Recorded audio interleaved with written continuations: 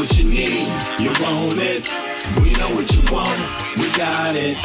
We know what you feel, you want it. We got what you want, you can have it. We got what you need, you want it. We know what you want, we got it. We know what you feel, you want it. We got what you want, you can have it. Orientation in this place we call Earth. Love from conception, from your mom, your birth. Pops planted the seed in the turf. From there, you must find out what life is worth. Grew up learning your do's and don'ts. Before working on your motor skills, working on your coordination, right? And orientation to what you like. The brand new thing, so gentle the soul we're capturing. In this distance, the alphabets the kids sing. They celebrate when it's time to go outside. As you get older, you learn to let all the troubles in your life just glide away. Stay focused, keep it smooth, keep you cool. Things in life can make it get rude. If you let it, don't let it. If you let it, don't let it. If you let it, don't let it. If you let it, don't let it. If you let it, let it. Let it what? If you let it, don't let it. Let it. If you let it, what? Don't let it. If you let it, don't let it. Let it. Don't let it. We got what you need, you want it. We know what you want, we got it. We know what you feel, you want it. We got what you want, you can have it. We got what you need, you want it. We know what you want, we got it. We know what you feel, you want it. We got what you want, you can have it. We embark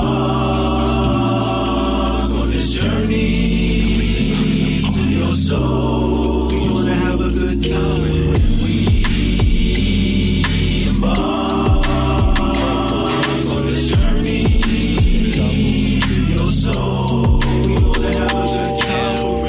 We do something that you know you can't deny. We're just slipping in and out on a journey, you and I, on a mission to salvation. Our spirit be our transportation. We think you'll do a little love and that is true. For real, we bring something that you know you can't deny. We're just slipping in and out on a journey, you and I. Bring it. We got what you need, you want it. We know what you want, we got it. We know what you feel, you want it. We got what you want, you can have it. We got what you need, you want it. We know what you want, we got it. We know.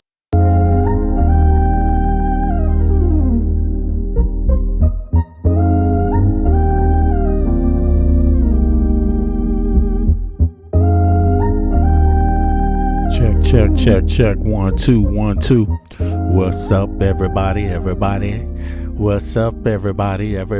I'm back. Yes, it's V Media back in effect, aka Empirical, the MC producer. Yeah, I got some new music coming out, y'all. So it takes a little time to work on it, and since I make beats and I mix and I master and stuff like that, so I have to take some time off sometimes. And when I'm doing my music, it's just I have to spend the whole day only doing that. You know what I mean? It kind of requires that kind of focus. But what's up, y'all? I've been watching the news, and the news is nonetheless better. You know, it's not better. It's just the same shit. Well, I guess you could say Americans are waking up. And that is better because. Obviously on YouTube, it's hard for people to admit they some jackasses because people voted for this man. Beautiful. I just start kissing them. It's like a magnet. I just kiss. I don't even wait. And when you're a star, they let you do it. You can do anything. Whatever you want. Grab them by the.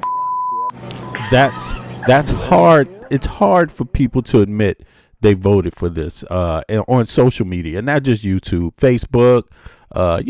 There's evidence that a lot of people went out there capping, you know what I'm saying? And, you know what I'm saying? They came out there on video and said, I'm voting for the rapist. I want a pedophile in office. And they did that for a long period of time.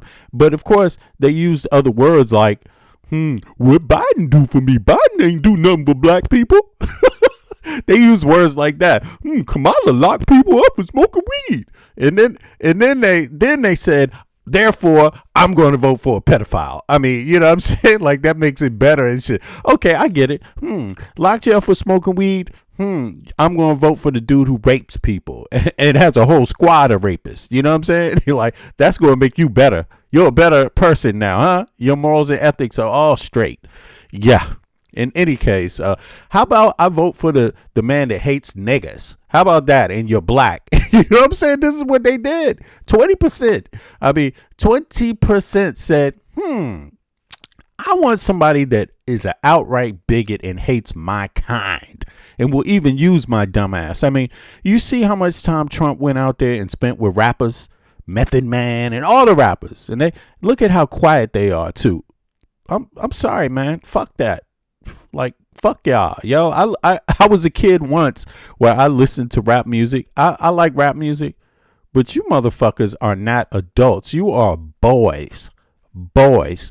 Any type of musician that's out there carrying, being silent, pretending like they got to be a slave because somebody gave them a music contract. Yo, that's modern day slavery. I mean, now you might feel like you good because you can buy things they let you buy shit they make. You could do what they let you do because you got $1 million or something. Really, you're just an expensive coon. I'm just going to be honest. If you're rapping, you're making music, you're performing, and you don't have a political voice in these times, you're a coon. You're bought and paid for. That's what that is. And everybody knows it. You see what I mean? And that's sad because when I make my music, I say some other shit. I'd be like, it's fucked. You can't be a rapper that can't speak. It's fucked up being a rapper that can't speak. That's an oxymoron. But we do, yes. And plus we make fat beats. That's what I say in my rap music. I'll be damned. That's exactly what rap is for. Political messages. What the hell? You know what I'm saying? And right now, I just ain't heard enough. I heard Nipsey Hussle. He wrote that song, Fuck Donald Trump. That was great. Big up to Nipsey Hussle. Rest in peace to Nipsey Hussle. He got by a bunch of coons. He got by a bunch of people with no ethics and no morals. So, scamming each other, thinking they smart. You know what I mean? Like they got. They some nasty sickos. You know what I'm saying? Had the nerve to take that young man's life. That's sad. Over. Who's going to control the rapper? Who's going to control the rapper? It's like, God damn. Public Enemy. Well, Public Enemy is always political. Big up to Public Enemy. I'm not talking about, they're not rappers though. I mean, they're more than rappers, but you're right though. Yeah, I'm not talking about Public Enemy, and I'm not talking about anybody who made a song once and upon a time. Public Enemy is making songs current that are always political. Everything they make is political. So big up to Public Enemy. But I'm talking about the ones that really, I'm sorry, man. I ain't no little kid. I didn't come to see nobody shake their ass and dance. You know what I'm saying? I want to hear some messages. I don't want to hear nobody tell me how much I can smoke weed and how much of a jackass I am. And yeah, I want to fuck you, girl, and bring it over here and ha ha ha. No, I don't want it. I'm not up for that. You know what I'm saying? I like to have fun a little in my music, but I want to hear some real messaging too. Black Thought, The Roots, always political. I understand that. There's a few, you know what I'm saying? There are a few, but I'm talking about, I'm just saying right now, social media is covered with, I ain't saying shit, I'm a coon, right now. And so, so that's kind of bad times, but people are getting, fed up with that. People are getting fed up with that because it don't match hard times, and so that's what I mean. People are starting to get fed up with beyond what it was, and people are getting tired, and that's a good thing. The mask of Trump's white supremacist concepts and goals, that's off. So the Republican Party can't pretend that they're not bigots anymore, that they're just not bigots. And keep in mind, it's not really racism because we're the same race. You know what I mean? In reality, that's what science has said and proves, has displayed. We're the human race, and our genomes are implanted back, thousands and thousands, 11,000 years and more ago, So this thing about color dictating your race, that's bullshit. Don't let anybody tell you that. That's bullshit. That's not what science actually knows about the human genome. So any type of supremacist is a goddamn idiot at this point. You're just idiots. And so Trump and them, they might be, quote unquote, being racist. Yeah. That's a term. Racism, you could call it that. But one thing they're doing is more than racist is they're being stupid. They're being stupid because believing in that shit will send you to the insane asylum. This is mental illness. They're trying to have communities where it's just people with color, a certain color. Man, you guys are fucking crazy. You're not doing anything but weakening your gene pool. You know what I'm saying? Like, that's why you're not producing enough babies, because you guys are sick in the fucking head. They're just sick in the head, and they're controlling the keys to the country right now. Like, it's insane. It's tiring. It's 2026. This is some bullshit. This is just pathetic. They showed it. And it has been it's been on fleek. I'm sorry, but it has been displayed so much. I mean, where is it that we have to go to where it is not on full blast? Let me see if I can find something. This is the bullshit right here to show you. This is what the supremacy is all about here. Listen, here it is, y'all. We're gonna kill ourselves, because we don't want to mix it up. Yeah, I do anything to make you happy. What is that? Oh, Trump, you are my daddy. Yeah, I do anything to make you happy. What is that? Yeah. Oh, Trump. This is what's running the world right now. This is white supremacy for you. You know what I'm saying?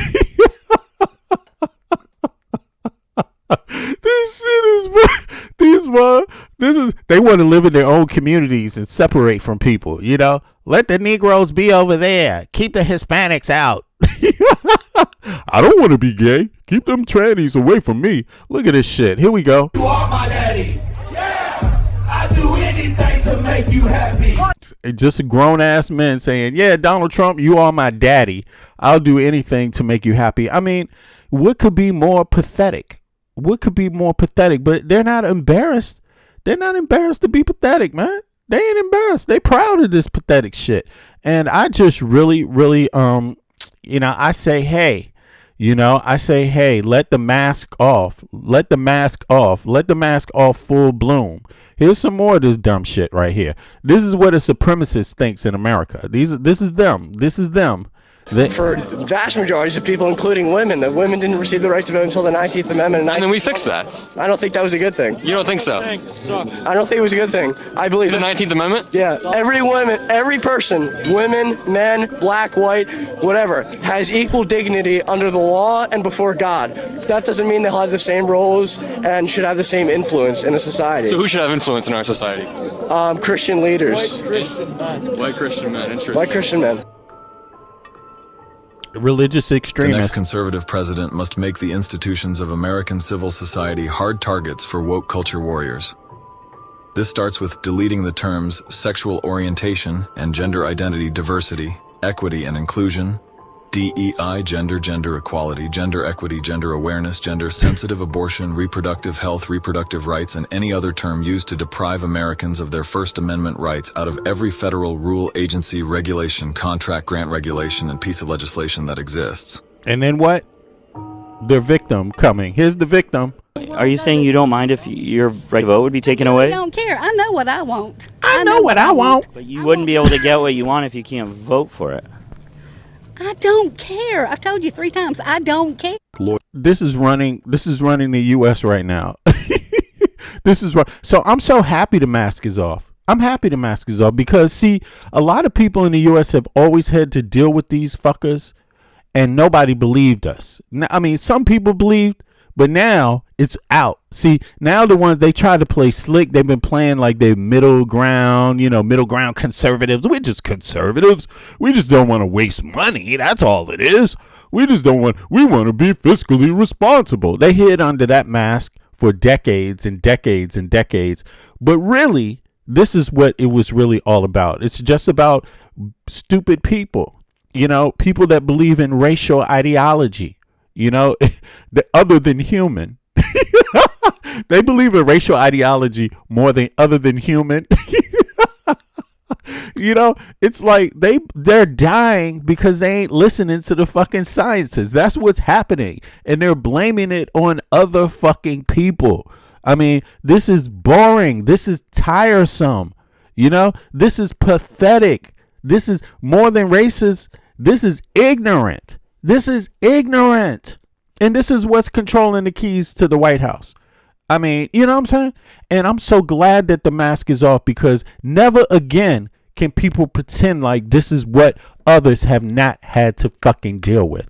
Listen, everybody should be giving Americans, black Americans, you should be giving us asylum in every fucking country on earth, because these are the people that we've actually had to deal with. The only difference now is that they're willing to admit it. That's the only fucking difference. It's the only difference. Okay? We should be able to get asylum. They don't want us voting in the United States of America because of our fucking color. Not even our ancestry. Because our ancestors been there since the beginning of the colonial period. Just like theirs. Okay? They're just as fucked up as we are. They're just two mirrors of the same thing. Okay, you know what I mean? Like, seriously, two mirrors, same thing, same goddamn same mental condition, same fucking plague. You see what I mean? But one thinks it's the master when really it's a monster. It's a monster made by little pieces put together. You know what I'm saying? Just like Frantz Fanon described the effects of colonialism on people of African descent. But this is this is the effects of colonialism on people of European descent that ancestors came to the United States of America and have to make excuses, have to make up shit to survive, have to live off of phoniness. You see what I mean? They just can't admit that people aren't perfect and drop it, man. Just drop the bigotry. Nobody's perfect. Just drop it. You see, but they want to try to continue it. This is the other side of it. It's still a monster. It's still been put together. They're not in their ancestral lands any more than African Americans are. You see, and that's what really fucks their heads up. They don't do things like other European countries do, Western democracies do, Western capitalist societies do. No, they're different. They don't even believe in healthcare for their own people. They don't even believe in universal education for their own people. So they're not different. These are monsters. They're monsters. Like, seriously. They belong in a Frantz Fanon book. All you got to do is read Wretched of the Earth and flip that shit around and apply it to the colonizer in America. And you will see what this is. You will see what it is. Look, they're justifying not having women vote. Even white women. Loyalists and the biggest supporters of Project 2025 think about the rights of women and black men in America. Here's what they had to say. They're literally crying about black men, black people, and women, white women, having the right to vote. They are some bitches. They're crying that that the 18th Amendment is going to apply. That they're crying that somebody made the 14th Amendment. You shouldn't have done that. That was wrong. Ugh. And then they go out there and sing that song. Donald Trump, you are my daddy. I'll do anything to make you happy. Literally. The founding fathers restricted voting rights. Look, and his color, I'd be willing to bet his ancestry don't even go back to the colonial period, because there's a lot of these phonies that just think that they can get over because of their skin color, that everyone's supposed to believe that their family's been around since the colonial period. No. Wrong. That's not true. That's not true at all. Absolutely not. You see, absolutely not.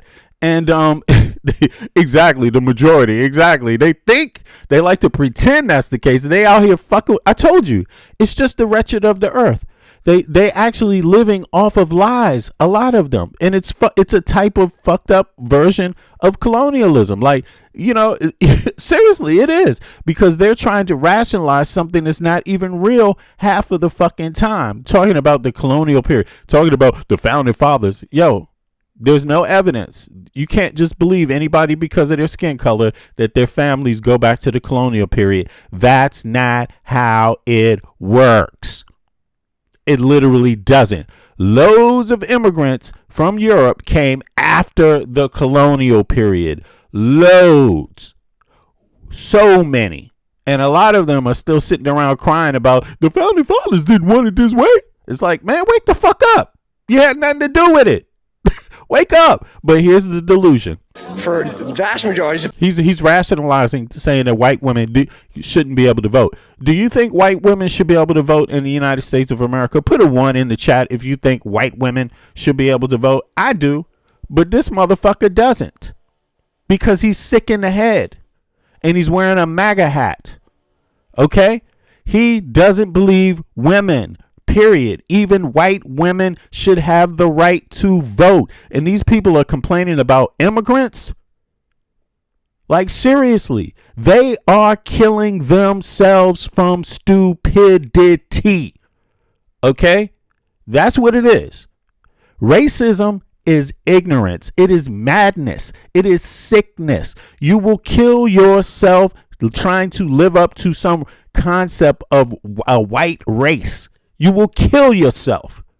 Okay? It's bad for you. I'm just spelling it out. And anybody else, it's bad. It's bad. people, including women, that women didn't receive the right to vote until the 19th Amendment. And then we fixed that.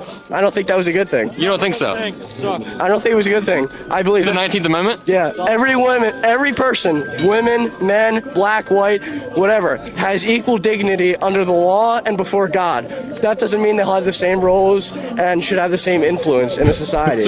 Under the law and under God. Okay, equal under the law, but not equal under the law. You know what I'm saying? It's like, what the fuck? Who should have influence in our society? Christian leaders. Christian leaders should have should be the leaders of the law. Christian leaders, you know. So this dude is just basically the same as a Muslim extremist, same as any other kind of religious extremist. You know what I mean? He want to set women back and make them slaves. You know, he want to lock his wife up in the kitchen and only have her pumping out babies. She shouldn't be able to vote. She shouldn't be able to make decisions. She's not equipped. The VJJ doesn't give her the right to have any say in politics. I mean, this is the nerve of these people, and they saying it flat out to your face. And I'm so happy that it is open. I'm so happy it's not in the closet anymore, because now they can't pretend that they're just quote unquote conservatives. We're just fiscally responsible. No, they're not. They're nothing like fiscal responsible. In fact, they waste more money than anybody else, you know, and they don't have the answers to any future of the United States of America. They don't have any of those answers. And here's the proof. The fact that there was one person that wasn't a white man that it was the president one time, they lost their goddamn mind, because he wasn't the ape. He wasn't the gorilla. He wasn't any of those stereotypes, and he actually did a lot for American people, way more than Trump has ever done. And that just shook them. You see what I mean? That just shook them. You see, Obama wasn't pumping that racial theory shit. You see, Obama literally, and some people didn't get what he said. Some people got mad at him. Obama said, and even Biden said the same things, and even Kamala said the same thing. And some people don't get the genius. What they said is that what's good for black people is good for all Americans. That's what they said. And you know something? That's true. That is true. And also, what's good for all Americans is actually what's good for black people, because black Americans tend to be middle class and poor. So if you're lifting them up and you're lifting up the middle class and the poor, if you're lifting up the majority of Americans, you are lifting up black people and everybody else too. But these people want to be bigots and want to be racist. So they didn't like that. And here's the magic part. Who is dumb enough to not want to lift up all Americans? Who's that stupid? They are. That's who they are. They don't believe in lifting up all Americans. They hate it. They want, it's just amazing. It is just amazing. It is just amazing. You know, it's sad. White Christian men. White Christian men, you know, if they believe in anything, I don't know. The next conservative president must make the institutions of American civil society hard targets for woke culture warriors. This starts with deleting the terms sexual orientation and gender identity. Now, I noticed there was a lot of people that don't think women should vote. So I'm going to ask again. Put a 1 in the chat if you think women should vote in the United States of America. Put a 2 in the chat if you don't. Okay? Everybody in the chat has to answer. Otherwise, you're going to get timed out. So it's not a problem. Put a 1 in the chat if you think women should vote. Put a 2 in the chat if you don't. Yeah.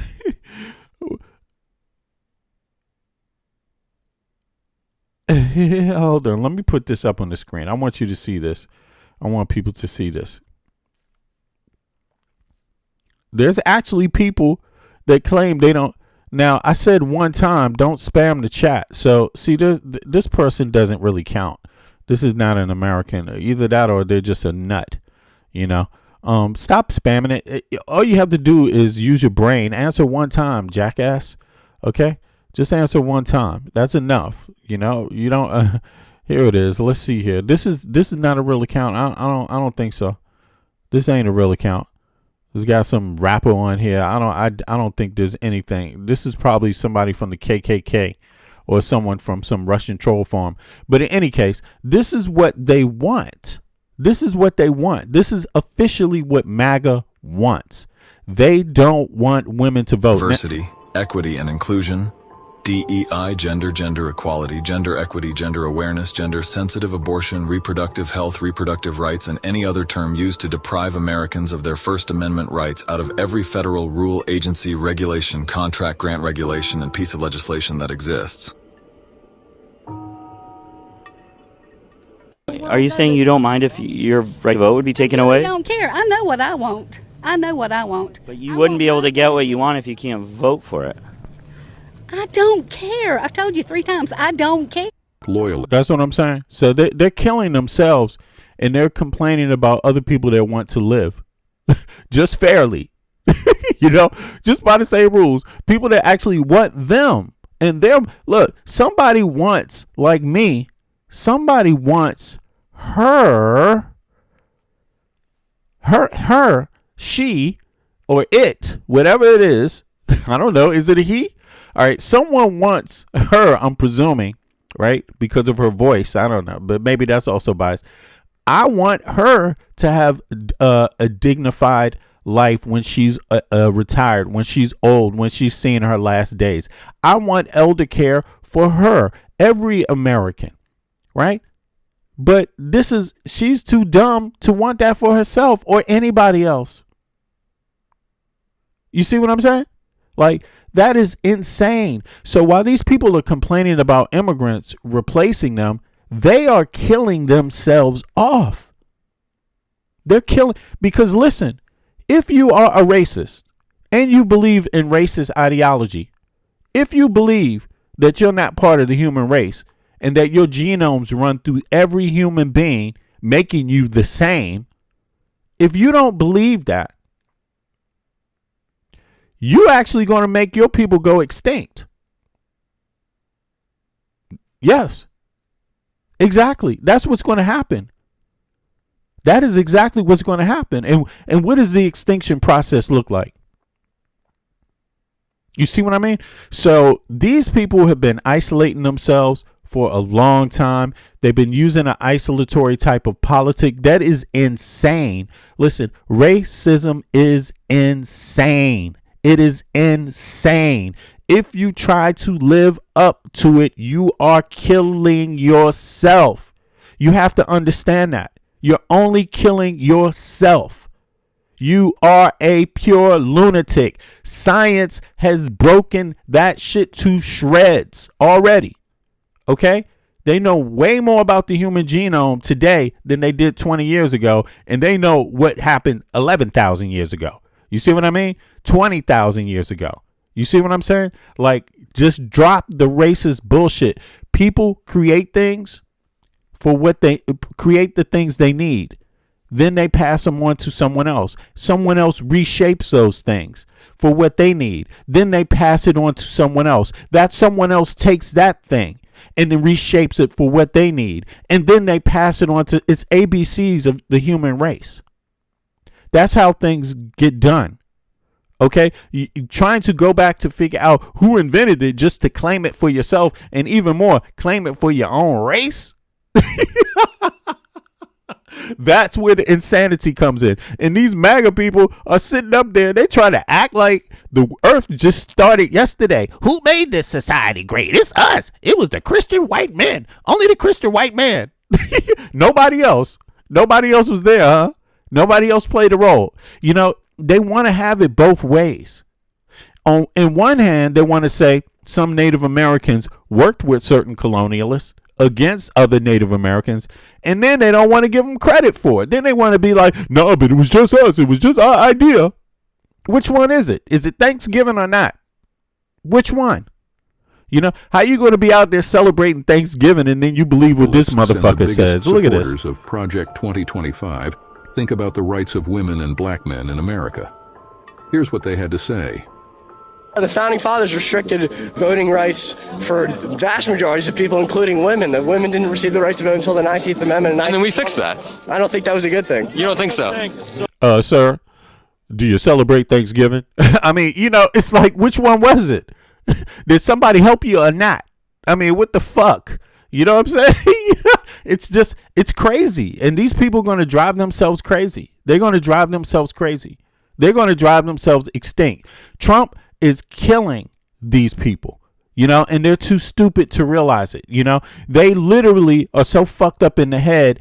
If anybody else says something intelligent, they by law have to say the opposite. By law, by racial ideological law. You say something right, you ain't the same color as me, I have to say the opposite. Good is bad. Healthcare for all. No, healthcare for nobody. It's like they're going to say the opposite and shit. You know what I'm saying? Now they don't want you to vote. So if you don't want black people voting, then run us these motherfucking reparations then. What about that? Sure, you don't want us to vote? Run the reparations. No problem. But you can't have it both ways. Okay, which one is it? Are we going to be free or not? Are we going to have taxation without representation or not? Or are we going to be free citizens? Which one is it? But if you don't think we should vote, if you want to stop us from voting, run our motherfucking reparations, bitch. And then we'll be out of here, motherfucker. Goddamn. Like, what you think? We going to wait around for you? You really think we going to wait? You run us, you don't want us to vote? No problem, motherfucker. We done dealt with this shit many a goddamn year. We've dealt with this a long goddamn time. But, hold on now. But if you don't want us to vote, right? If you don't, then run us our goddamn reparations because we tired of being run by dumb shit like this. You are my daddy. Yeah. I do anything to make you happy.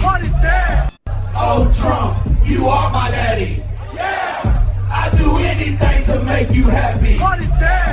Oh, Trump, you are my daddy. Yeah. I do anything to make you happy.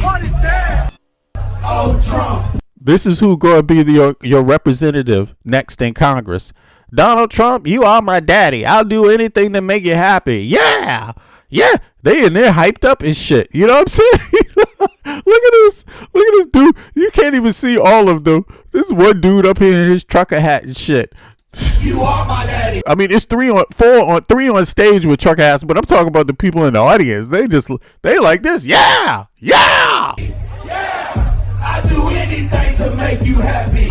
Damn. And he's telling a man that has been known or alleged to really request some bizarre, nasty shit with kids. And he's like, I'll do anything to make you happy, Trump. It's like, man, you ain't heard about this man's reputation, boy? What the hell? But in any case, this is the pathetic side of it. So which one you want? You don't want us to vote? You don't want the 19th Amendment? Then run us our reparations, motherfucker, and we out. Run the reparations, but don't sit there in the middle trying to figure out, have a way to be in, here when you want to a little and there. Nah, make a decisive decision. That's what people want. Be decisive, but stop doing this. See, the shit is all off. Look at this. Check this out. As I mentioned, this is the insane part. Here's Trump. Nobody has done more for the black community than Donald Trump. And if you look, with the exception of Abraham Lincoln, possible exception, but the exception. This is what he said. This is what he was saying before. Now he's saying, stop them from voting. Take away their rights. Take away their voting rights. Give them less representation in Congress. That's what he's saying now. Fuck DEI. Yeah. Fire their ass. Exception of Abraham Lincoln, nobody has done what I've done. Nobody. Except, this is the narcissistic. This is narcissistic. Except Abraham Lincoln, nobody. Nobody except Abraham Lincoln. What kind of barbiturates was he taking on this day?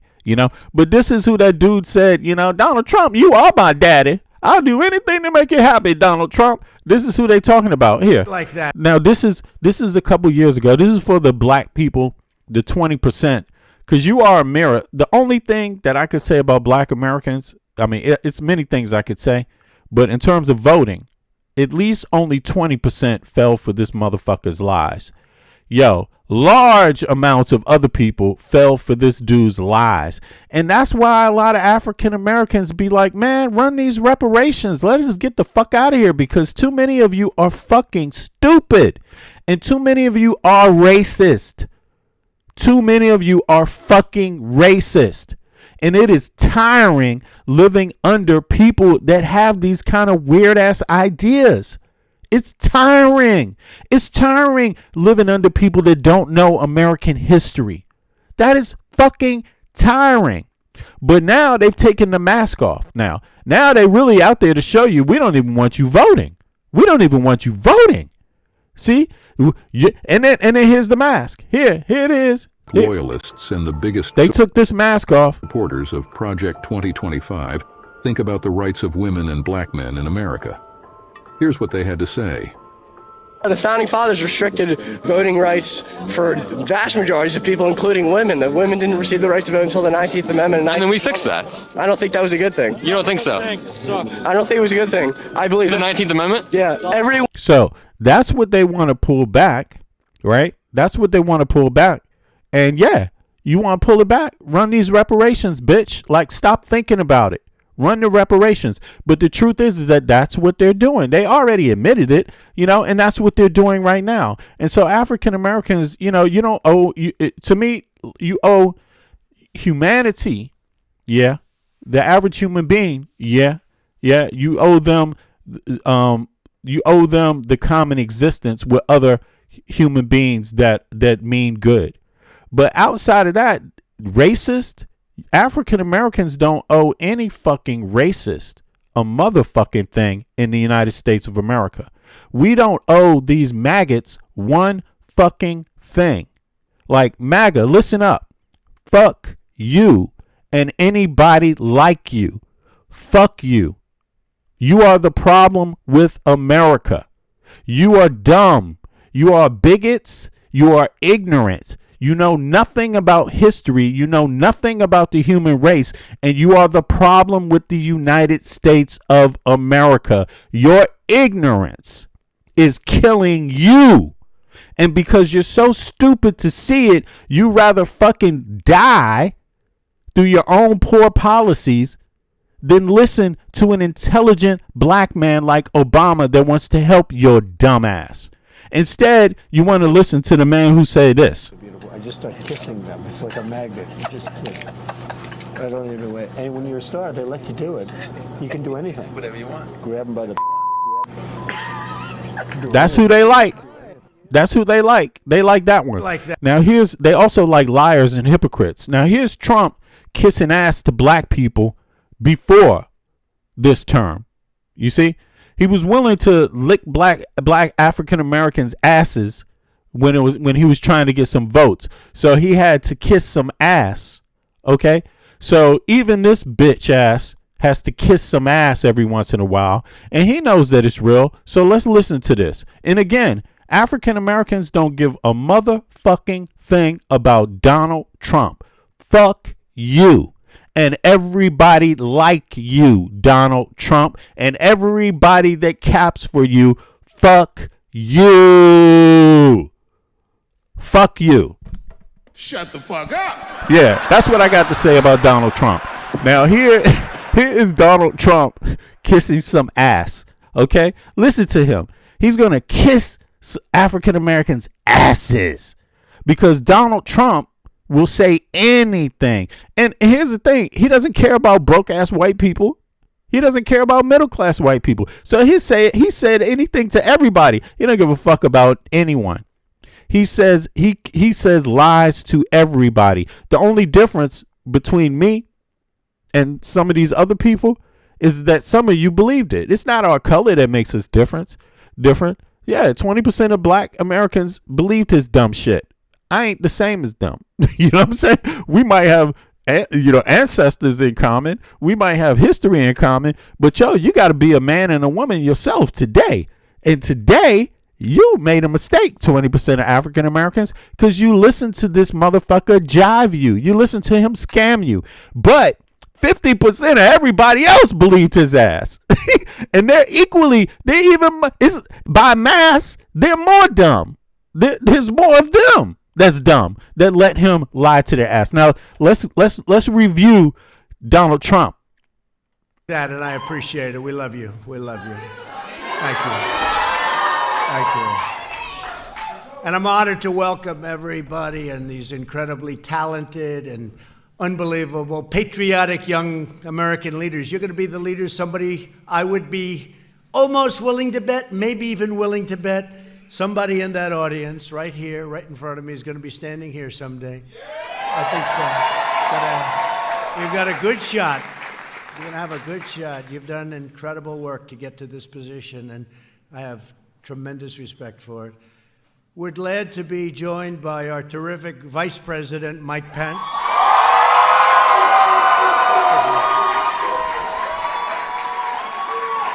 And many of our cabinet members are here. They wanted to be here. I told a couple of them, don't have to. Don't worry about it. What the heck? These are my friends. They said, no, we want to be here. So we have a lot of our cabinet members here. And to every young person, you represent America's future. You are the best and the brightest, the bravest and boldest. And someday you are going to be setting records like nobody before. I'm telling you, I know it. I know where it's at. I know where energy is, and you have the energy like very few people have the energy. So I just want to tell you, get out there. Prove me right, please, okay? Prove me right. I have no doubt you will. Each of you has come to Washington for the Black Leadership Summit because you have what it takes to achieve real change on your campuses and in your communities, and that's what you've been doing, and that's actually why you're here. You speak out for the values and principles that have made America the most exceptional nation anywhere on earth. And I will say this today is greater than it ever was before. Our military, our economy. African Americans built this nation. You built this nation. You know, you're just starting to get real credit for it. It's greater than it ever was before. Our military, our economy. African Americans built this nation. You built it. African Americans built this nation. You built this nation. African Americans built this nation. You built this nation. African Americans built this nation. African Americans built this nation. African Americans built this nation. African Americans built this nation. African Americans built this nation. African Americans built this nation. African African African African African African African African Americans built this nation. African Americans built this nation. African Americans built this nation. African African African African African African African Americans built this nation. African Americans built this nation. Nobody has done more for the black community than Donald Trump. Like that, and I listen to Trump cap. Listen to Trump cap. I mean, it's so interesting because I know this is the part that MAGA people hate, even though he's bullshitting and any intelligent person would know that, right? Which MAGA ain't, because they up there on stage talking about Donald Trump, you are my daddy. I'll do anything to make you happy. Intelligent people don't sound like that, okay? But it's worth this. I notice trolls hate this part. This is the part trolls hate. That's so crazy. They hate this because they know something about that. like Look. that, and I appreciate it. We love you. We love you. Energy. So I just want to tell you, get out there. Prove me right, please. Okay. Prove me right. I have no doubt you will. Each of you has come to Washington for the Black Leadership Summit because you have what it takes to achieve real change on your campuses and in your communities, and that's what you've been doing, and that's actually why you're here. You speak out for the values and principles that have made America the most exceptional nation anywhere on earth, and I will say this today is greater than it ever was. Yeah, so African Americans, according to Donald Trump, speak up for the values that make this country great. Okay? That's what Donald Trump said. And of course, the trolls don't like that. Now, why would Donald Trump say that, trolls? Where the trolls go? Look at how fast they go.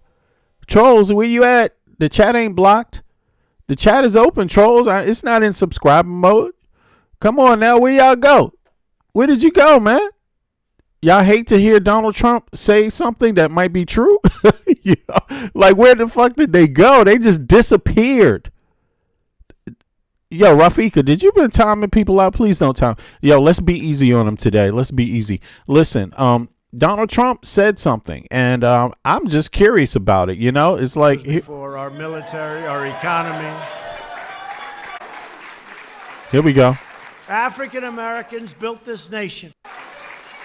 African Americans built this nation. What do you say? African Americans built this nation. African Americans built this nation. African Americans built this nation. African American, African American, African American, African American, African Americans built this nation.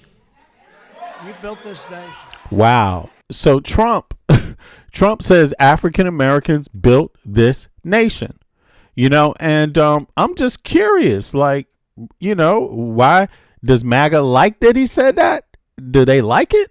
Or is it, you know what I'm saying? I mean, hey, and it goes to show you, if they don't like it, what's their problem with it? Is it because they're racist?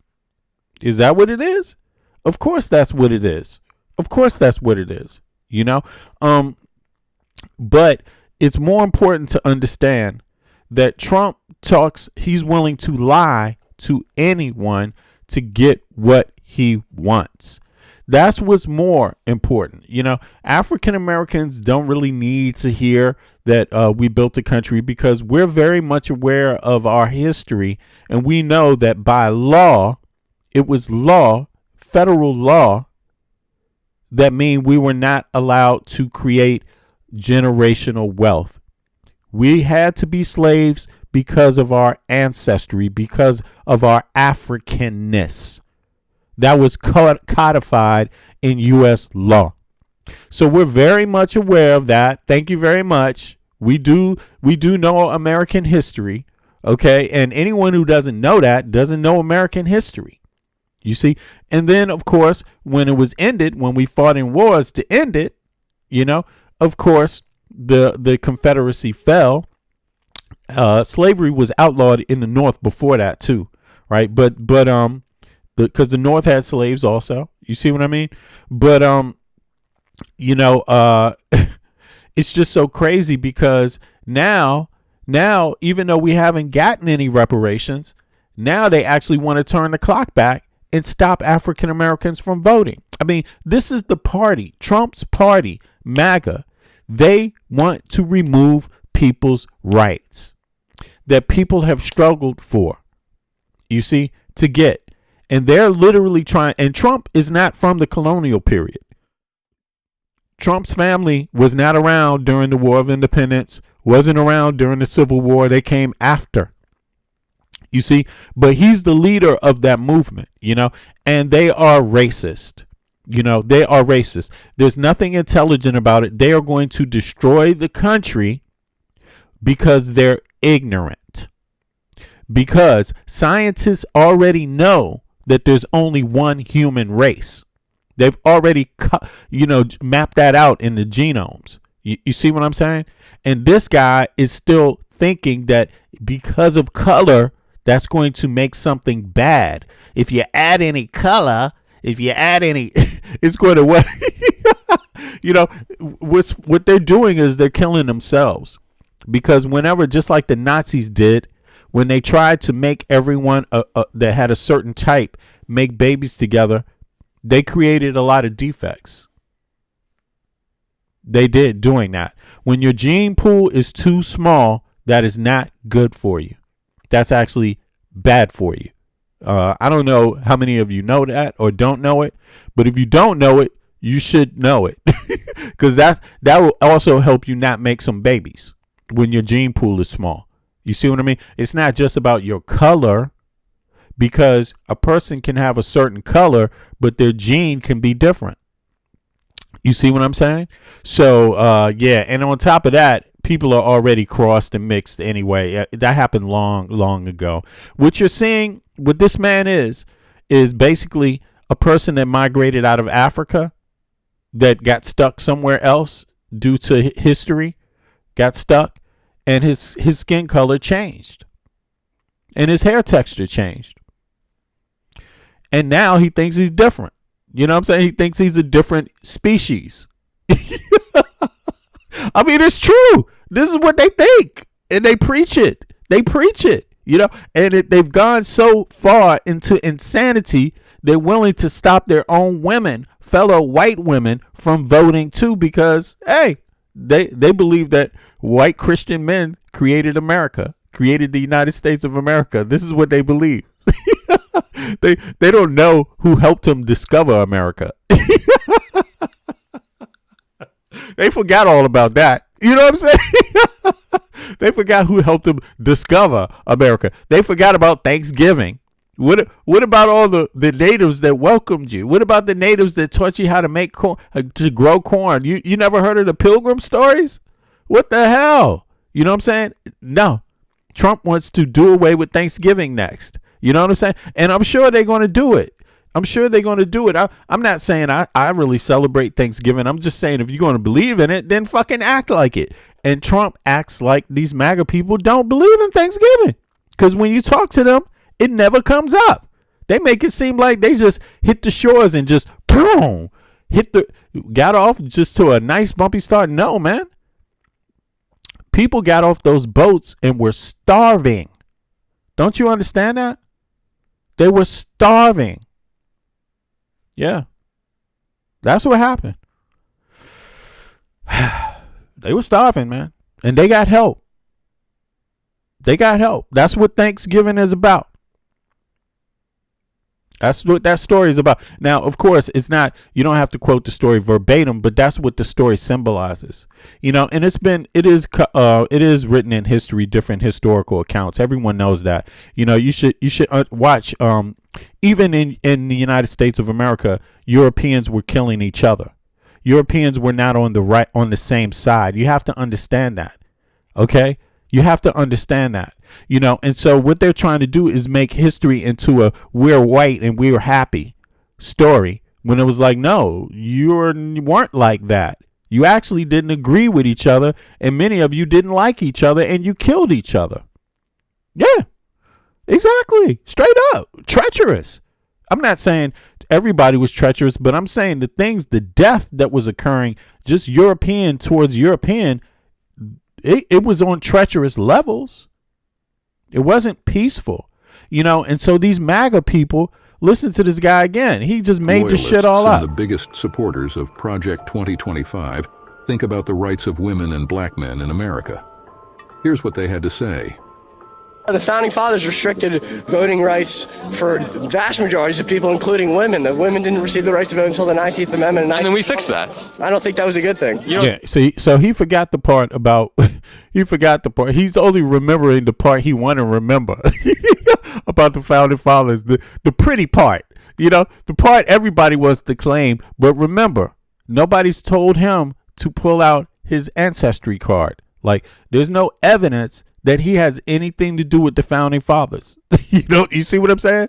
This guy that's talking right there, his family could have came like, what's the dude on Fox News? Sean Hannity. His grandparents came from Ireland. This guy's grandparents could have came from Ireland. You never know. Straight up. There's no evidence. And what he's trying to do is he's trying to say, because he's white, because his skin color is white, what people call white, that we're supposed to automatically just give him that credit. No. You should only get what you work for. You shouldn't get extra credit for other people. What the fuck is that? There's no cheat sheet. There's no goddamn cheat sheet. Because if you know real American history, man, that shit was not no beautiful goddamn event. That shit, most people, like this guy in that little dumbass hat made in China, he would not survive it. Okay? And most of the people, if they wanted to survive, they couldn't be that fucking stupid, even if they were put to the limit. You see what I'm saying? Like, these people are privileged and stupid people. You see what I'm saying? You even had European descent marrying natives, having children with natives. I mean, what the fuck is wrong with this? Is this guy, he's forgetting history, American history. Some of the heroes, there's famous stories about that. You see what I'm saying? Like, so this guy likes to make it seem like, on one hand, they want to tell you, it depends on what they want. On one hand, they want to tell you, no, the Native Americans were fighting each other. We came and helped them. Okay. Well, there's more to that. Some of them took different sides and helped colonialists. Yeah. So why is this guy claiming white Christians now? You see what I'm saying? Like, it's just bullshit. He's just trying to bring the same shit that Europeans were running from. This same type of bullshit, trying to reenact it in the United States of America. Look, it's one thing to be an everyday person and want to do your fair share and want to survive and want to be equal. It's another thing to want to try to claim the greatness of a country lies behind a religion or lies behind even in his thing. He's trying to say it's the men. Even the women shouldn't even vote. Listen. I don't think so. I don't think it was a good thing. I believe the 19th Amendment? Yeah. Every person, women, men, black, white, whatever, has equal dignity under the law and before God. That doesn't mean they'll have the same roles and should have the same influence in a society. So who should have influence in our society? Christian leaders. White Christian men. That's who they think should be the leaders. So you can see these guys are suicidal. These guys are suicidal. You know what I mean? African Americans don't have that view of the United States of America. Nobody else has that view of the United States of America. We all know that, or the intelligent ones among us know the history. We know there were slavery for African Americans. We know there was indentured servants, right, from Europeans that arrived early in the colonial period. Many of them, not all, but many. We know only white males, landowners, were able to vote. There was nothing about Christian. I don't believe that. And listen, one other thing that you need to understand that this guy is mangling in history. Listen, the people that came to America, right? A lot of them definitely were Christians because the Inquisition had happened in Europe that led up to this mass migration, right? The Inquisition. The Inquisition is when they took people that were not Christians, took people that were Jewish, and forced them to convert to Christianity. Those are called crypto Jews. And when they took Muslims and forced them to convert to Christianity in order to remain in the society in Europe and keep their property, right? And many of those people came to America also with those colonialists. They're called crypto Jews and crypto Muslims. And many of those people just all across the Americas began to practice their own religions again in America. See, this guy's so stupid, he doesn't even know that. You see what I'm saying? He doesn't even know it. Secondly, how did they think Columbus found America? You don't think that he had any help on that ship? You don't think there were any navigators on that ship? Where do you think Europeans found out about America from? You don't think they had any trips to Africa first? No, they definitely had only trips to Africa first. From Africa back to Europe. That's what they were doing first. And then later it became triangular and going to the Americas. That's after some time. You see what I'm saying? So Europeans and Africans have had a long history anyway. You see, they brought Africans to Europe before even going to America. Yes, they did. And even before that, Africans lived in Europe too. Yes. Under what?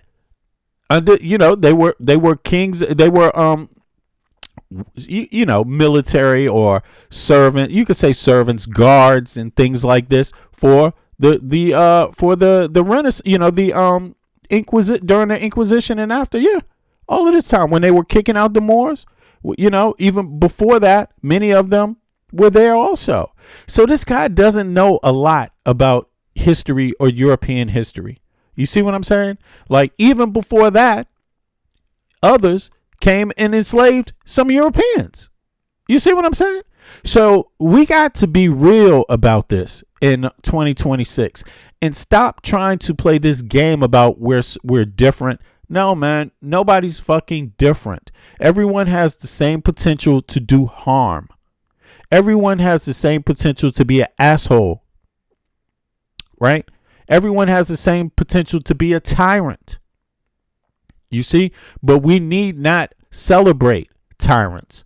We need not promote tyrants. This is what it looks like when it's coming out of this group. These nutty ass American quote unquote Christians. They call themselves Christians, but they're Christians that don't want women to vote. They don't want white women to vote. That's what he's talking about here. Listen to this. Christian men. White Christian men.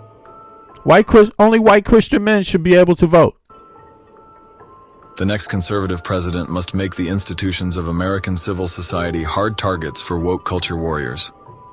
This starts with deleting the terms sexual orientation and gender identity diversity, equity and inclusion, DEI, gender equality, gender equity, gender awareness, gender-sensitive abortion, reproductive health, reproductive rights, and any other term used to deprive Americans of their First Amendment rights out of every federal rule, agency, regulation, contract, grant regulation, and piece of legislation that exists. Are you saying you don't mind if your right to vote would be taken away? I don't care. I know what I want. But you wouldn't be able to get what you want if you can't vote for it. I don't care. Do me a favor, everybody. If you haven't clicked the like button, click the like button for me. It helps more people coming to the stream. This is it. This is evidence, This is what, she don't want to vote no more. She know what she want. And it's because of this conversation that MAGA people have been having, just to be able to stop others. This is insane. Just to be able to stop others to vote. They want to just stop everybody from voting instead of just saying, we're racist and that's our true motivation. They don't want to say that, even though it's quite obvious. So they're willing to throw white women to the curb too, just to prove they're not racist. That would be what they would have to do to prove it, obviously, right? And they're willing to do that, white women. They're willing to do that. This is crazy. I told you 3 times. I don't care. Loyalists and the biggest. She don't care. He told the man 3 goddamn times. and he's still asking questions. I mean, what is it you don't believe about what she's saying? She know what she wants. Like that. She knows what she wants. It's insane. It's insane. Here. I don't care. I've told you 3 times. I don't care. Loyalist. She told his ass 3 times. Anyway, on to the news, the regular news. I just thought I'd start out there because, you know, I mean, you could listen to some of the intricate details of what's going on in the American politics, but these things make it very obvious what's going on. I mean, this is very goddamn clear. Let me see.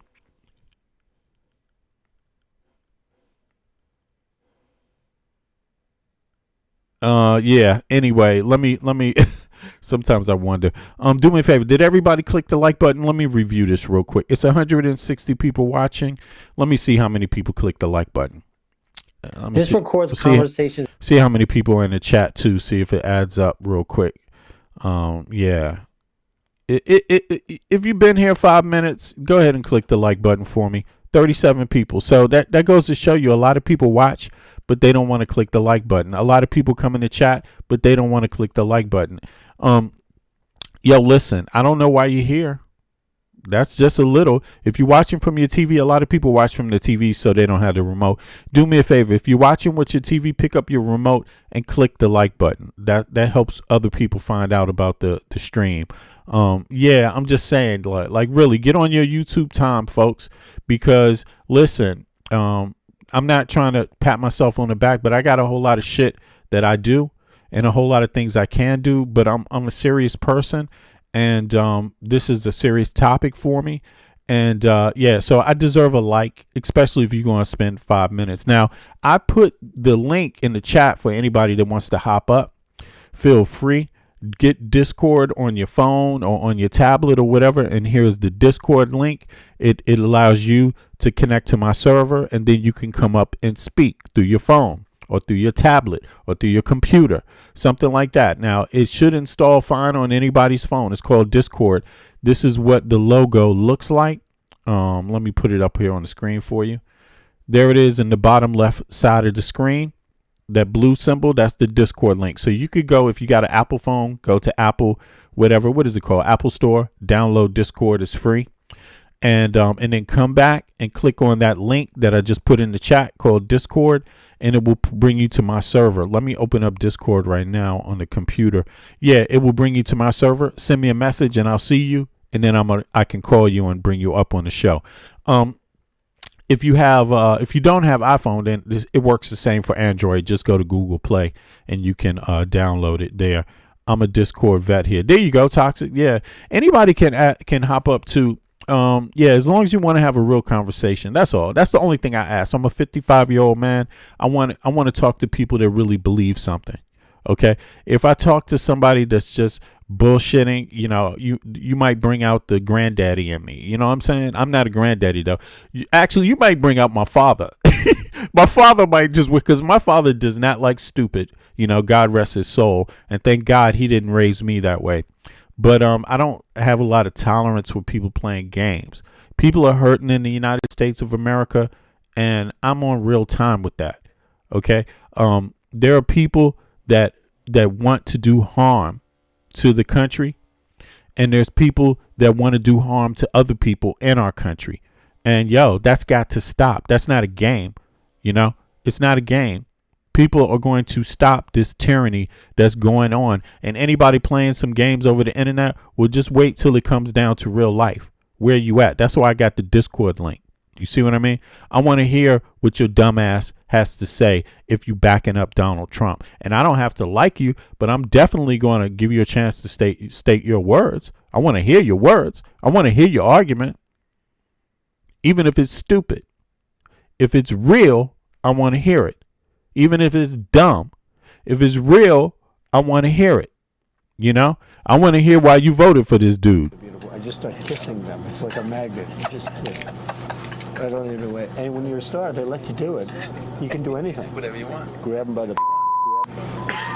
You can do anything. And then I'm going to ask you, do you believe that the 19th Amendment should go away? Because see, me, I'm a practical person.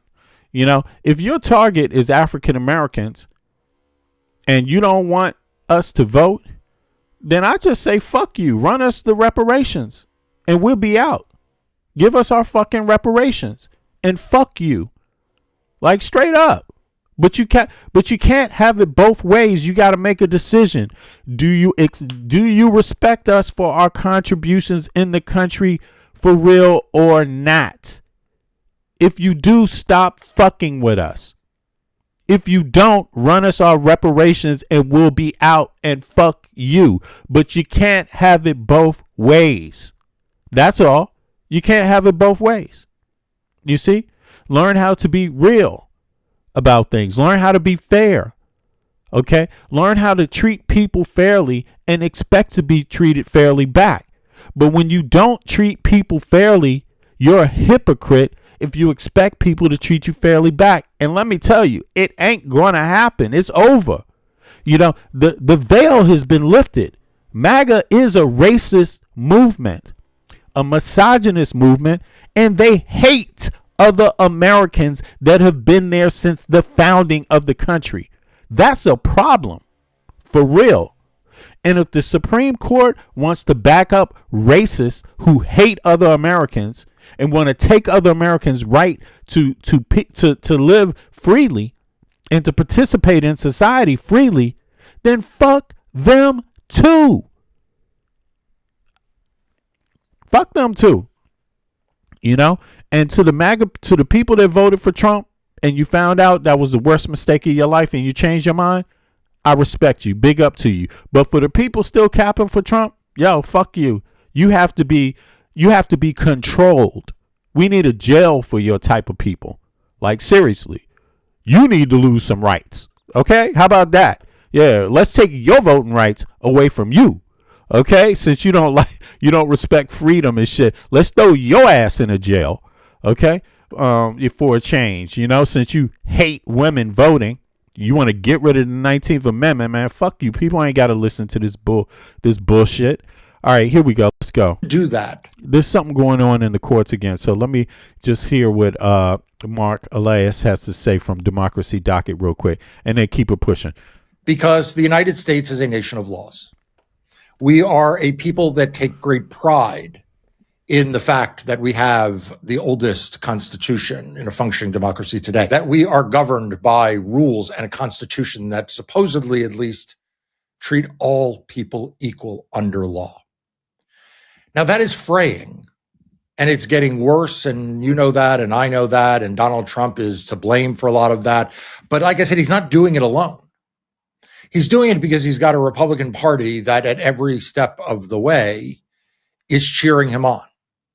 Both because they are his sycophants, but also because it is the only way in the face of his rising unpopularity that they think they can hold power. So why do I bring this to the Supreme Court? Well, because in a country that prides itself on the rule of law, in a country that takes its cues from the legal decisions that come out of the Supreme Court as to what is acceptable and unacceptable, those opinions can take on lives of their own. So I would argue, for example, that without Plessy versus Ferguson, separate but equal, you never have the cultural acceptance of the Jim Crow South.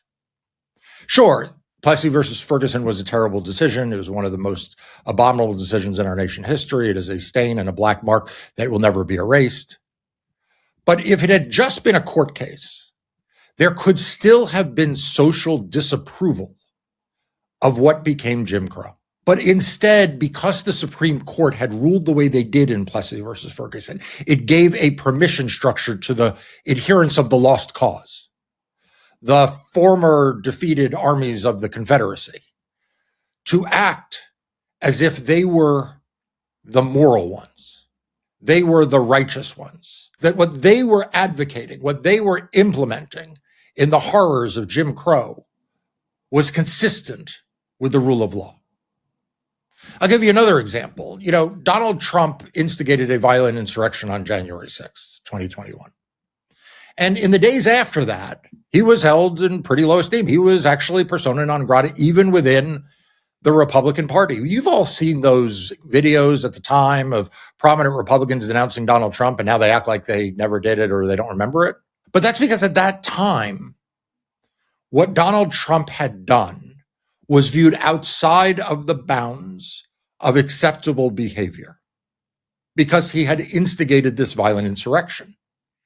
He had probably broken the law, the thought was, and he would pay the penalty for it. When the Supreme Court granted him immunity, it didn't just shut down Jack Smith's criminal investigation. It didn't just mean that he could escape without any legal consequences.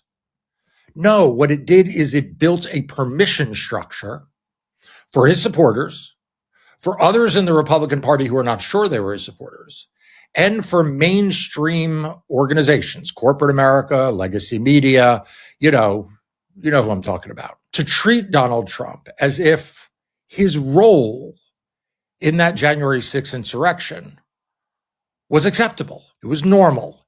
It was not out of the bounds of what we expect from our elected leaders. Now, obviously, you don't agree with that, and I don't agree with that, and I think that Supreme Court decision was wrong. And even if that Supreme Court decision was right, it still doesn't justify what he did. But we have to be honest. When the Supreme Court says that something is okay and constitutional and legal, or illegal and unconstitutional, it carries with it that cultural baggage. I'll give you one more example. The Supreme Court decision in Citizens United.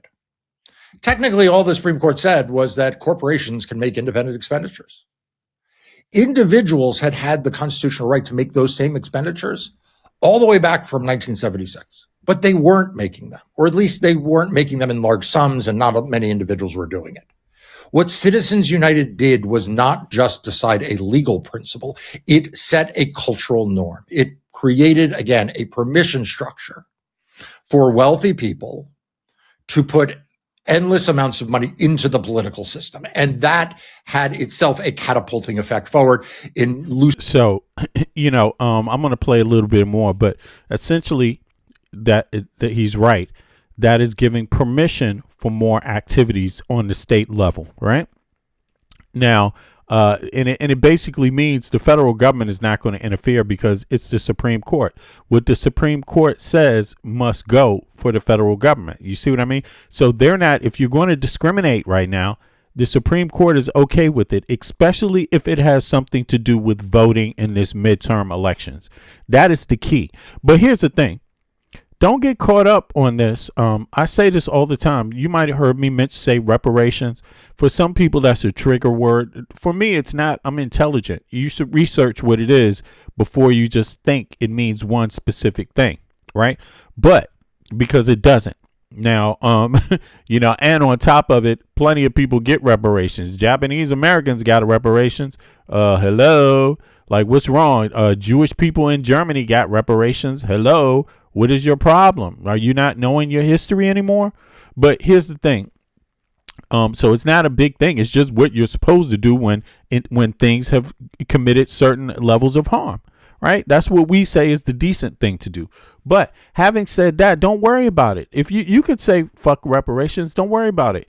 Because listen, African Americans are only part of this story, the American story, and what's happening right now in the United States of America, right? So here's the thing. You don't have to stand up for African Americans, and you don't have to stand up for voting rights. You don't have to. But guess what?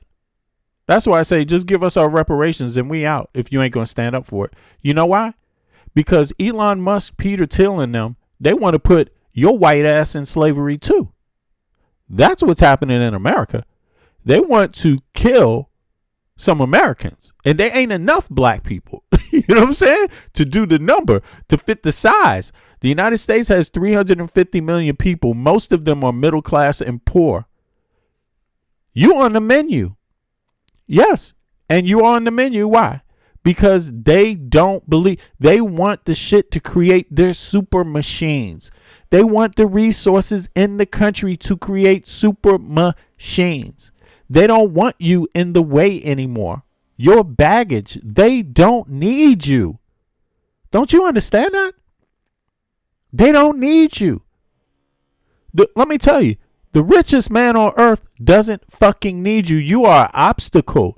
You're standing on land. He needs to dig shit out of the ground to provide resources so they can build their machines.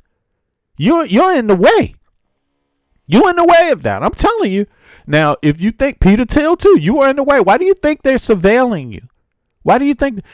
Listen, America, and I'm going to say this again, American citizens, not black Americans, American citizens have more weapons. I'm not talking about the military, the United States government.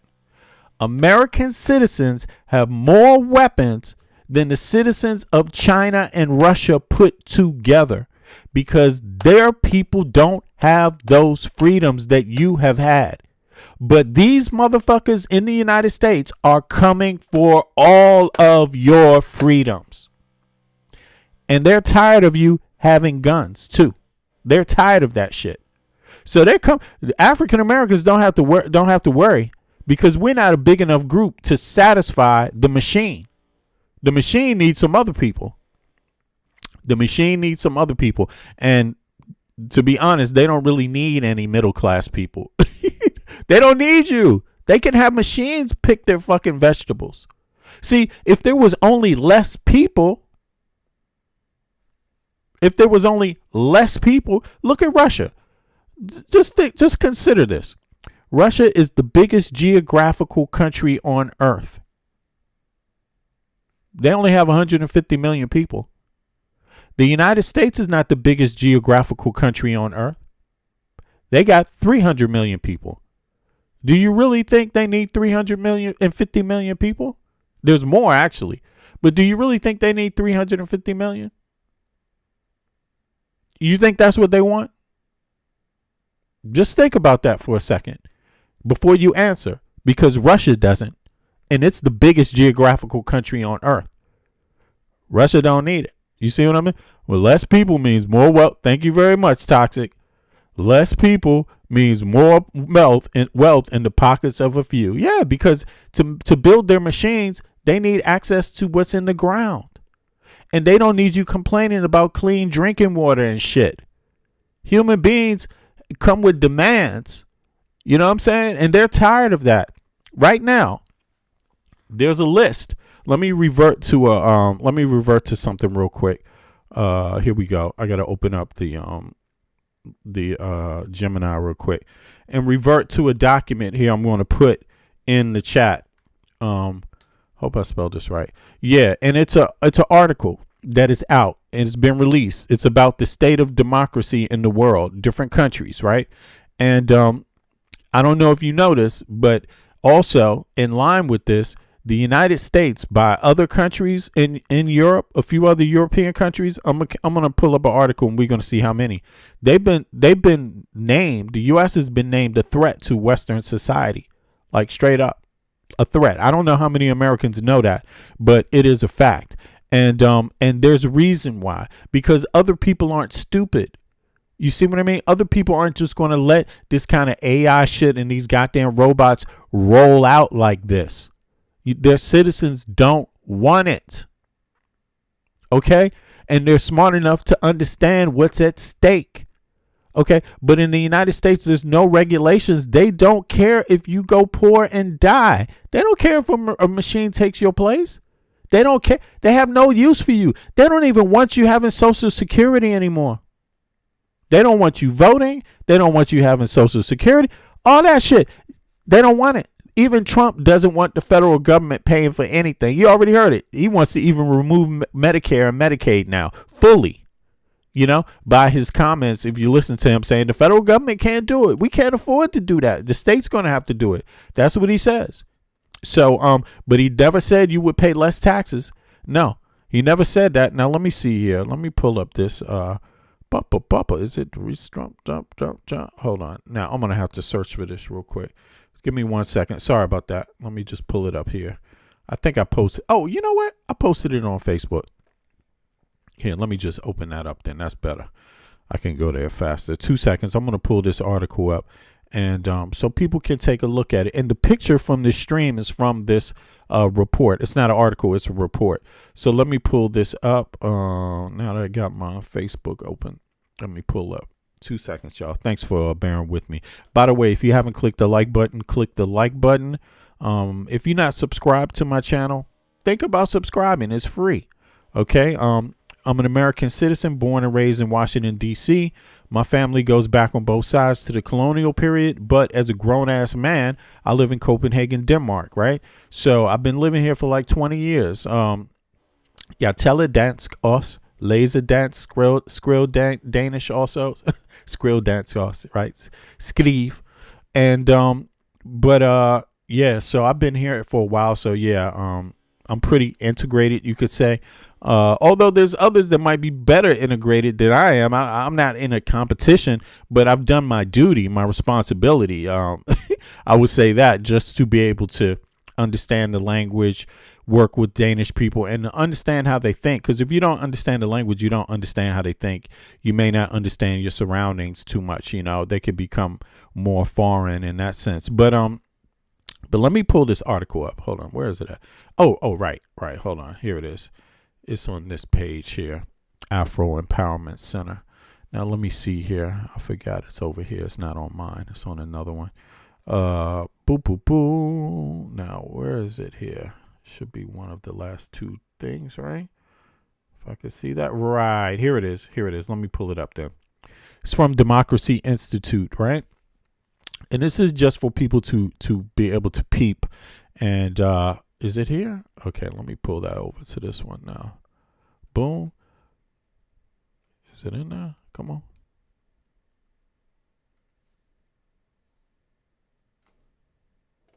Two seconds. I just got a little drag. Sorry about that. Here we go. So here we go. Now it's up. Now I can pull it up. Boom. Right. Now this article is, it's a report. I'm sorry. But as you can see here, I'll read a little bit to you. The varieties of democracy, right? Procedures, the largest global data set of democracy with over 32 million. Oh, you guys can't even see me on while I'm looking at this. Sorry about that. Boom. Let me pull this up. Here we go. Over 32 million data points for 202 countries. The territories from 1789 to 2025, involving over 4,200 scholars and other country experts. VDEM measures over 600 different attributes of democracy, right? So what makes a democracy, right?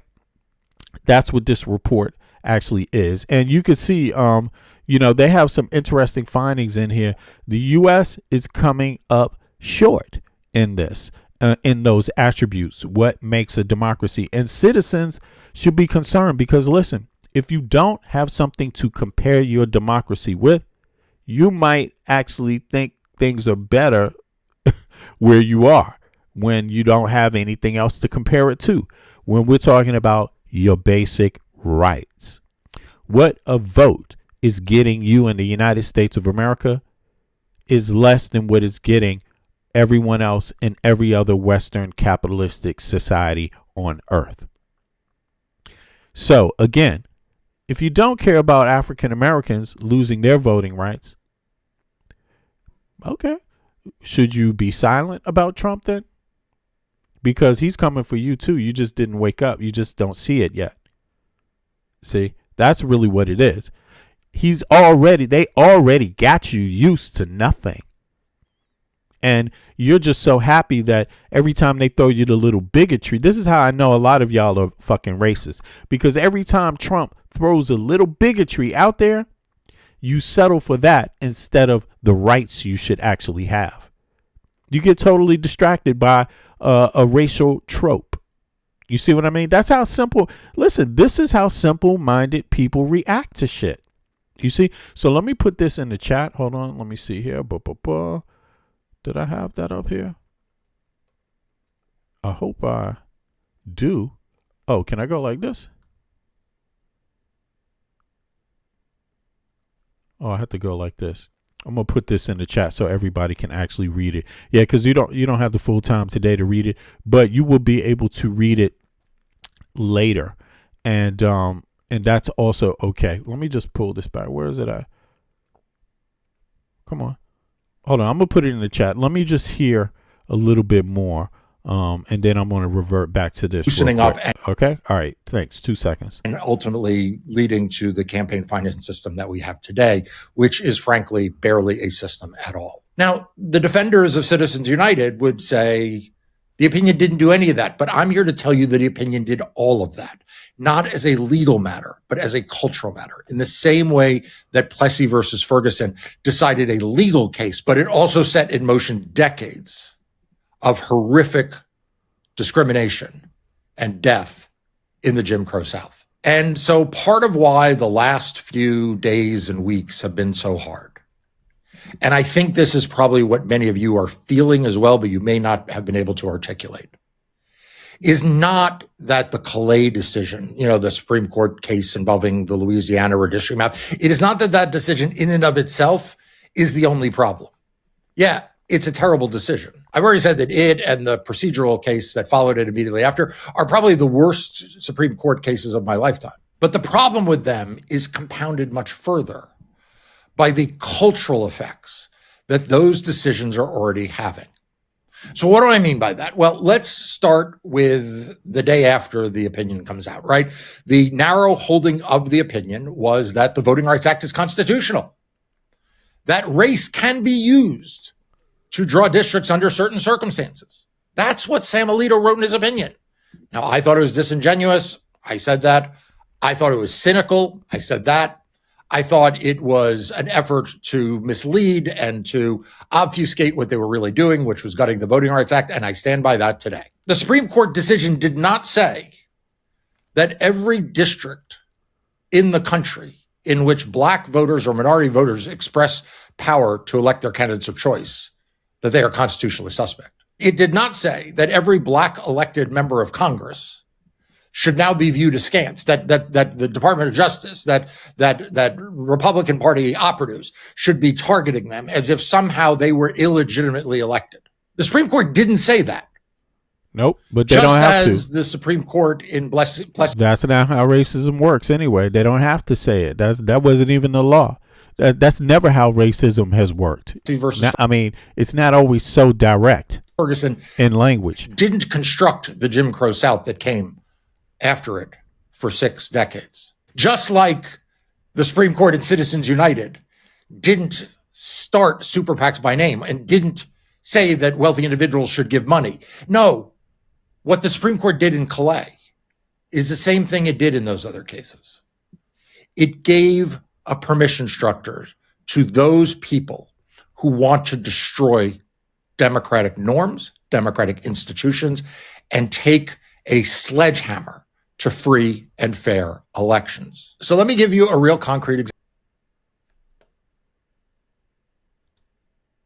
example of what I'm talking about. The day after the Supreme Court issued its decision, Eric Schmidt, a Republican senator from Missouri, a former state attorney general, this is a lawyer, this is a guy who knows better, sent a letter to the Department of Justice telling them to essentially investigate all so-called Section 2 districts in the country. Now, the fact is, as Senator Schmidt knows, there is no... Yeah, exactly. So now they're going to the next step. So they didn't just stop there at allowing the redistricting to happen.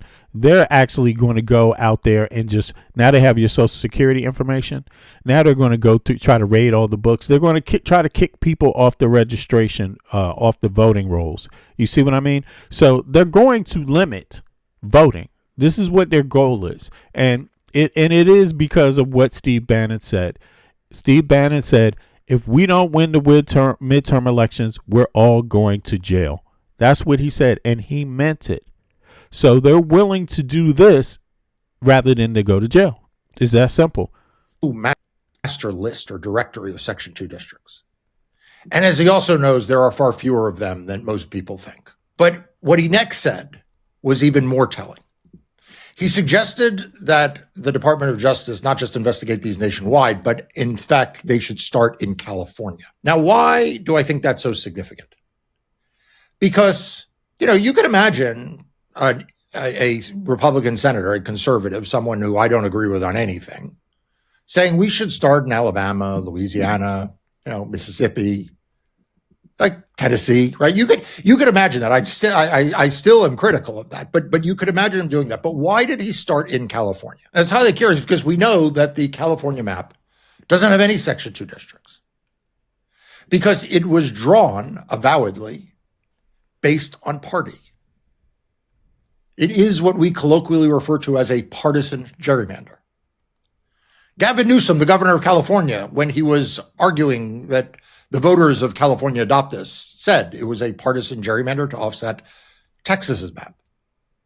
The proponents who spent tens of millions of dollars telling Californians to adopt this map made clear this was a partisan gerrymander. When Republicans sued and argued it was drawn based on race, they lost in federal court. The federal court said it was a partisan gerrymander. And in fact, the U.S. Supreme Court said it was a partisan gerrymander. So there is no Section 2 district to be found in California because the motivation of this map was partisan. Now, that isn't the only reason why there are no Section 2 districts in California. I could go into the law of Section 2 before the Clay decision, after the Clay decision. However you slice it, California does not have Section 2 districts. What California does have are minority communities that are able to elect their candidates of choice. And in some of those instances, they have elected Black and Latino members of Congress. You see, what's happening here, everyone, is that the Republican Party is not going after illegal Section 2 districts. It's not trying to ferret out the unlawful use of race to move voters inside and outside of lines. Exactly. And create congressional districts. No. What they are targeting are Black members of Congress. What they are targeting are communities comprised of minority voters who are able to elect their candidates of choice. Going after Black elected officials and going after minority voters is not going after Section 2 districts. It is going back to a time when Plessy versus Ferguson was the law, when Jim Crow was ruling the South. It is a mindset based on not advancing a race-neutral theory of democracy. It is based on a racist theory of democracy. That it is not possible in their telling of the story that absent some tinkering, absent some preference, absent some intentional line drawing to the benefit of minorities, it is not possible in their view that a Black member of Congress would be elected, that Black and Latino members of a community would band together and elect their candidates of choice, that white voters would vote in concert with, in supporting the Black candidate of choice, or the Latino candidate of choice. They cannot actually imagine that that would be true. So for them, starting with California makes all the sense in the world. That's what they're after. You see, so it's going to affect a lot of other people. Like I said before, Black voters are synonymous with the middle class and poor in America. So they're voting for policy that helps middle class and poor. Again, there's no policy for reparations that they're voting for. They're voting for policy that is for middle class and poor people like them. But middle class and poor people, African Americans are the minority in the United States of America. You see? So when you're trying to remove their representation, you're removing representation that is for the middle class and poor families. That's what you're doing. So it's insidious to not understand that and to think that this is okay and that it's not coming for you, because it simply is. All it's doing is saying you're going to have less representatives in the Congress and in the Senate that are working for the middle class and poor at a time where the richest man on earth, Elon Musk, has every part to do with the United States government and has way more money than you, and he don't even give a damn about you. You see where this is going?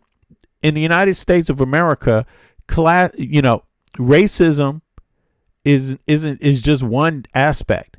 Classism is the other. Classism. You see? So in a classist mind, middle class and poor white people are dirty too. You are also dirty. Why? Because you are in proximity to other people. You're in proximity. You're in proximity. That's what it is. You're in economic proximity. You're in proximity in terms of your class, the things you're allowed to do. Seriously, you go to Popeye's Pizza just like everybody else in that economic bracket. You know what I'm saying? I mean, you might be able to buy a house in an area that is like, that has less black people. But at the same time, if you have the same amount of money, you're buying the same kind of house. You know what I'm saying? You still got to go to the same grocery store. You know what I'm saying? Literally. And think about this. You don't even want, a lot of Americans don't even care what's in the food they buy in the grocery store, So that's the crazy part, because elitists want you to eat food. They want you to eat food coloring and fat and salt and sugar. That's what they want you to eat. That's what's on the shelves in the United States of America. Sugar and everything. Salt and everything to make it last longer, to preserve it, right? That's why everybody's got high blood pressure, okay? And food coloring to make you think sugar and salt looks like something different than what it looks like. You see what I mean? To give it some color now so you can actually decide you want to eat it. But what's in it is up to grabs. It's up to grabs, man. And then they don't even want you to be able to get a doctor when you get high blood pressure. Like literally.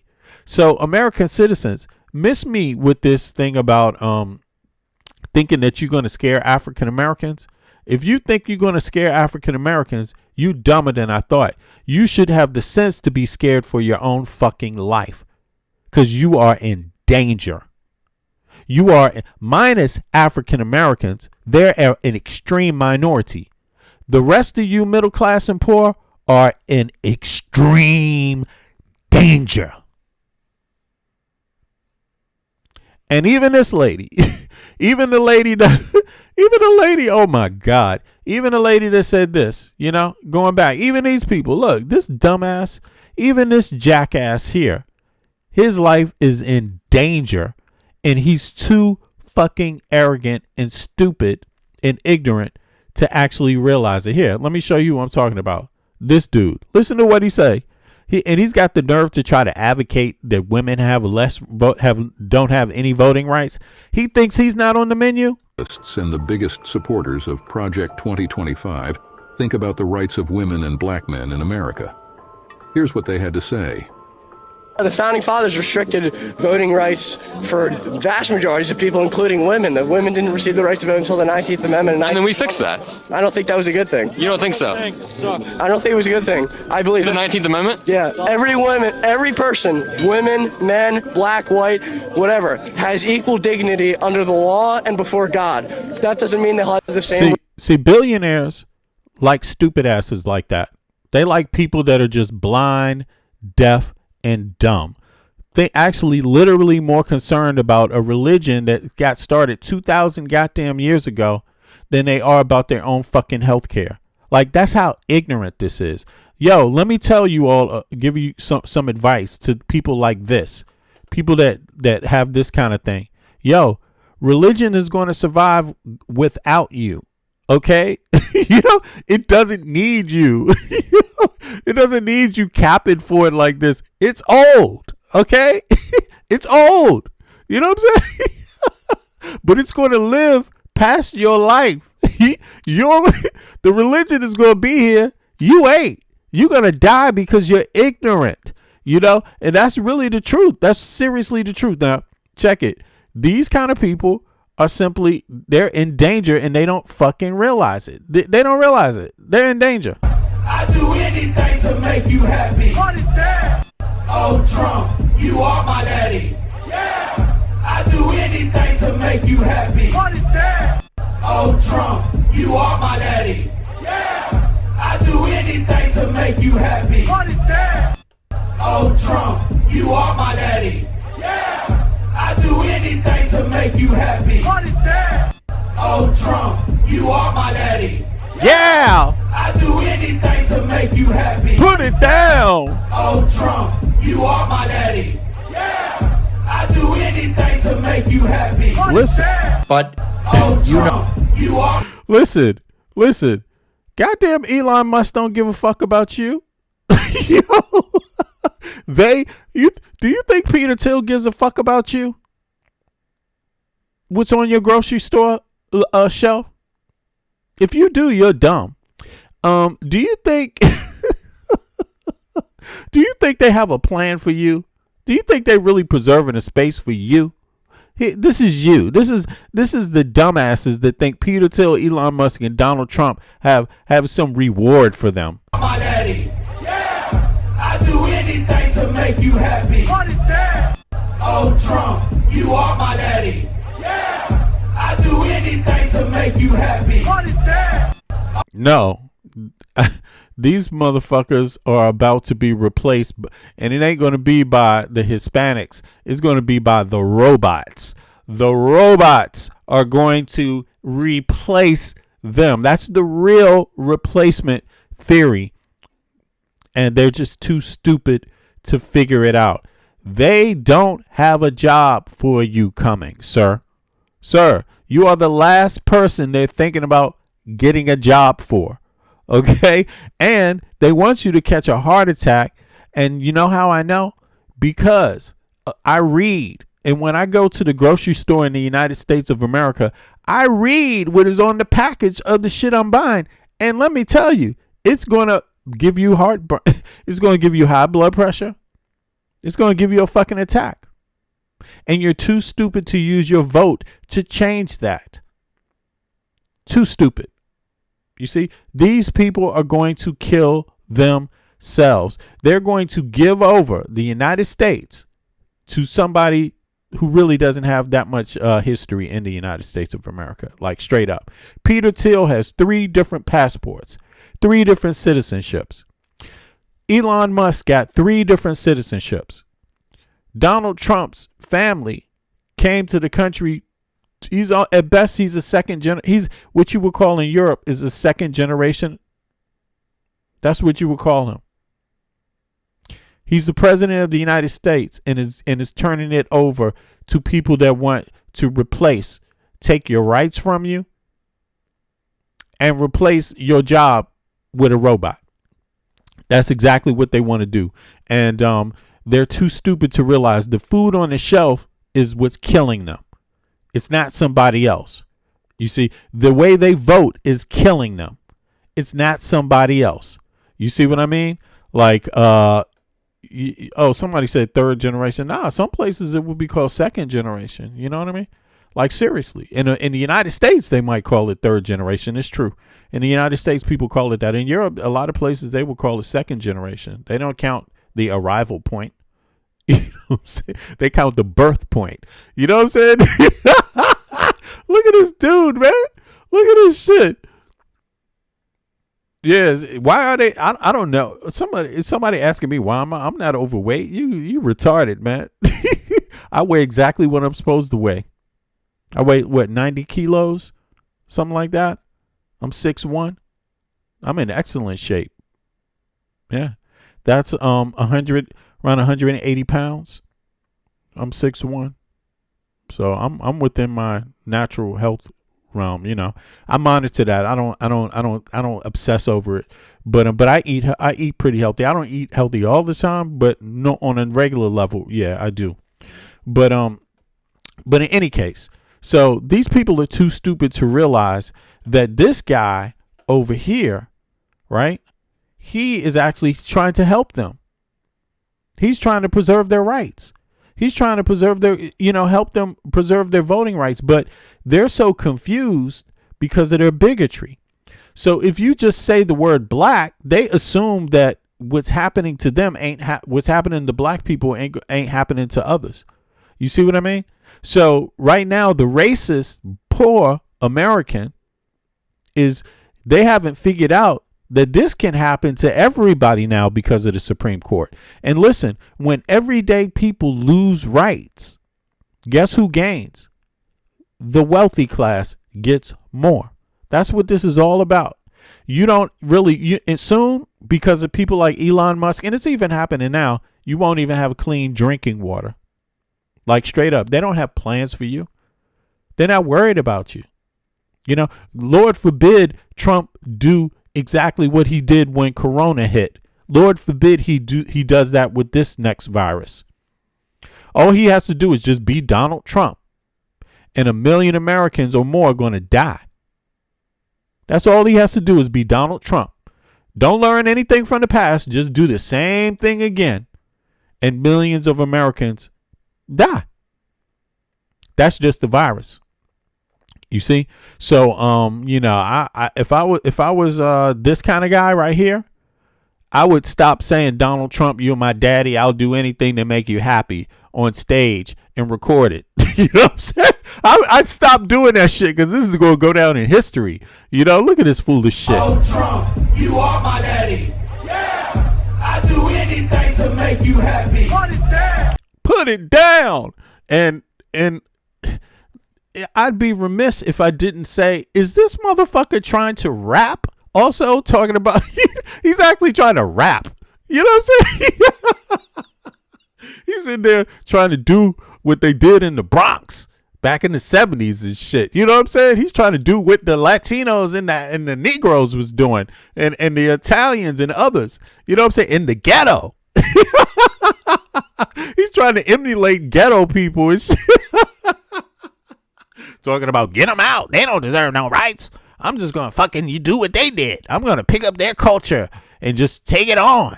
Except I'm going to use it against them. You think you're so smart? You think you can rap about a child was born with no state of mind, blind to the ways of mankind? God is smiling on you, but he's frowning too, because only God knows what you'll go through.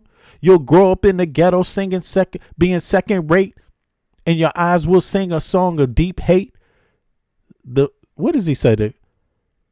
The places you've been and place you stay looks like one great big alleyway. You know, they look at that and say, I know what I'm going to do. I'm going to respond to that. You think you're so special? Oh, Trump, you are my daddy. Yeah, I do anything to make you happy. I got him. See, I got him. Ha ha. You think you're so smart you can rap? Now I'm going to rap. Yeah, but yeah, it's sad. It's sad. It's sad. And these people, if you don't get out there and vote, if you don't go register to vote, and before this midterm election, make sure you got all your paperwork in order. Call your county clerk's office, register of voters, board of elections, and make sure you are registered to vote or registered in your state with the correct address. Make sure of it, because you need to do this now before the election comes, because they are trying to stop people from voting. Don't assume you're registered to vote. You need to go out and vote right now, and make sure you registered. I mean, let me see here. Let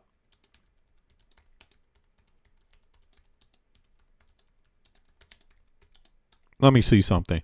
I do believe there are some websites you can go to. You can register online. It's called vote.gov. Let me put the link also in the chat. It is, let me see, where is it at? It looks like this for people that don't know. Is that Mark Elias right there? Here we go. Here's the site for people that don't know, and so you have an idea what it looks like. And then I'm gonna put the link in the chat. Is this too big? Why is this looking like that? Here we go. Yeah, there's the link in the chat, so anybody can actually go to it now. Oh, that's what it looks like. Hold on, let me put the link in the chat. And register to vote. Don't wait around, because if there's any type of problems, you want to know in advance. You don't want to know the day of the election. You want to know a month, 2 months before the election. You want to get it out of the way. They literally are going to, and it's not just, look, the stopping black people from voting is just the cover. They're going to try to stop a lot of people from voting. Anybody that they suspect does not like Donald Trump, that is who they are going to go after. I heard that a judge, they just found out in a court case that Elon Musk, Doge operatives, that they actually got people's voting records, something like that, or social security numbers, and sent certain people. They went for minorities, things like this, people they think are liberals, all of this shit. They sent their information over to anti-voting, some sort of anti-voting pack, so there's things that you could expect that's going to happen. And they're going for lower voter turnout. Their goal is to make the least amount of people vote, because that is basically how they win. When everybody has a fair shot to vote, and voting is easy, they actually lose, and that's a fact. So when there's high voter turnout, people, Republicans don't win because they're not really popular in the U.S. They're popular when people don't vote. Last election, there was 80 million Americans that did not vote. 80 million Americans is basically what the largest European countries are. 80 million, something like that, 80, 90 million. That's like a whole goddamn superpower in itself, or didn't vote. Straight up. That many people did not vote in the presidential election. And that is pathetic. And these are people that are being crushed and decimated by Trump right now. So, learn your lesson. Get out there and register to vote. Now, let me just see what Legacy Media MS is saying about Judge Roberts here. Judge Roberts has been out here capping because now people see that, no, the Supreme Court doesn't follow even their own rules. The Supreme Court has overturned its own rulings that it's made in the last year about voting. They basically don't have any precedent to follow anymore. It is literally about what is going to help Republicans keep power. That is what they will pass.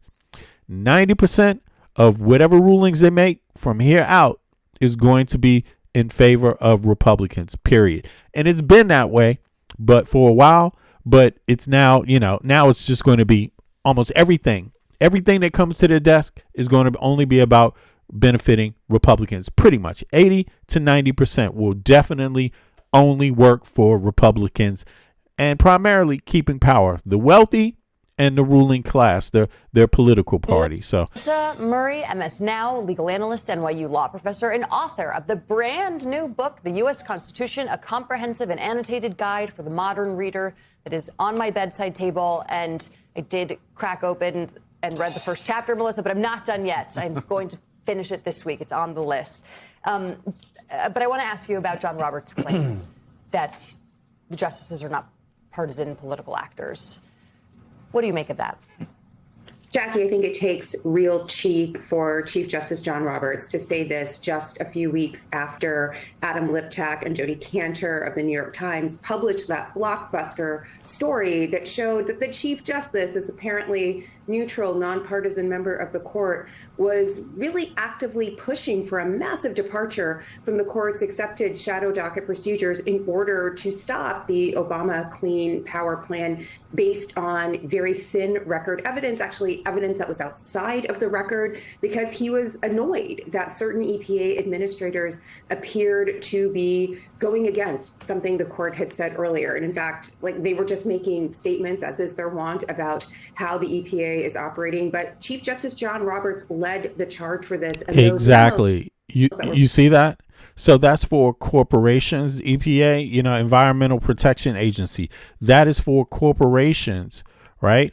The Supreme Court is allowing corporations to pollute. And where are they polluting? And who is the polluting hurting? It's hurting the average American. The African Americans are a minority in the population, which is called average American. They're an extreme minority. They're the smallest minority block, you could pretty much say. Maybe not the smallest, but very small, right? And but there's millions more, 100 million, 200 million, maybe 250 million more Americans that are in the same pretty much block. Maybe you could argue that African Americans on average aren't doing it as well as other groups, even when they're in the middle class or the poor, together. But maybe they might lean more towards the poor. But some African Americans, right? But the bottom line is that the policies that are good for African Americans and good for the poor are generally good for the average American. But because the average American needs clean air, the average American needs clean. Look, if you want to talk about somebody replacing you, then not having access to clean water should be an issue for you.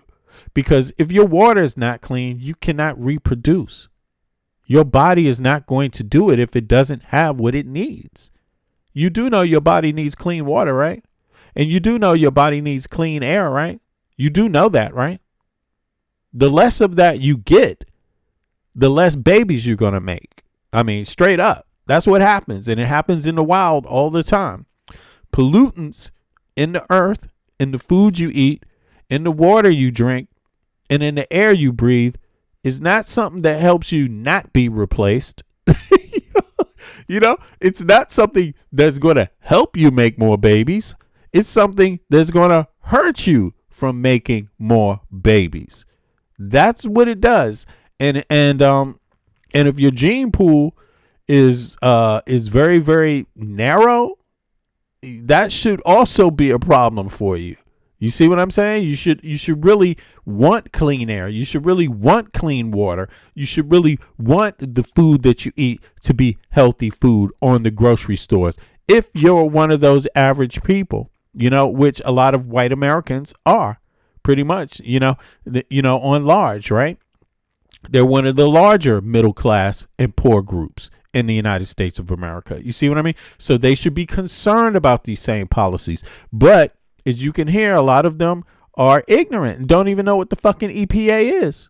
Like straight up. Don't know what it is. Environmental Protection Agency. The New York Times shows that clearly. The whole And that's how it connects with the Supreme Court. Supreme Court is bought by the corporations that pollute your water, your earth, and your air.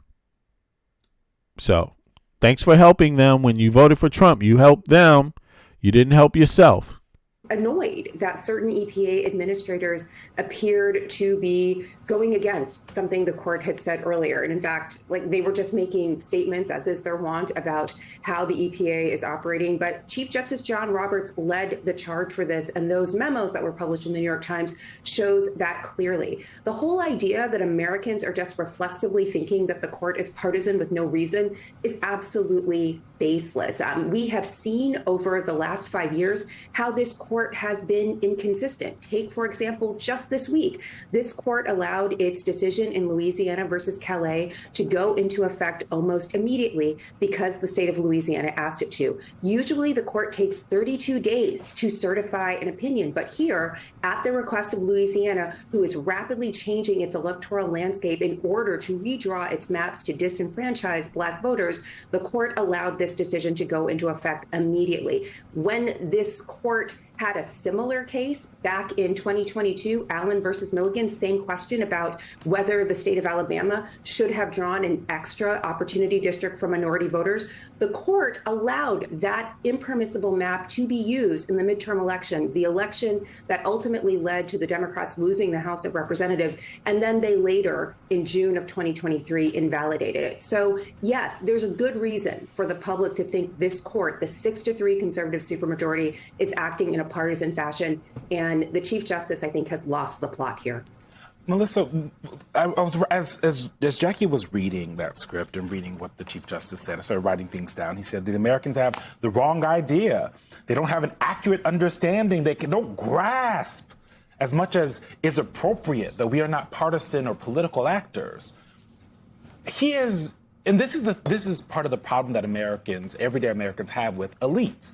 Is that everything is you? Devil Doll 641. Yeah, good looking out. I appreciate that. Let me see here. Devil Doll says that Driscoll strawberries just got called out for causing kids cancer in Santa Cruz Valley, California, poisoning them with pesticides for 4 years. Yeah, I mean, this is a huge political political conversation. A lot of Americans aren't aware of it. A lot of people in the West, some are more aware than the other. But listen, in Denmark, the climate, not just climate, but environmental policy is a huge discussion in the politics right now. In the U.S., man, there's no policy. Right now, it's just they're not even talking about it. And listen, a lot of people think that that they can't be exterminated through drinking dirty water. poison, yo, that can kill you off very, very fast. And the fact that the U.S., number one, they don't even have any type of thing like universal health care or universal anything. When you get sick from these things, you're on your own. You just got a bill, basically. So what are you getting for your tax dollars? Like, what are Americans getting? You're getting poisoned. You're getting restricted. You're getting rights taken from you. You barely have no rights to take, and they're taking those when you compare them to the rights of other people in every other capitalistic Western society. Like, straight up, every other NATO nation, people have more rights. Like, what is going on with Americans? Americans are too busy doing this shit. Oh, Trump, you are my daddy. Yeah, I do anything to make you happy. Like, damn, they just out there being goddamn fools. While a lunatic is in the White House, yeah, but let's continue. Let's hear a little more. Possibly understand. You don't get it. Well, let's see why Americans think that, to your point. Examples of conservative justices blurring the lines with political speeches. This is Fox News from April 16th. Justice Thomas warns progressivism is a threat to America in rare public remarks. In unusually political speech, Alito says liberals pose threat to liberty. So maybe he should talk to the folks that sit near him about whether or not they're supposed to be political actors. They have gutted the Voting Rights Act, as you said. He's talking about liberals. Liberals want you to have clean air, clean water so you can reproduce. That's what liberals want. Clean air, clean water, and clean food. What is so liberal about that? Isn't that normal? Isn't that normal to want to eat real meat when you eat some steak? Isn't that normal? Isn't it normal to want some real vegetables when you eat vegetables? Clean, without pesticides on it? Or you want to eat your pesticides instead? Isn't it normal to want to go to a grocery store, buy a box of cereal that actually is made out of cereal and not just all salt and fucking sugar? Isn't that normal? Isn't it normal? In the United States, it's not normal. It's not normal. It's not. They already got you just by the food alone. Those corporations are making a killing selling you shit that is only like 60% what it says it's supposed to be because there's so many goddamn additives. And I know, listen, I was in the States, let me see, 2019, I was in the States, and I like eating salad. I'm a salad guy. I like to eat as much. If you want to make me a salad, if I go out, I will order salad. I love eating salad, right? My only problem is that I'm not always making the best salad myself, but I will make one. A green salad, I will eat a green salad. I don't care. I would make it myself. I have that every day in the crib, right? But case in point, so I had to do some shopping, right? Because I like to eat salad. And so I had to get some salad dressing. What a fucking, I didn't get the salad dressing. I was using it by accident. And because it was inside of my mother's home, actually, right? And I was inside of her home and I used the salad dressing that she had, right? And you know something? By chance, I actually took my blood pressure because I'd been there a couple of months. So, and I know my diet was a little different. So I took my blood pressure. Yo, do you realize the food I was eating, just the regular food, and I'm not even eating like bad food like that, but just the regular stuff, my blood pressure was getting higher just by being in the States. Do you realize that? I'm not bullshitting you. I actually took took my blood pressure. And listen, something made me say, because I'm eating a lot of salad, and I'm like, how is this? What the fuck is going on? What am I eating? That's so like, Then I looked at the salad dressing. Man, the goddamn salad dressing was basically maybe 30 to 40% sugar. I don't know what the fuck it was. I can't even remember anymore. It's not salt. It's not supposed to be that much fucking sodium. That means they're making salad dressing. They're making things in the U.S. to sit on shelves for months and months and months and months and a year, 2 years, 3 years. It's like, yo, that's way too much preservatives. And the easiest preservative to use is salt and sugar. And they put it in everything. You just go through a fucking grocery store in the U.S., you're going to see so much salt and sugar just in every fucking thing you buy. You're not getting fresh food anymore. Yo, I'm just telling you, man. I got high blood pressure just for being in my own goddamn country. Straight up. And that's what you do on the daily to yourself. Imagine, everything else that they're trying to do to you. And then look at these judges. These are the ones that vote to deregulate, corporations, deregulate levels of pollution, make it so corporations can poison your water even more, poison your food even more. Poison you, and this is the face of it. Look, and they even have this black. I'm sorry, but fuck Clarence Thomas. You are a sellout. You're a goddamn coon. You are a poor example of an American. You're a poor example of an African American. You're a poor example of a human being. All human beings should despise people like you. Straight up. And here's, and the rest of them are no better. They ought to look at this. Alito too. He's just the same. It's just twisted in the fucking head. You see what I mean? Twisted in the fucking head. They literally think liberals are the problem. Liberals are the problem because we want clean air. We want your kids to have clean air. We want your kids to have clean drinking water. We don't just pretend like poison doesn't stop you from reproducing. We just don't pretend like dirty air, dirty water, and toxins in the fucking food doesn't stop you from reproducing. That's why we're bad, because we don't pretend like those things don't stop you from reproducing. These people are total fucking hypocrites. They're anti-human being, and that means also MAGA people. Okay, if you do not stand up against these people, you'll be dead. You will have nothing. And you will work yourself to the bone for it, for nothing. To liberty. So maybe he should talk. Do me a favor, click the like button, y'all. Appreciate it. If you're watching from your TV, pick up the remote and click the like button. Thank you. To the folks that sit near him about whether or not they're supposed to be political actors. They have gutted the Voting Rights Act, as you said. They got rid of Roe v. Wade. The list goes on and on. Things that impact our politics in ways that rich people going to have a nice voting year. The wealthy going to get everything they want when it's time to vote.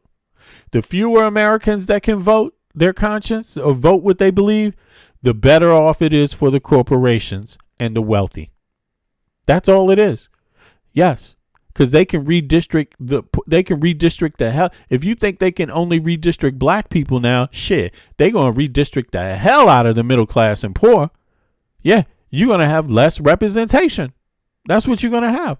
And that's what it equals. You will have less people thinking about your best interest and more people thinking about the corporations. That's exactly what you get out of this. So you might laugh if you're a bigot that African Americans lose their representation, but the middle class and the poor just lost their representation too. they know. Across the whole country. What does it say to you when Roberts is out there defending his court while they're making these kinds of decisions, while the American people trust them less and less? And let me tell you something for real. These people are not rich. These are not the rich people. They should be concerned. They should be concerned about less voting rights. They should be very concerned. Oh, Trump, you are my daddy. Yeah, I do anything to make you happy. This is the middle class and the poor. And they're not worried about having less representation now. They're not worried about it at all. Huh?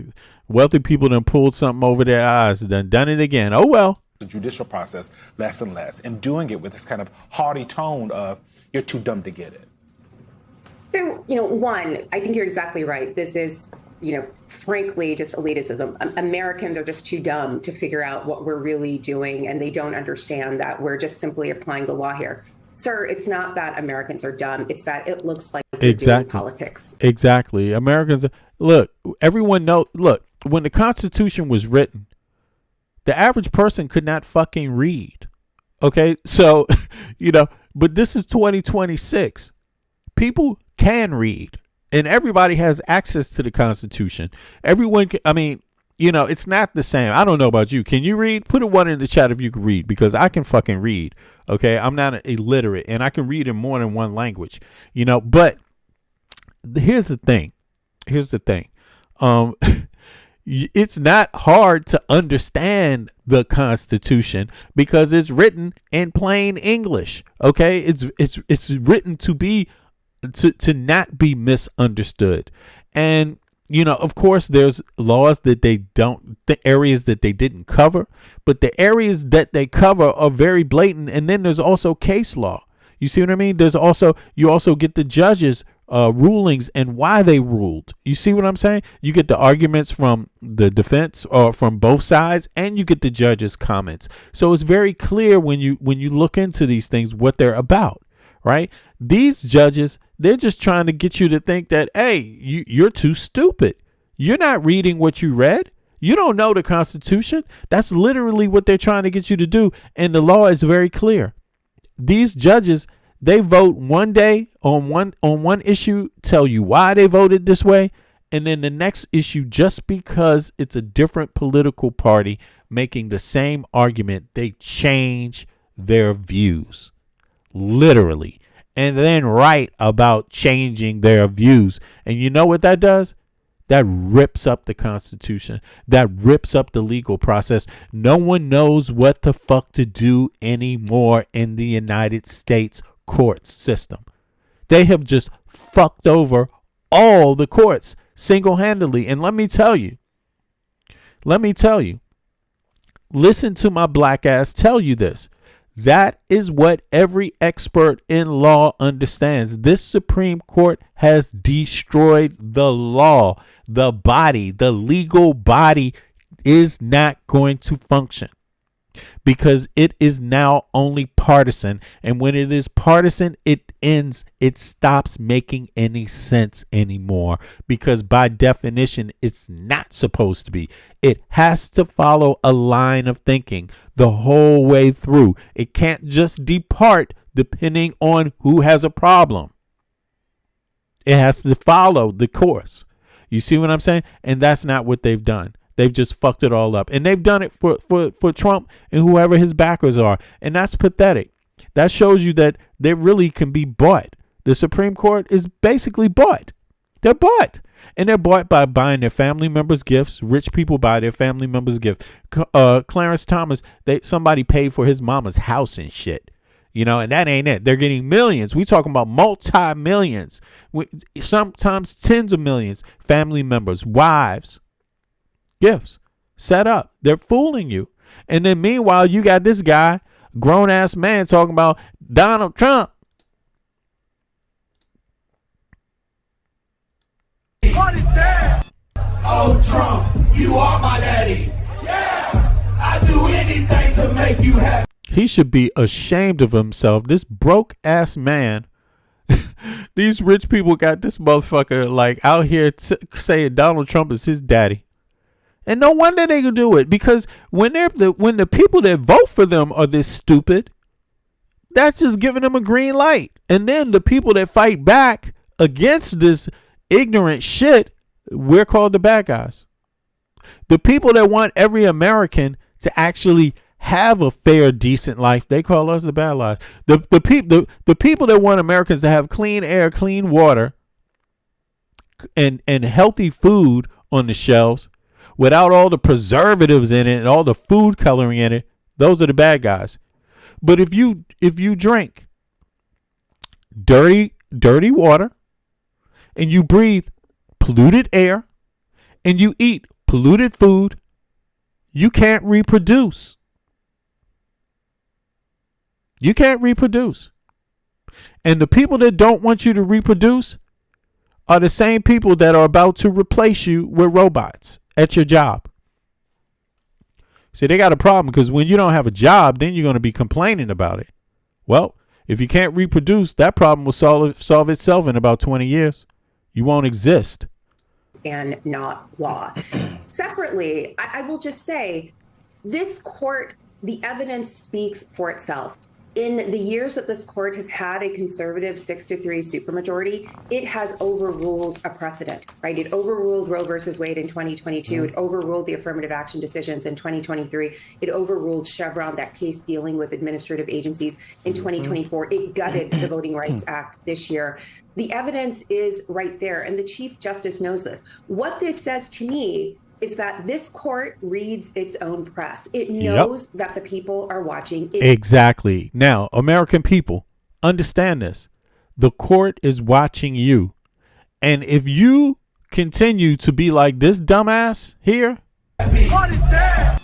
Oh, Trump, you are my daddy. Yeah, I do anything to make you happy. What is that? Oh, yeah. Trump. If you act like that, if too many Americans act like that, that sends the Supreme Court a signal that, hey, well, we're in the clear.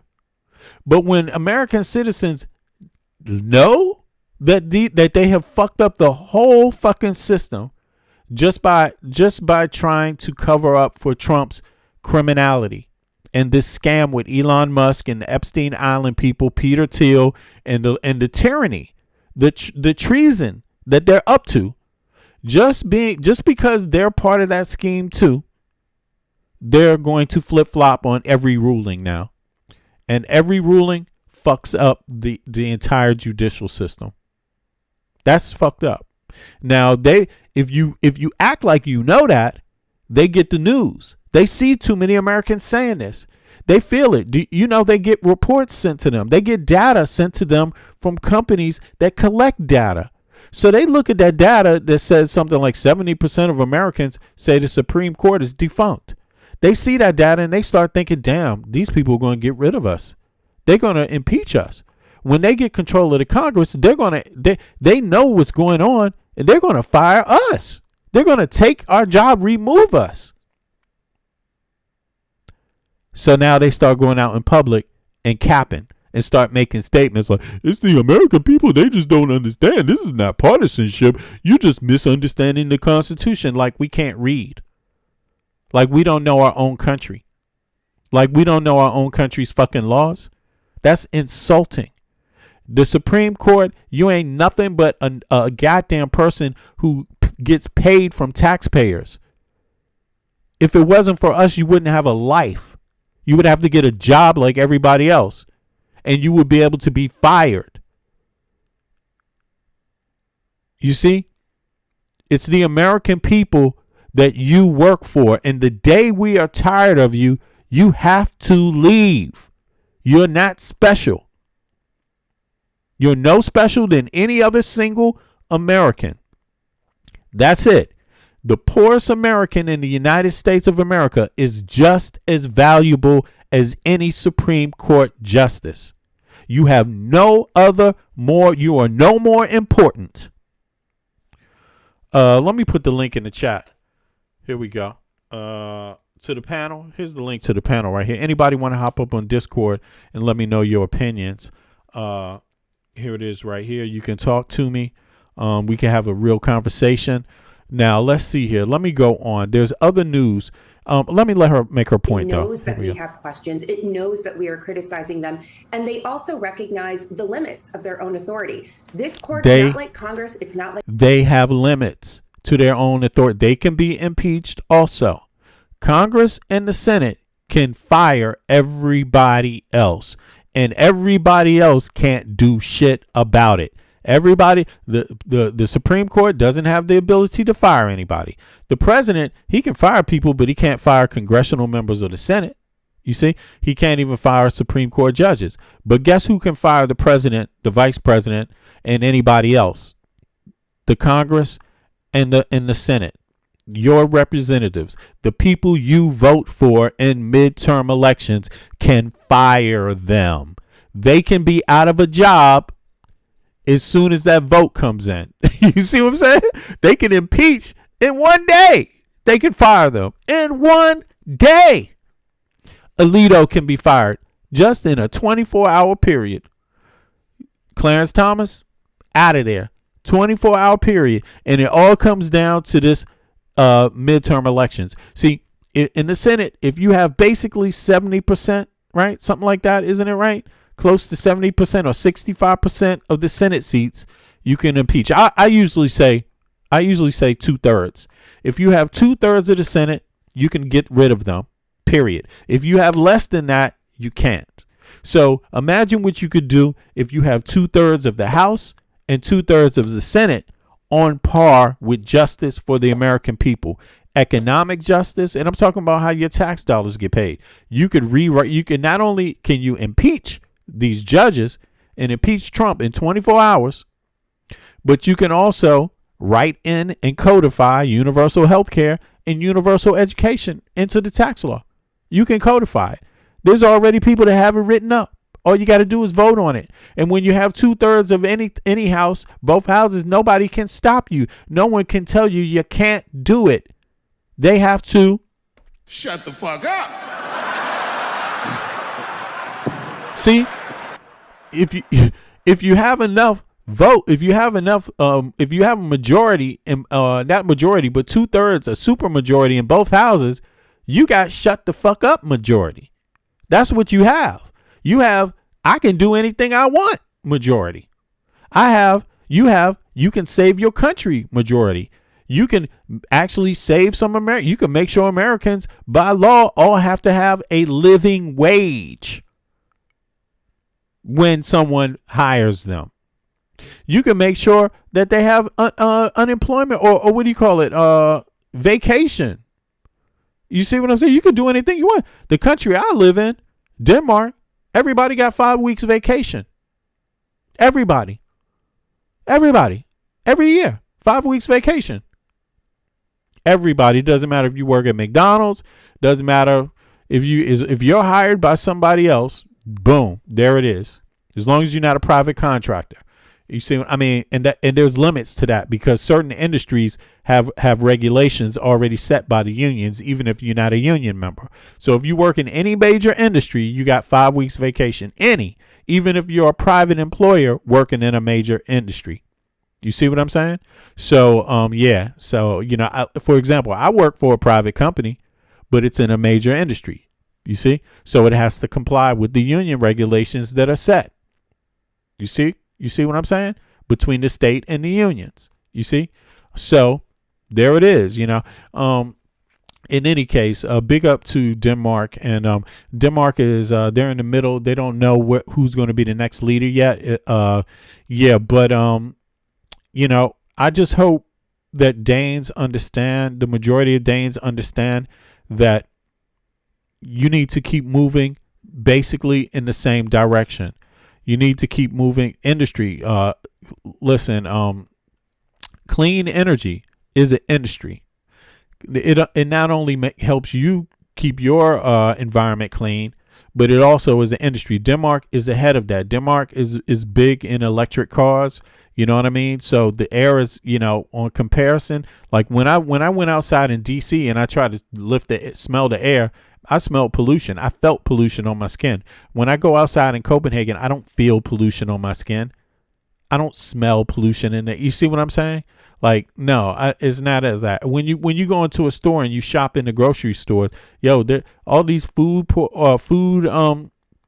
preservatives and goddamn food colorings in American food, that shit is not over here. That shit is not over here.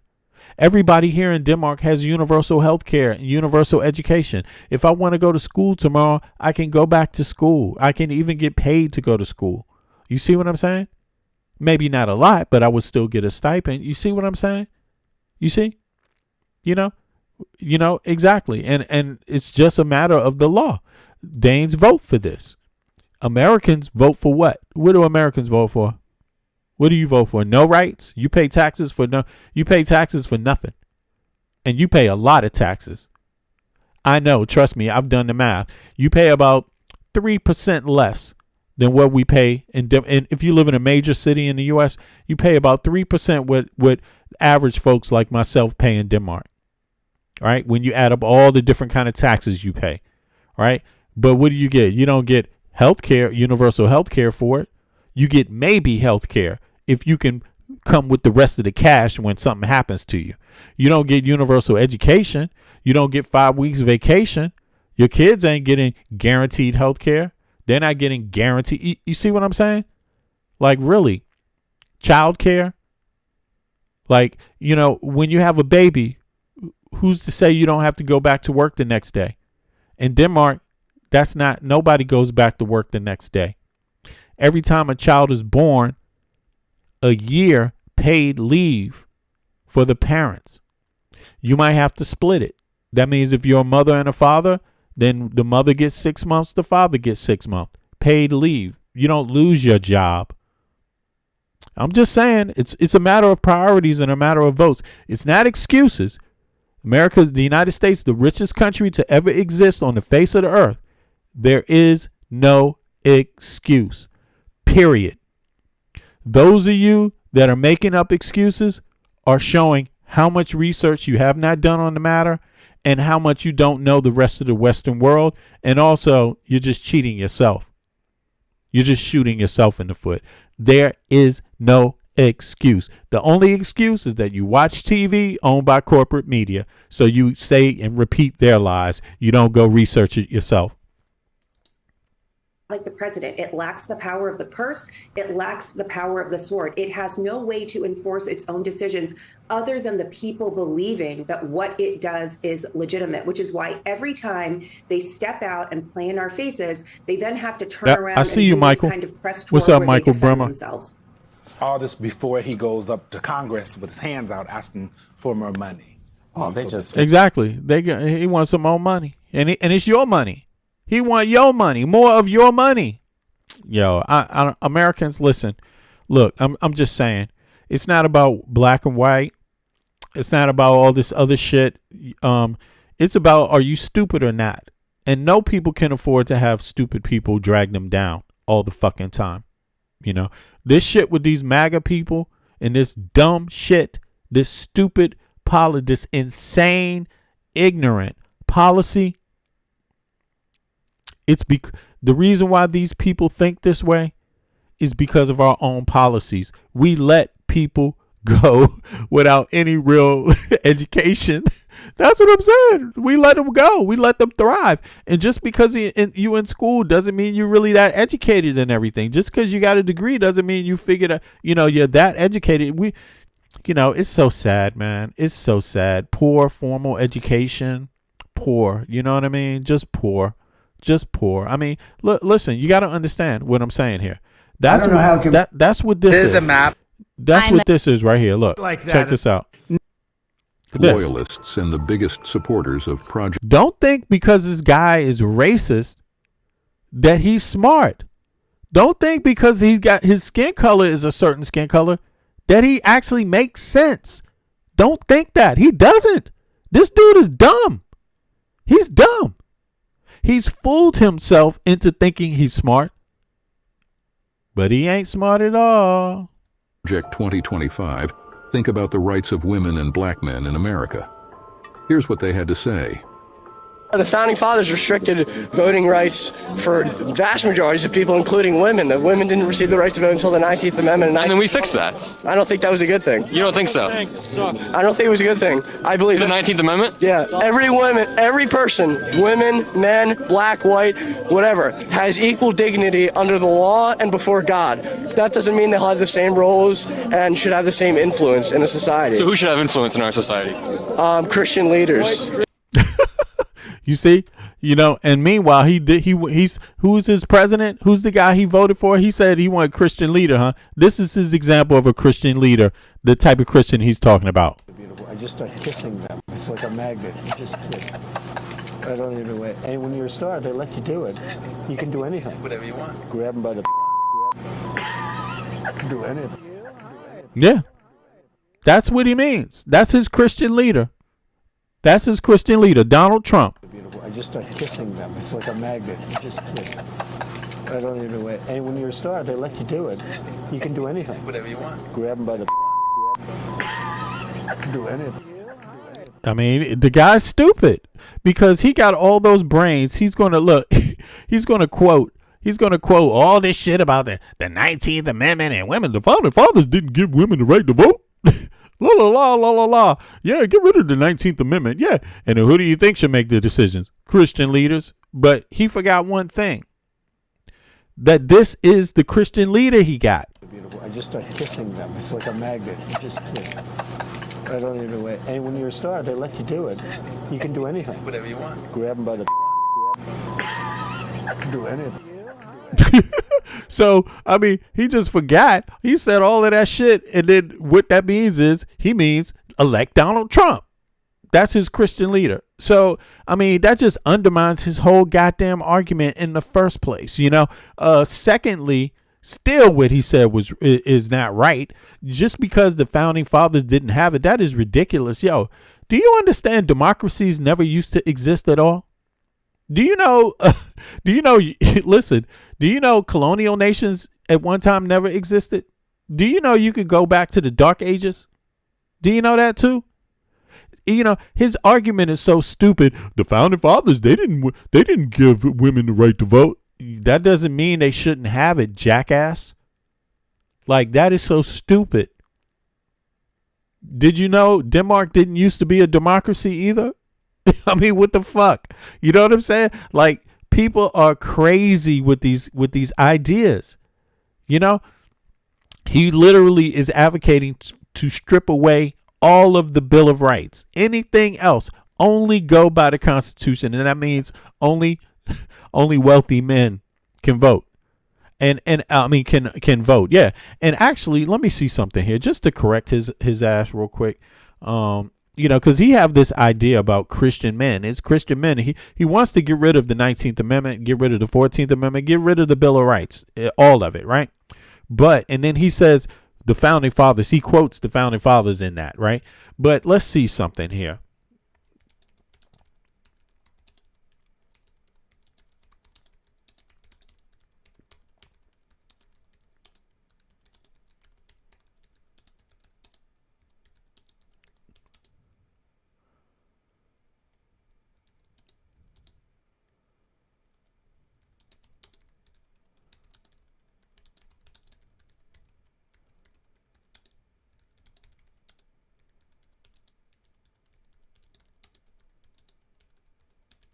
All right, I'm gonna pull this up.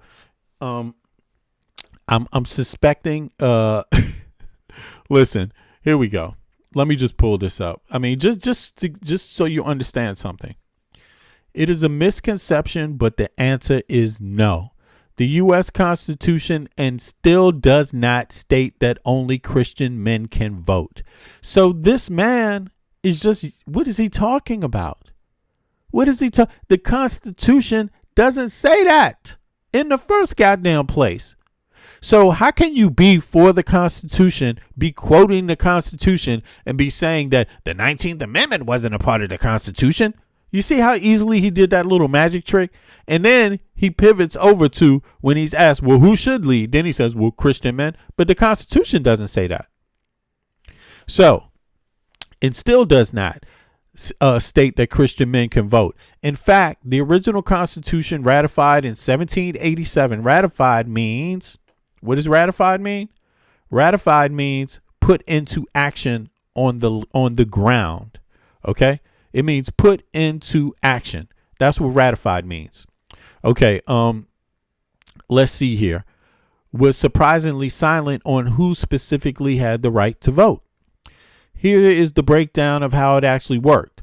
State of choice rule. Founding fathers couldn't agree on a single national standard for voting, so they punted the decision to the states. Article 1, Section 2. Do you get this? You following me now? You following me? You see what I'm saying now? This dude is pretending. He's pretending. And people are letting him pretend. People just letting him pretend. Look, I'm not, but he's pretending. Just totally fabricated it all. Article, look, the state of choice rule. The founding fathers couldn't agree on a single national standard for voting. So they punted the decision, right? Punted meaning like kicking the ball, right, to another player. Punted the decision to the states. Article 1, Section 2 of the Constitution says that for House representatives, elections, and electors, voters must meet the same qualifications required to vote for the largest branch of their own state legislator. So that's in the Constitution. Basically, the Constitution says whatever rules your state has for voting, those are the rules for federal elections. So you see, it's because on the state level, people didn't allow African Americans to vote, right? So religious tests, no clause. The Constitution actually went out of its way to prevent religious requirements. Hold on, let me see here. Maybe I was wrong about this African American thing, but let me just make sure. Religious, but I'm right about the rest of this. For federal office, Article, what is this, 5? Clause 3 especially states, no religious test shall ever be required as a qualification to any office or public trust under the United States. You see, that's the Constitution. So this dude is bullshitting, you know, and this is MAGA. That means they're all bullshitting. Like, really. Christian men. White Christian men. Interesting. White Christian men. The next conservative president must make the institutions of American civil society hard targets for woke culture warriors.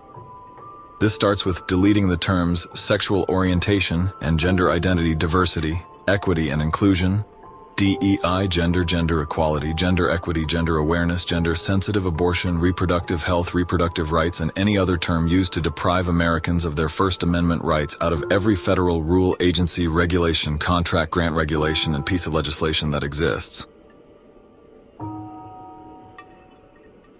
Are you saying you don't mind if your right to vote would be taken away? I don't care. I know what I want. I know what I want. But you wouldn't be able to get what you want if you can't vote for it. I don't care. I've told you 3 times. I don't care. You see? So be careful who you listen to.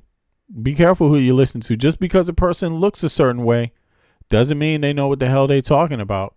And it doesn't mean that his forefathers really even come from anywhere close to the colonial period of the United States. Don't assume it. Skin color doesn't mean you've been in the country for generations. And especially, you know, back to the colonial period. So it doesn't, just because you put on a MAGA hat, it doesn't mean that. Okay? There's no way of knowing who by your color or by your outfit. It's no way of knowing who actually have family that goes back to the colonial period, like mine on both sides. There's no way to look at somebody and actually know that. You can't look at their clothes. You can't look at their political party and know. Okay? Yeah. You need to go get some other things to figure that out, you know, but it's not something that can be assumed. Okay. Assuming is not good enough. And by the way, you shouldn't have to be, because the Constitution has laws about who's a citizen. You see what I mean? And come on now, you know, but in any case, while this applied to running for office rather than voting, it set a precedent that the federal government was not to be officially tied to the specific religion. So you see, he's lying about religion, right? And if he wants to follow the Constitution, if you throw away the Bill of Rights and you say the Constitution is the reason why you throw away the Bill of Rights, because you don't need to follow that. You just follow the original Constitution. Those are constitutionalists, right? Well, then why don't you actually use the Constitution? He's not even using it. You see, he's claiming Christian men. No, there's nothing about it in the Constitution. So now, here. So who could vote, right? Who could vote? Since the states were in charge, the rules varied. See? So there you have it. See? So it's states that decide that. States. And it varied. It wasn't one rule. So even if your ancestors came to the United States and lived in one state, that doesn't fucking mean your rules are supposed to apply to anyone else from another state. Even if you did try to, you know, go by this logic. It's just not supported in history, and it's not supported in the law. Property, okay. Now, but they generally fell into 3 categories in the late 1700s. Property owners. Most states required you to own land or a certain amount of personal property. The logic of the time was that only people with a stake in the country should decide its future. Race and gender. In practice, almost every state restricted voting to white males. Notably, New Jersey original constitution was a rare exception. Okay? New Jersey's original constitution was a rare exception. It allowed all inhabitants with property to vote. Meaning some women and free black people voted there until the state changed its law. That's state law. The Constitution doesn't say anything about it. Yeah. Because the Constitution would have forbidden it if it did, right? And it doesn't. So, enough with these religious nuts, and it doesn't matter what type of religious nut you are. These people take up way too much space in American politics, and they are ignorant as fuck. Okay. They don't advocate for anything for any average American person that is good. Okay. Their own policy is about picking on minorities and not even doing a damn thing for the average American, even the ones that look like them. I mean, it's so pathetic, man, and it's holding our country back. But let's get into another story, because while you have this lunatic right here capping for Trump, still out there capping for Trump, you have others that have said, man, fuck Trump. Like they did cap for Trump, but now they're like, man, Trump is some bullshit, yo. I can't be down with that. So let's take a look at that side of it and see what it looks like. Facing a situation where Donald Trump's life might have been targeted by one of their own, but that looks bad for them, so they need to pretend that it's somehow Democrats' problems. It's Democrats' responsibility at all times to stop Maga from trying to shoot Donald Trump. Weird how I'm not even telling them to not try to shoot his ass. I'm not telling them to stop. Wake up, MAGA, wake up. The man is ripping you off, doesn't care. things work out. But here is Scott Bessent to make that case. 2 would-be assassins dead, 1 in jail for life, and this venom coming from the other side. Look at this terrible, profane Senate commercial in Illinois. I would call for them to take that down. Take that down, because it is that kind of venom that we don't know whether this person was a mastermind, unhinged, or what, but they are normalizing this violence. It's got to stop. So we're going to talk about the guy that just tried to bring a gun into Mar-a-Lago or whatever, who might be a mastermind according to Scott Bessent or whatever. We do know that he's pro-Trump, and that's the big thing that they do not want you to take away from this. We'll focus on all that in a sec. But first, he referenced a commercial that I guess is to blame for all of this. And commercials that have venom obviously shouldn't be allowed. That's what this radical free speech administration would have you believe. They love Twitter, by the way, but venom is not allowed. So that's an ad by Juliana Stratton, a Senate candidate in Illinois. So they have voters as well as Senator Tammy Duckworth, Governor Pritzker, all saying F Trump. And then Stratton in the ad at one point calls Trump a wannabe dictator. And that's your venom. That's why MAGA people keep trying to off the president, I guess. By the way, we know that right. So they're saying that the reason why MAGA people try to kill the president is because they're listening to liberals now. It's the liberals that's controlling them. And Ruth, one of the when even though this guy, he told everyone why he did it. He told everyone. The guy that they're talking about is the young man who voted for Trump, lived down there in Florida. No, lived in the South, not in Florida. He works a full-time job, and he believed in Trump. But he was pissed off because Trump didn't do anything or do any of the things he said. He thought Trump was going to bring down inflation. He thought Trump was going to bring jobs back to America, this kind of shit, right? And the dude was pissed off because Trump didn't do the things he said he was going to do. So the guy got pissed because he's living with his parents' house. He's working a full-time job. He can't even afford to even rent a place, to even have a home outside of his parents' house while he's working a full-time job. Look, the man told everybody why he did it. And he drove his ass down to Trump's thing with a shotgun and tried to kill Trump at Mar-a-Lago. And yes, the man voted for Trump. It's very simple. He explained to everybody why he did it. And now they're trying to rewrite the story like everyone didn't hear. But I'm going to play some of it so you can hear. Guys who tried to take out Trump. He voted for Trump in 2016.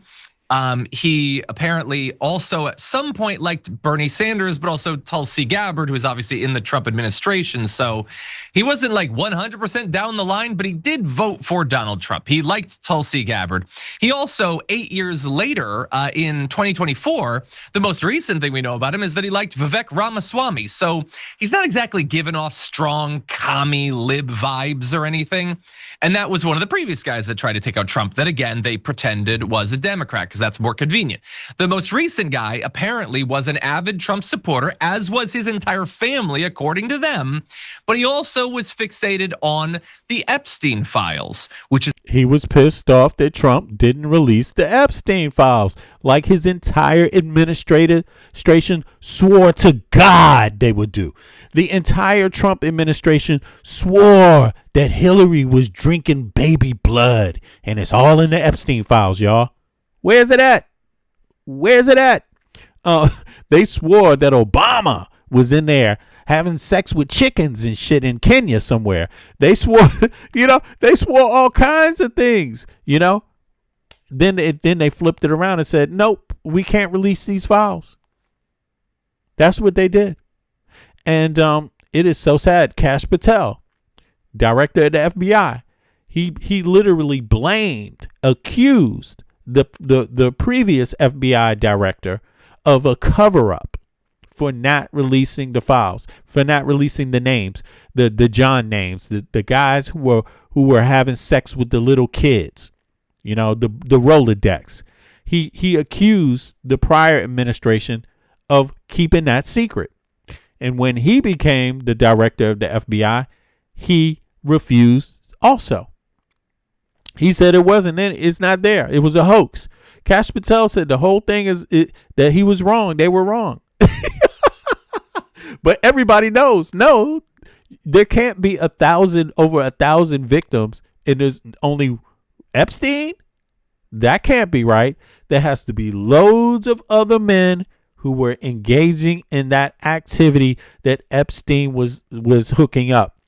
And it looks like it's his entire cabinet. It looks like it's everybody in Trump's cabinet. All of them, all of them were going, not all of them, but the prominent ones, Lutnick, Epstein, he loved Jeffrey Epstein. Pretty much. He was his fucking neighbor, direct neighbor, pretending like he didn't hang out with Jeffrey Epstein.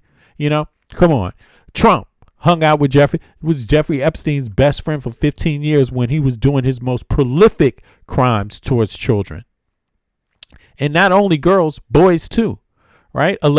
Sasha Riley alleges that Trump assaulted him several times between the age of 8 and 4. Sasha Riley's a boy. He's a male, right? He said that Trump wanted him to do it to him in the butt.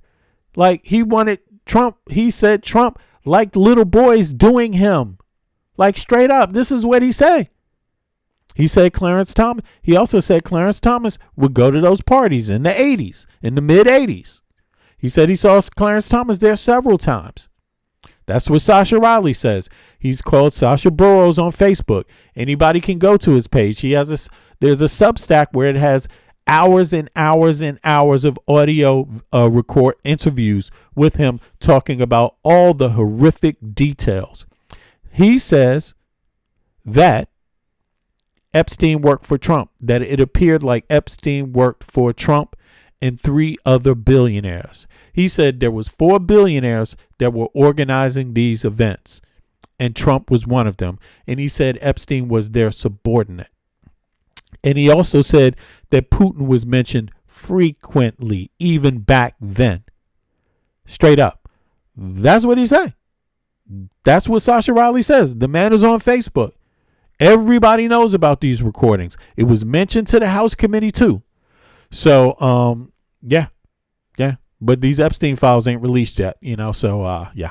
Which is an interesting element here. Now, bear in mind, at one point, because that's more convenient.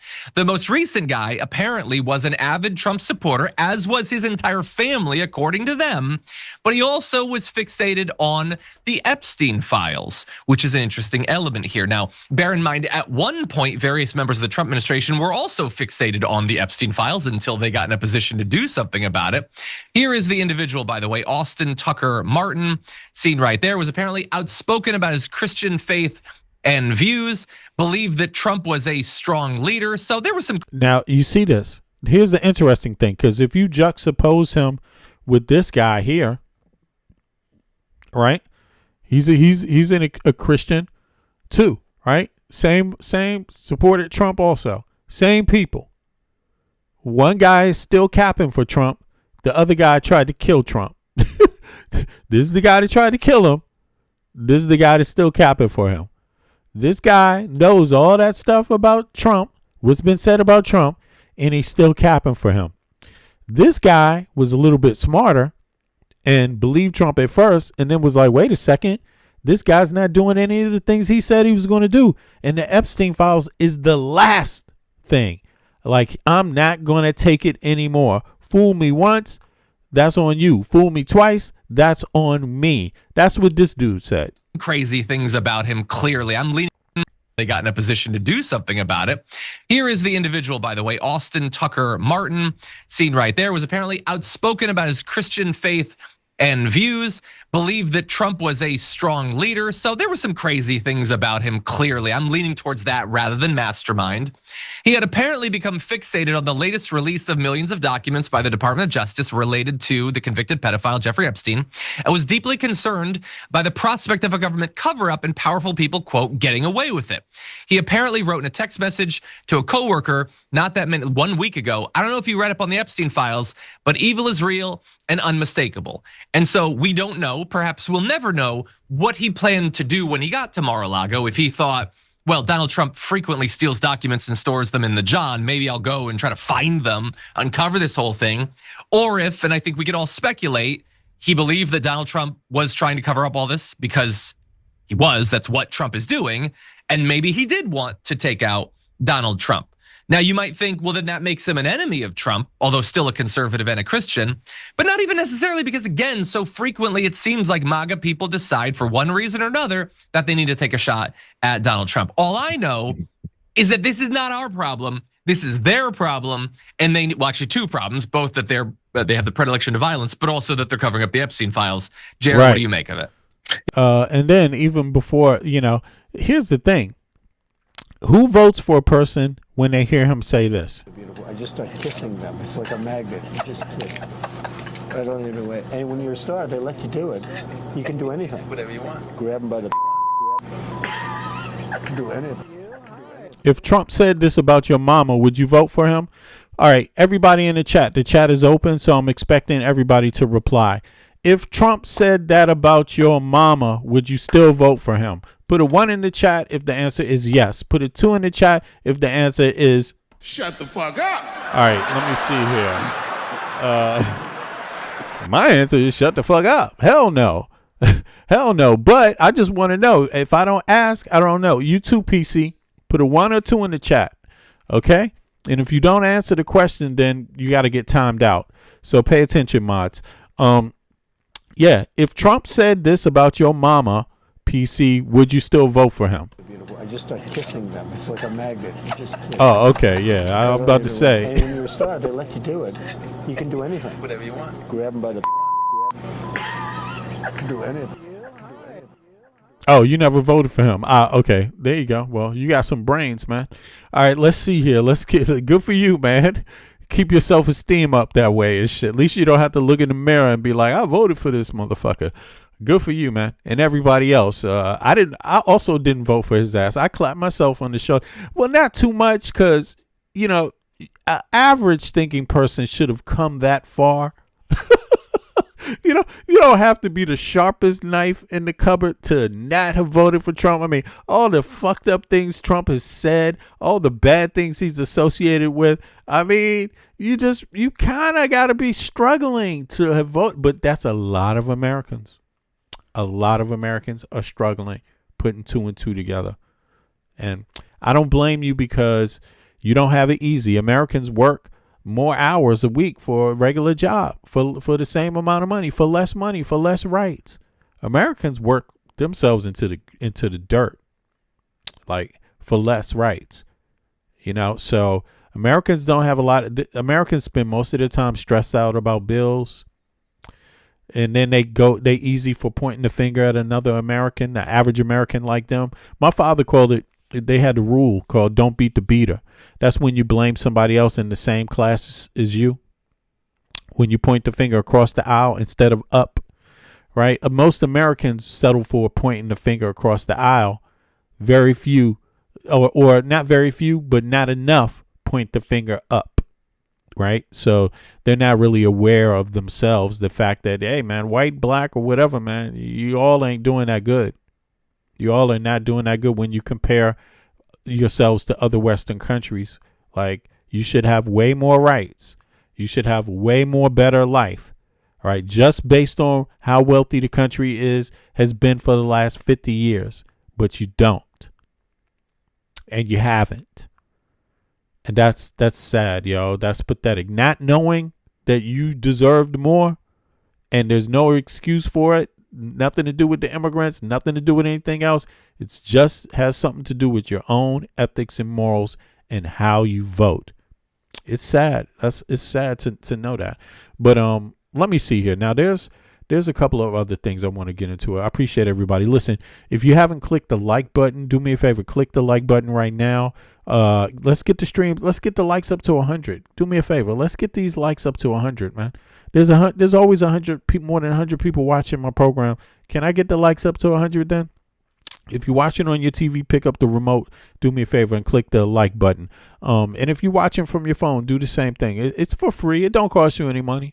I'm pretty entertaining from time to time. So let's see here. Now, there's more to this, though. There's more to this. Let's see. There's more Epstein victims, but let me get to the report first. Sorry about that.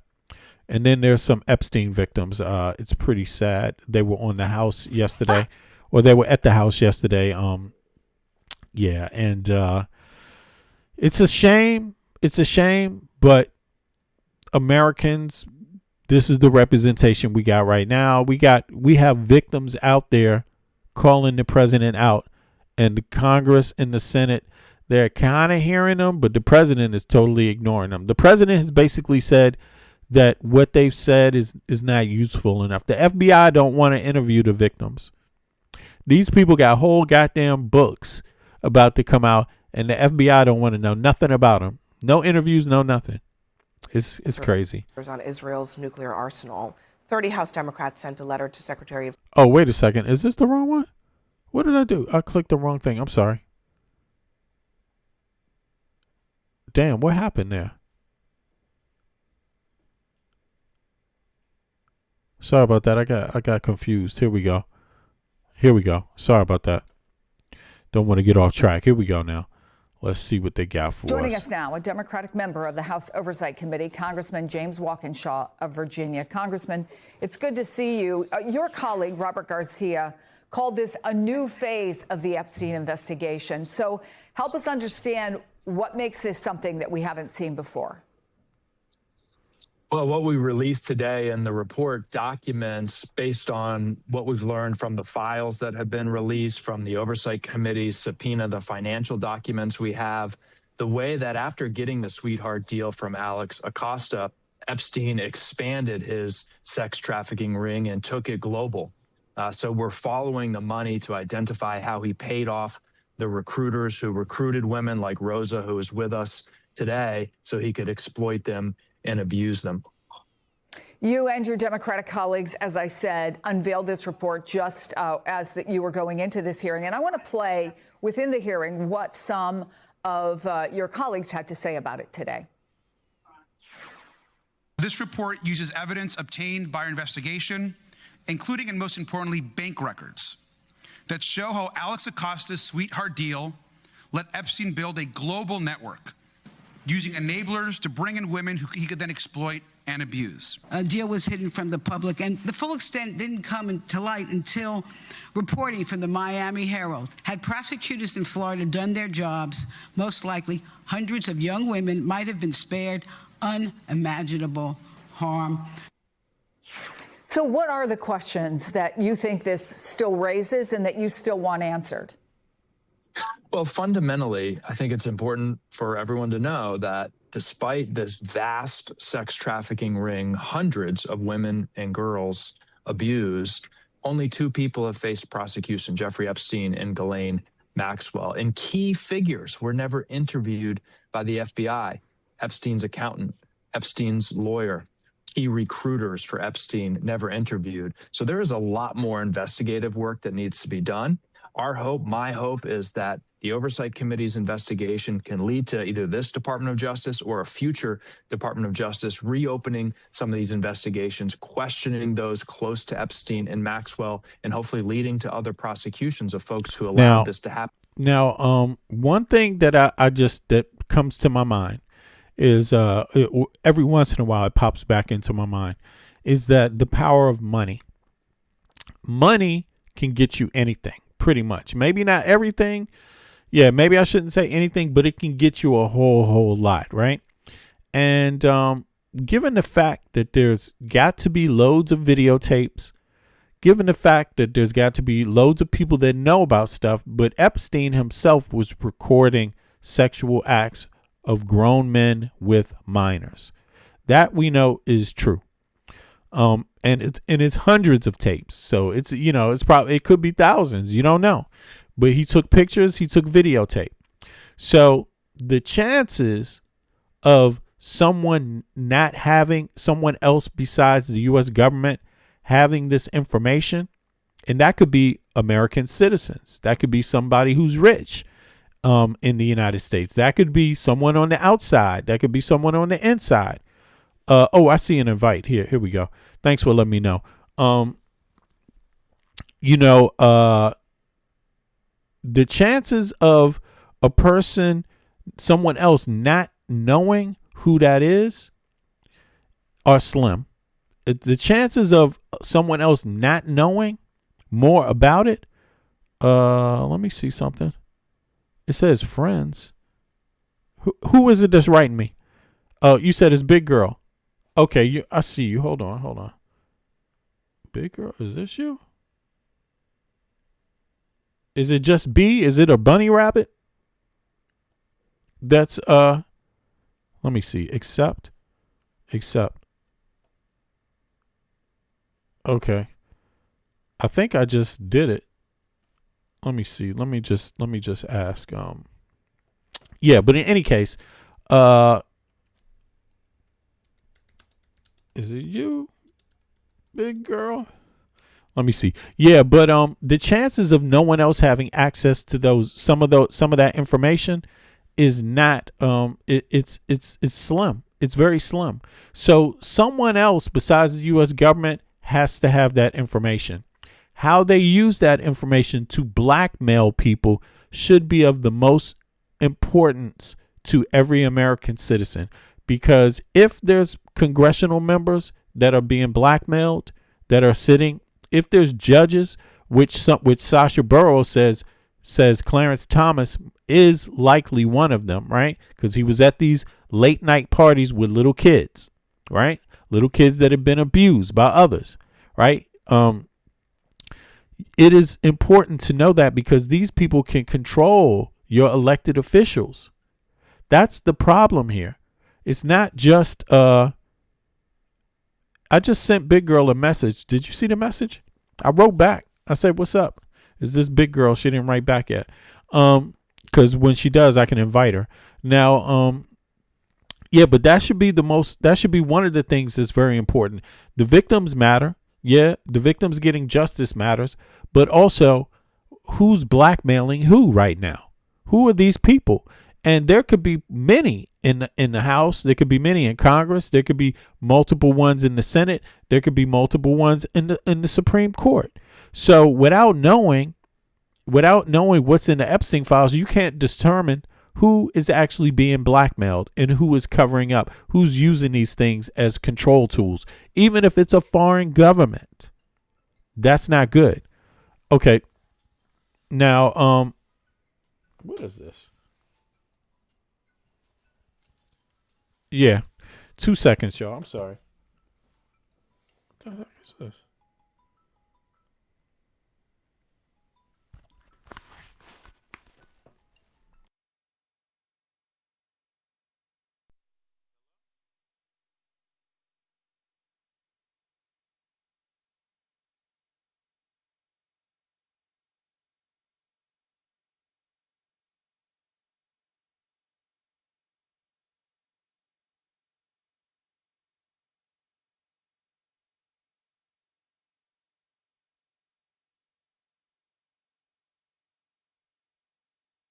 happen or helped this to happen. Realistically, do you think you're any closer to that happening? Well, unfortunately, we have a brick wall in the Trump administration and Trump Department of Justice right now. I'm not going to give up hope on that. We're going to keep working to convince them. We have Pam Bondi coming before our committee on the 29th, but it might be up to a future attorney general and future Department of Justice and a different administration who's really committed to the transparency and accountability that the survivors we heard from today are demanding. We did show a little bit of this earlier, but you heard today from a survivor who had never publicly told her story before. Here's more of what she had to say.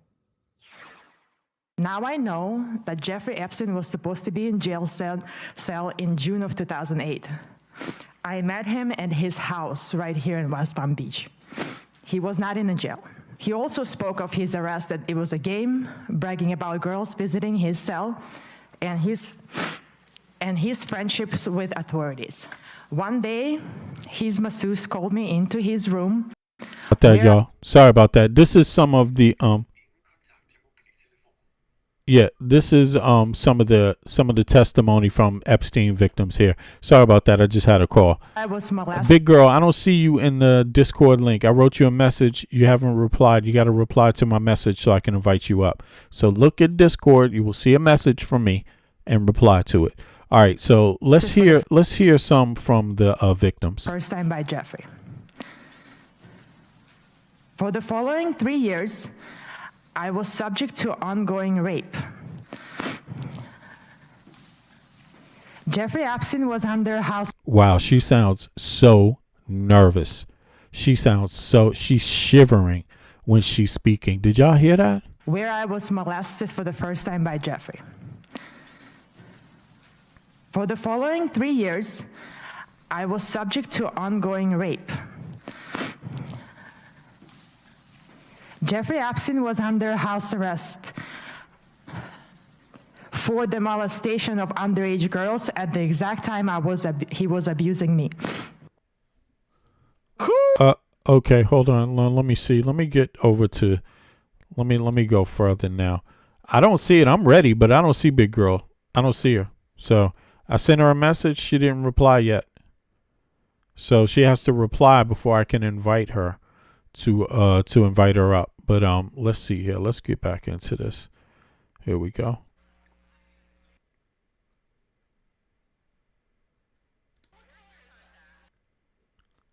By Jeffrey Epstein in Palm Beach, beginning at the age of 14. Courtney is a mom, advocate, and survivor. She later brought a lawsuit against the federal government over the non-prosecution agreement that allowed Epstein to avoid federal charges. And she will speak about its lasting impact on survivors. We're also going to hear from Jenna Lisa Jones, who was abused by Jeffrey Epstein in Florida when she was 14 years old. She has spoken publicly about her experience and about her disappointment with the failure to fully release information related to this case. She is a mom, a wife, and a founding survivor of Survivors, Inc. We're going to also hear from Spencer Kuvin, who is an attorney who represented some of the earliest survivors to come forward against Epstein, and he has spent years advocating on behalf of victims. He will speak about the failures in the original prosecution and the impact those failures have had on survivors. We'll also hear from Lauren Hirsch, who's a former prosecutor and an advocate working to combat trafficking and exploitation. She will discuss the ongoing efforts by survivors and advocates to seek accountability and justice. We will also hear from Maria Farmer by video, who's the first person to report Jeffrey Epstein's abuse to authorities in 1996. She'll be providing video testimony. Finally, Sky and Amanda Roberts are here. We all, of course, know their incredible courage, and they'll be reading a brief statement as well. We will continue, of course, to honor Virginia's memory, her legacy, and her tireless fight for justice. I want to especially thank the witnesses for being here and for your enormous courage. You are doing, obviously, a service, not just to all of the women and girls that have suffered, but to every single American woman and American girl in this country who need to be believed and who need to know that when they report a horror against them, that their government is going to believe them and is going to stand up for them. And so thank you for your courage today. I now are going to hear a video that Maria Farmer wanted folks to hear about. And so we're going to go ahead and play that. So Ms. My Farmer name is will be Maria Farmer. I am the whistleblower who reported Jeffrey Epstein, Ghislaine Maxwell, Les Wexner, and others to the FBI 30 years ago in 1996. Today, I apologize for my appearance. I was not well enough to attend this hearing in person and have recently been released from the hospital. That's the result of 30 years of fighting. For 3 decades, I've carried a weight that no survivor should ever have to bear. I reported what I believed were heinous crimes against children, and these individuals responsible were involved in an international pedophile ring. I reported their crimes in real time, and the government continues to ignore me to this day. Wow. In 1996, I reported Epstein and his co-conspirators to my local New York City 6th Precinct. The commanding officer told me local police could only address the local arson crimes, and he instructed me to immediately report the whole story, spanning several states, to the FBI. He told me that it was vitally important that I tell the whole story to the FBI, which I did. The FBI asked me questions, said they were familiar with some of the perpetrators I identified, and gave me every reason to believe they would respond. That failure, that single moment when law enforcement refused to take action, set off a cascade of injustice. Hold on. Let me hear that again. Me to immediately report the whole story. She told the police. The police told her to tell the FBI. She did tell the FBI. She told them everything. She told them who the perpetrators were. And then what? Let me just hear this. New York City 6th Precinct. The commanding officer told me local police could only address the local arson crimes, and he instructed me to immediately report the whole story, spanning several states, to the FBI. He told me that it was vitally important that I tell the whole story to the FBI, which I did. The FBI asked me questions, said they were familiar with some of the perpetrators I identified, and gave me every reason to believe they would respond. Okay, so the FBI said they were familiar with some of the perpetrators. That failure, FBI, which I did. The FBI asked me questions, said they were familiar with some of the perpetrators I identified, and gave me every reason to believe they would respond. That failure, that single moment when law enforcement refused to take action, set off a cascade of injustice and grave repercussions to my sisters, my family, and so many others, and to me personally, including my health and well-being. The FBI's decades of failure and inaction led to countless more girls and young women suffering abuse and trauma that could have been prevented. Individuals like Virginia Giuffre, Anushka DeGiorgio, Shantae Davies, Marika Chartoni, Danny Bensky, Jenna Lisa Jones, Ashley Rubright, and Jennifer Rose, among others. Each survivor represents a life changed forever, suffering that could have been spared if the FBI had done their job in 1996. The failures did not stop there. In 2006, the FBI tracked me down, stating that they searched for me because they knew I had reported Epstein 10 years earlier and no one else had. They urged me to testify in a federal criminal trial against Epstein and his co-conspirators, and they promised that they would get him this time. I trusted them again, relied upon them again, and they betrayed me again. Rather than following through with their promises, the government offered Epstein a sweetheart deal and shielded powerful individuals from accountability. And they persist in granting special treatment to certain people to this day. I have received death threats from Maxwell and her associates, including one instance where they threatened to burn my apartment down. And those threats have not stopped. I have been subjected to more than 3 decades of ongoing harassment, vicious challenges to my truthfulness, and real danger from internet instigators, trolls, and more.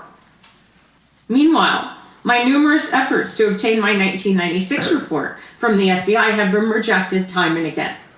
In 2023, I wrote a letter to the government asking for an investigation of the government's actions or inactions in response to my 1996 report.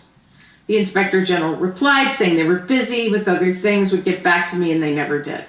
I sent multiple FOIA requests for my FBI report records. In January 2025. Yo, I got to tell you, Mike has not sent me a request.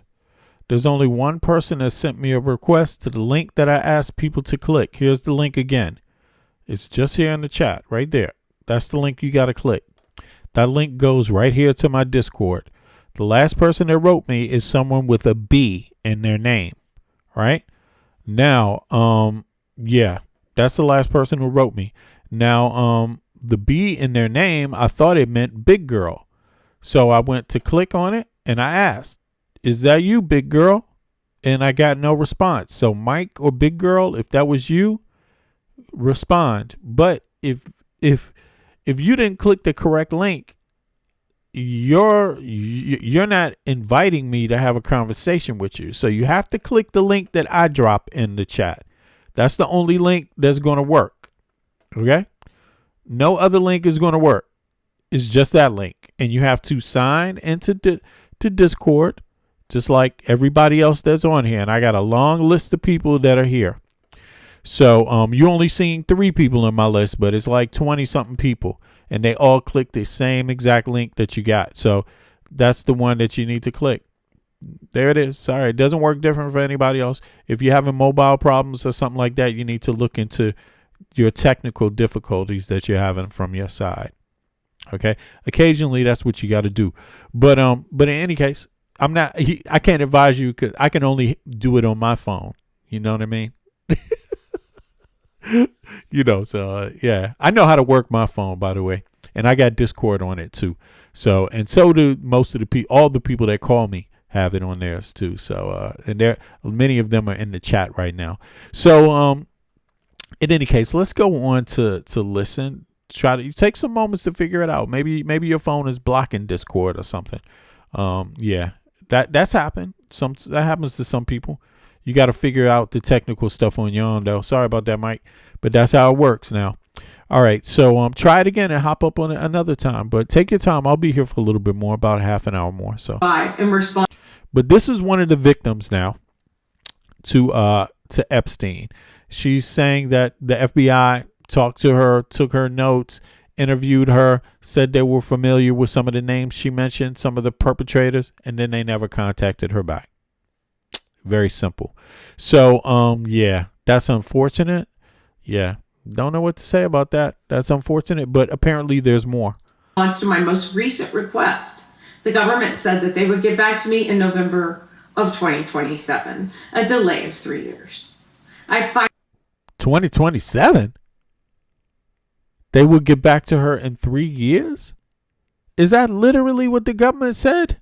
Multiple FOIA requests for my FBI report records. In January 2025, in response to my most recent request, the government said that they would get back to me in November of 2027. Okay, that's different. That's for her. She wants to get all the documents and correspondence that she's made with them. She wants to get their copies. I believe that's what that means. Let me know if I got that right. A delay of 3 years. I finally received a letter saying they looked at my complaint, took some kind of action, and the matter was addressed, but what they did was a secret. With no other choice, I filed an administrative claim against the government and then a lawsuit. Since then, virtually nothing has happened, and I'm left waiting and wondering what is next. With the passage of the Epstein Files Transparency Act, after years of efforts to get my records, an FD 71 form was released for the first time, confirming just a small part of my 1996 whistleblower report and vindicating some of what I had said for years. Wow. However, the full extent of what I told the FBI was not in that document, so the release of the Epstein files provides only partial relief for me. Where is the evidence I provided of my sexual assault and that of my sister Annie? Why won't the FBI release my full report? The failures of those sworn to protect us have overwhelmed me. Wow. Doing my civic duty has cost me dearly.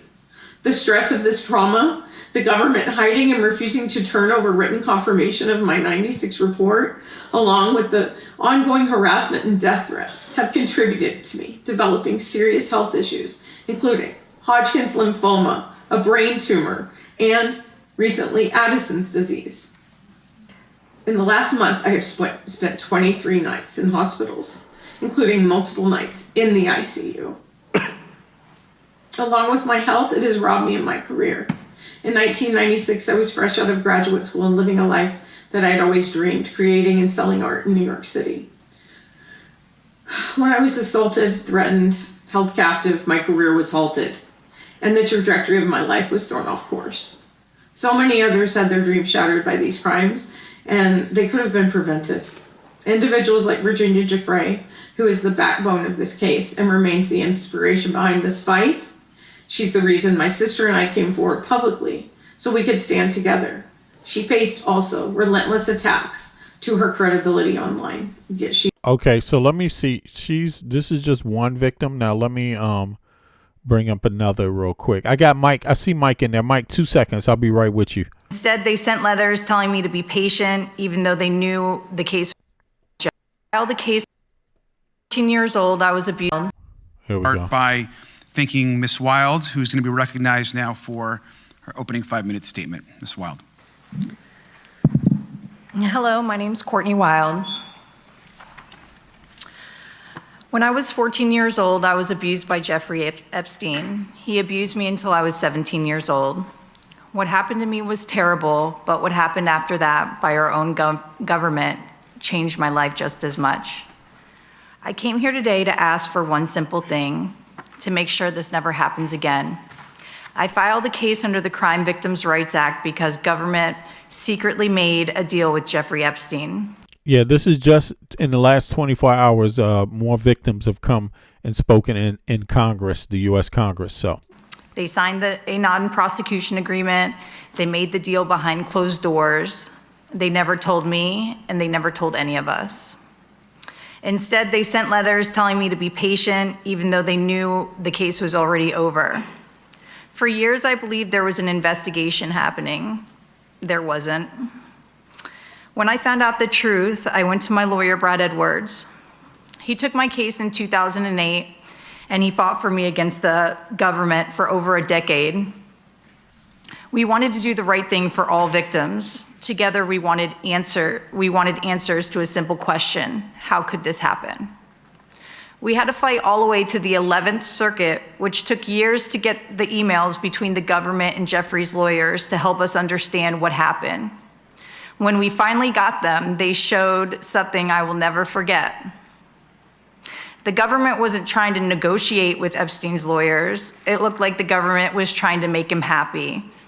They were trying to make sure that the punishment they were going to give him was okay with him. It seemed like they had forgotten that there were 40 of us kids who had been abused by him. yeah, so that was just 40 in the Florida case. And there's it's horrific. Now there's thousands, or at least 1,000. Yeah. And again, for people that haven't thought about this before, if these videotapes, someone else besides the U.S. government must have these videotapes. You don't know if it's private people in the U.S. You don't know if it's foreign governments or private people outside of the U.S. But if they have videotapes of any congressional members, any senators, any Congress members, any judges, Supreme Court judges like Clarence Thomas, any of them, or any other right-wing judge or any other left-wing judge, if they have any of Trump, they would easily use this information to control what he does domestically and publicly. They can control what laws you write, which laws you vote against, which ones you vote for, which ones you vote against, which ones you veto with the power of the pen, like Trump has executive power, could do that, and the ones that he doesn't veto, how you rule as a judge and how you don't rule as a judge. So if you don't get these Epstein files out, you're never going to know who's tinkering with your ass. That's not freedom. Silent because I was afraid and because I did not understand why this happened to me. When I finally came forward, I made a commitment to use my voice responsibly. All right, so I'm gonna keep it short. It's not that I'm not interested, but I can't listen to all of it right now, and I'm going to I want to get Mike up here real quick. Mike, let me give you a call. For those of you that haven't seen, that don't know, the congressional hearing was this was just yesterday. I put it a link in the chat, so you can use that link, and it will take you right to the hearings that happened yesterday. Now let me get Mike up here. Let me see what's going on. Mike, let me see here. Let me see if this works. Should be ringing right now, but you're on mute, Mike. I can see that. You got to come off of mute. Yeah, you're still on mute. Let me pull this up on the screen real quick, because I realize people probably can't see what I'm talking about. All right. Boom. Here we go. We got Mike up here. Mike, you got to take it off of mute. Oh, I see you switched to headphones now. So now all you got to do is take the audio off of mute. Let me flip this around real quick. Yeah, okay. It says your headphones are muted. Or no, you're not on mute, but your headphones, yeah, now it's switching. Okay, now it says you're on mute. Before it said headphones mute. Now it just says microphone mute.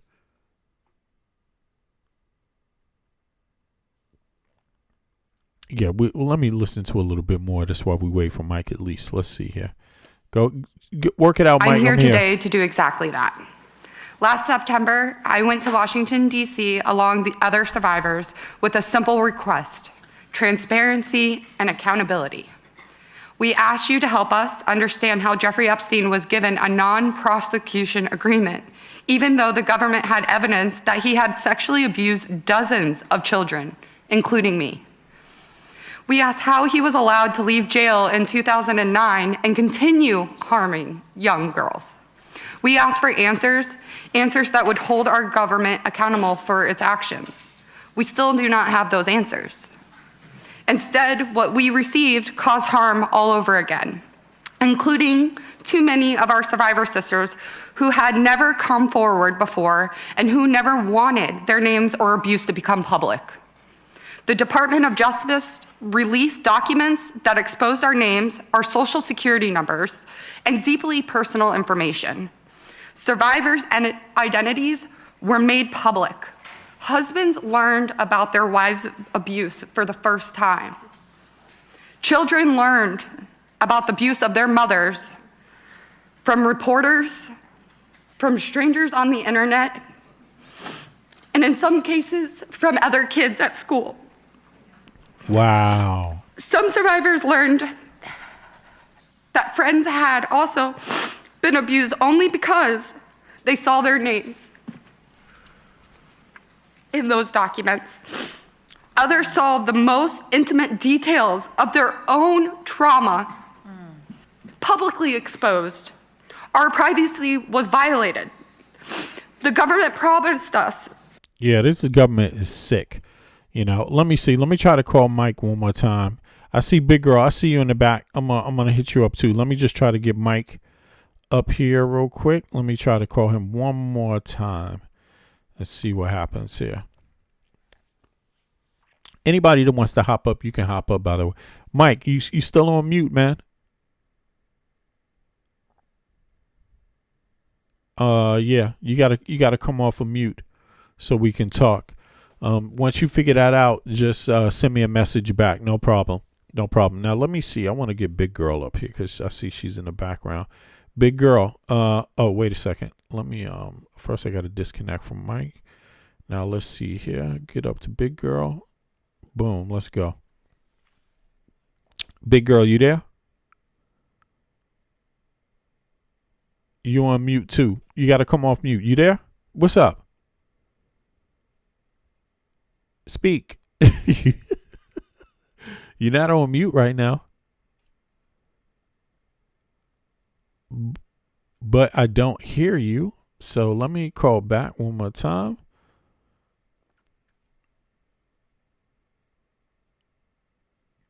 Let's see. Maybe some luck. You there? I can't hear you. Okay, now, yeah, you can hear me. Now, I mean, my phone is crazy. I need a new phone, but I'm not getting one right now. You funny, but you always say that. But no worries. What's up, big girl? Oh, she just cut off. What the heck? Don't hang up. Don't hang up next time. Come on now. Let me try this again. Big girl, you there? Hello. Yeah, you It's there, this right? damn Okay. Okay. phone. I can hear Hello. you.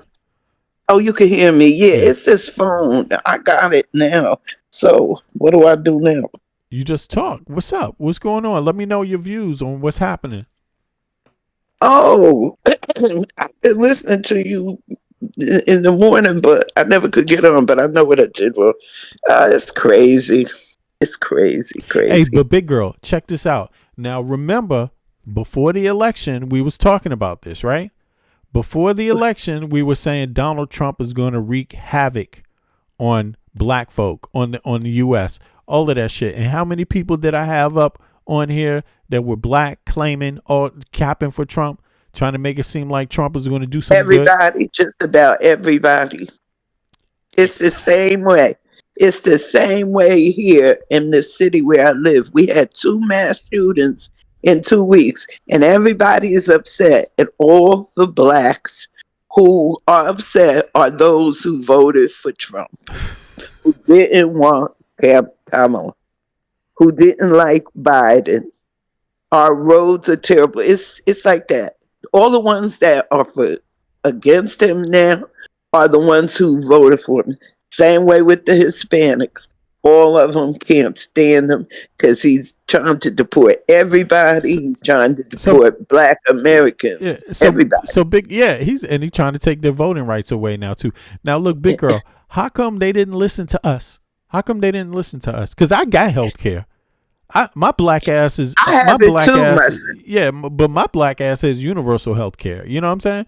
I got universal health care, universal education. My kids have it. And I'm sitting up here. I'm an American citizen living abroad. And I'm sitting up here trying to tell my own countrymen that you deserve better and there's no excuse. And they couldn't even fucking listen to me. Nope. They sure couldn't. They're not listening to nobody whatsoever. It's like a war. Donald Trump got everybody hating everybody. My town now, being a sanctuary city, is predominantly Hispanic. So the blacks that are here are fighting against him. He's got the blacks fighting against the Hispanics. The Hispanics going for him, thinking he's for them. It's crazy. It's just crazy. I sit back and look at it. It's gonna get worse, but November is coming quicker than they think. I think the whole thing boils down to the midterms. If they don't get these people to see, I don't know if you heard about the FBA's Foundationally Black American, which is bullshit. Tariq scamming ass. Yeah, exactly. Exactly. Scamming ass Tariq. Yes. Scamming ass Tariq. Let me make another movie about Haiti and shit. And now I hate the Haitians. It's like, what the hell? What the fuck? He is a scammer from way back. I don't care who people marry because I got interracial marriage. My father was an interracial child. So my grandfather on my father's side is white. But you talking all this shit to black people and telling them don't vote. You got a white wife. You got interracial children. People don't look at it that far. People live by Tariq Nasheed. I have a friend, a male friend whom I've been friends with years. He got mad with me because I said black people right now don't deserve no reparations. And I meant that. I said my reparations for me would be to have good housing, nice, what's the word I want? Schools. What you mean is I don't know what you mean, but I think I know African Americans. The reparations things, but wait a minute. Yeah, go ahead. Whatever. I have my feelings about reparations for me if they were to offer it to me what I would want. But I get it, if reparations, but damn, you put the damn man in that ain't gonna give you shit. You Yeah, stood a exactly. better chance And, of getting reparations with yeah. Kamala and the Democrats. And here's the thing. They were talking about it. And here's the thing. Who the hell in their right mind puts reparations up against everything else that everybody should have also? Exactly. Who does that? So that's a recipe for disaster. That is not even pro reparations. That's pro kill yourself. Like, what the hell? That's pro damn stupidity. Reparations is supposed to be after. It's supposed to be on top of regular shit that everybody's supposed to have. In the U.S., people don't even have regular shit. Just the masses. We don't. And I'm the only, excuse me. The only reason why I have any health care other than Medicaid is because I work. I work for an employer. I work for the state of New Jersey, and that was part of their package for us. If you work for me and you retire from me, you will get a pension. So you're a real person. So you have a state and a health care connected to it, to your job. There you go. There you go. I got it connected, but you had to work for that, and you had to damn near kill yourself to do that, to get that. We work hard in the U.S. We work very hard, Yes. And I brought that work ethic with me to Denmark too. I brought the hard work. I benefited from it because I owned a company and things like that. I was very industrious as an individual. You know what I'm saying? But I'm saying they probably looked at you like you were a sideshow because from what I hear you say, it's like they work, but they don't work as hard as we do. In order for us here to get anything, to make any type of money, you got to put you got to just about abandon your family. In the U.S., in the U.S., we used to working our asses off, and the problem is that nobody else sees work that way. They have workers' rights, so you're supposed to be healthy. Also, you're supposed to be able to enjoy some time after work with your kids and your family. Also, you're supposed to have a life outside of work, and in the U.S., they don't believe that. They believe you ain't fuck your life outside of work. This is it. You come here, you work your ass off, you pay your bills, and you come back in the morning. If you're too tired and you don't have enough time for anything else, if your life doesn't allow you to enjoy your family, your kids that you also have, too bad. You have no life. That's crazy. You can make I have worked my work week, my paycheck every 2 weeks was for 80 hours. There was one point in time when I worked so much, I put 120 hours in 2 weeks. 120 and I got hours. Okay. In 2 weeks. That's a lot of goddamn hours, yo. That's a lot of. I put. That's 60 hours a week. A month. You work 20 hours more. Right? No, I put for a whole month of 80 hours into 1 month, and I had another 80 hours to go. I made the money. My son went and got the check. I looked at it. I was too tired to spend it. I was too tired to go to the bank. I said, you know what? That's it. I had to limit myself. Yeah. I almost had a breakdown from it because you have no time for your family. And when you are home, you want to sleep. You're overtired. You're overworked. And it eats all your money. Yeah. And now it's even worse because all the cities in America, because of that Supreme Court, Citizens United, right? Corporations own everything. They own the rent here is sky high. A 1-bedroom, I was paying $1,500 for a 1-bedroom. A 2-bedroom in the same complex was going for $2,800. And if you want a 3-bedroom, it's $35. And God knows what it is if you want 4 bedrooms, if you got a lot of kids. And it's terrible. And that's where, in New Jersey? In New Jersey, yes. Okay, 20 minutes away from New York, in Patterson. 20 to 30 minutes away from Midtown Manhattan. And everybody, and we're a sanctuary city, so Trump has everybody going crazy. The town, my town itself, the mayor, he's another Trump. I said we got two assholes running. I got one running the city I live in and one in the country. It's terrible. It's terrible. It's sad. It's sad. I actually feel very sorry when I hear you say that too, because I know it's not easy. I'm American. I grew up in the U.S. I left the U.S. when I was 30. So I know exactly how things are. And of course, all my family outside of my kids is in the U.S., and I got a big family, and, and it's hard to get all Americans to understand, like, man, you are just getting ripped off, and so easy to divide, and getting ripped off far worse. I mean, being treated the worst. I'm just going to say this. American citizens get treated worse in terms of all the West. The United States citizen is treated the worst by their own government, period. Yeah. Forget all the reasons why. Forget Republican and Democrat. Forget all that shit. Your government, everyone combined, knows that American citizens are being treated worse as far as the people in the West by their own government. And that American people got to wake up about that shit, man. They're only able to do it when you think you got it good and you don't. You're only able to do it when they got you fooled. It is sick. It's sick. Actually, Donald Trump, someone reported that Donald Trump was in some kind of meeting with Iran, and he says he doesn't know about, care about the financial situation at home. No, he does. Exactly.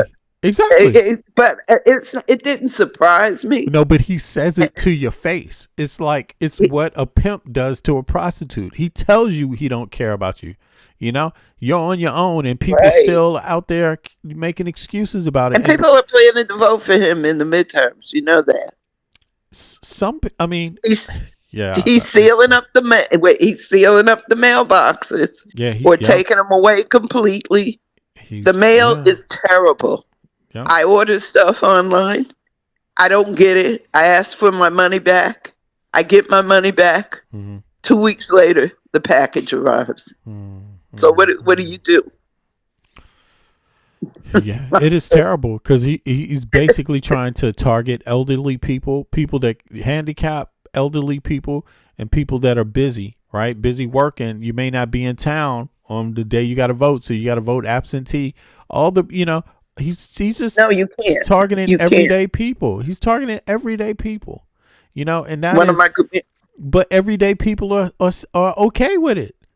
They're listen, and you're not, but too many everyday people, and legacy media is not talking about it like this is a problem. I'm sorry, but this is criminal. This is criminal. This is a problem. Yes, it is. It really is. You got your TV on in the background? No, I'm getting ready to turn it off. Yeah, it's my iPad. Yeah, put it on. I'm getting ready to turn it off. Yeah. I don't. Okay. This thing. But yeah. Well, let me know what else. How is everything else? Keep going. What else is there that is pissing you off about Trump? I told you. I don't know. I don't know if you remember. I knew when he was running. When Kamala was running, when Biden ran, I knew that he wasn't going to be no good the first time he was in, so I didn't vote for him. And actually, my sister, she passed away. She voted for him the first time. Oh, he's a businessman. She got swept away with this conservative, evangelical Christian values. All this, I think I'm a little bit better than you. Just for nothing. Just for nothing. It's either I'm a Christian, so I'm better than somebody else, or I'm this, so I'm better than. I'm a citizen. You're Hispanic. I'm better than you. You're not from this country. You're an immigrant. I'm better than you. It's always this shit that makes somebody better for doing nothing. Nothing about their own work ethic. Nothing about their character. They just inherently better than somebody else. It's crazy, man. She didn't see. Well, she passed away in 2022. She passed away, Oh, yeah. and I was to sit and I Rest in wonder what peace. she would say now. I wonder what she would think now. Yo, Because you know what? You know what? Guess what? A lot of people can die today.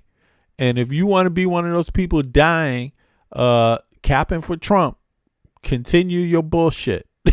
Continue, because that would be the most sad event on like a middle class person dying, actually believing in Trump. God damn. Yeah. That would be the that's embarrassing. Yeah, terrible. You care my about granddaughter. You care about One a of my billionaire. granddaughters. Yeah, they care about a billionaire that doesn't give 2 cents about them. That's crazy. And it's not only black people. Right. It's poor white people, everything. Yes. But they hate black people so bad that they will deny themselves stuff. I don't get it. I don't care. I stopped watching everything because I know what I'm going to do when the midterm comes. Now, I talk to people as much as I can. I have twin granddaughters. One of them told her mother she was voting for Trump. Her mother said, "You got to get out the house if you do. Yeah, get your ass If out you the house, vote yo. for him." Yeah, You ain't she gonna be said around she me. was only playing. I said, "Are you voting for Trump?" She said, "No." She said, "I was just playing with my mother." I said, "Well, don't play like that." Well, wait a Okay. second. I wouldn't advise you to kick out your kid. Now, don't get me wrong. I wouldn't do that. But Oh, she would. My listen, granddaughter. They're 20. They're grown. But if you're an adults. adult, if you're an adult and you capping for Trump around my ass, you gotta get She's the an fuck out. adult. You gotta get the fuck out, man. They're in their 20s. They'll be 25 next year. Yeah. So. I ain't playing with no Trump supporters, man. I'm like, yo, you are insane. You are insane. You know. You know what this reminds me of? The stories I heard about how the Civil War divided families. My sister and I were just like that. We got in the biggest fight. She loved Prager University, which was right wing. She listened to Rush Limbaugh. She loved Candace Owen. Yeah, but listen, but I'm talking. But yeah, that's true. A lot of people didn't realize it though back then. But now, if you still capping for Trump now, you got to get out. Knew. We didn't come from that kind of family. Our family was like, they weren't highly educated, but they were very much up on civil rights and politics and voting, and definitely voting, because all my family before me, my aunts, uncles, everybody, my mother, my father, they all lived through the Jim Crow South. They were born, my father, 1908, my grandmother, 1884, 21 years after slavery ended. One of my grandmothers was 5 years old when slavery ended. So they knew nothing but Jim Crow. All of there. And my grandmother too. That's all was talked about. So my sister knows. She just liked the aura of it, I guess. I don't know. But my point is, we were just like that. And I thought about the Civil War. I said, damn, this is just like the Civil War. Families are divided over this man being what he is. And then when the Epstein files, when I started hearing about that, I knew Jeffrey Epstein had been locked up and he was for sex trafficking.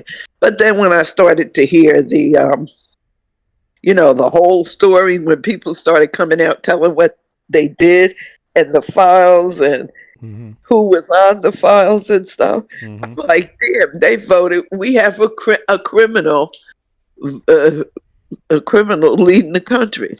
There's no other way to put it. Yeah, and a vile one. A pedophile at that. Yeah, I mean, he didn't just rob people. He destroyed Atlantic City. You know that, right?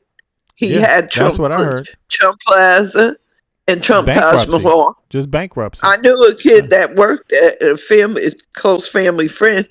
Their son worked there, and I don't know. He got in an altercation. He had the white kid guys, he was giving them raises and wasn't giving the black people none. The white guys, they wanted to fight. He had them wearing these silly old Arabian Night things in there. So he quit that. And Atlantic City is terrible now. Everywhere. He's just destructive. You know, it's just in the United States, we have given a pass to the wealthy too goddamn long, and they abuse power. They abuse it. You know, I mean, they pay less percentage of taxes. So, but then again, they have us paying our taxes towards wars that their companies benefit from, but we don't. Nobody's looking out for the everyday American. Nowhere. Nobody's doing it. I mean, of course, I'm not saying people aren't trying. There are some people that's trying, but I just mean generally speaking, the government is supposed to be making sure that American citizens come first, that American citizens are doing well with all of the wealth. And I'm sorry, the United States is richer than it's ever been, and the citizens are doing horrible with all that wealth. It can only mean that the government is not doing its job. It can only mean that, you know? Yeah. This reminds me of I only heard stories about this, about the Great Migration of the blacks from the South, because I never understood, because my mother they did the domestic work, the housework and stuff. And I asked her one time, I said, why would you leave the South? And because you're doing the same thing here. She said it was the difference between making $30 a month and making $30 a week. And I didn't understand, but now I understand it. So this is what Trump is doing. When he says make America great again, he wants to take us back to something I've never lived through. Yeah, he wants to set the clock over. Lived through. Yeah, he wants to but I don't think it's going to happen. I don't think it's going to happen. No, look, no, it's going to happen. It's going to happen. It's going to happen until American people stop it. Period.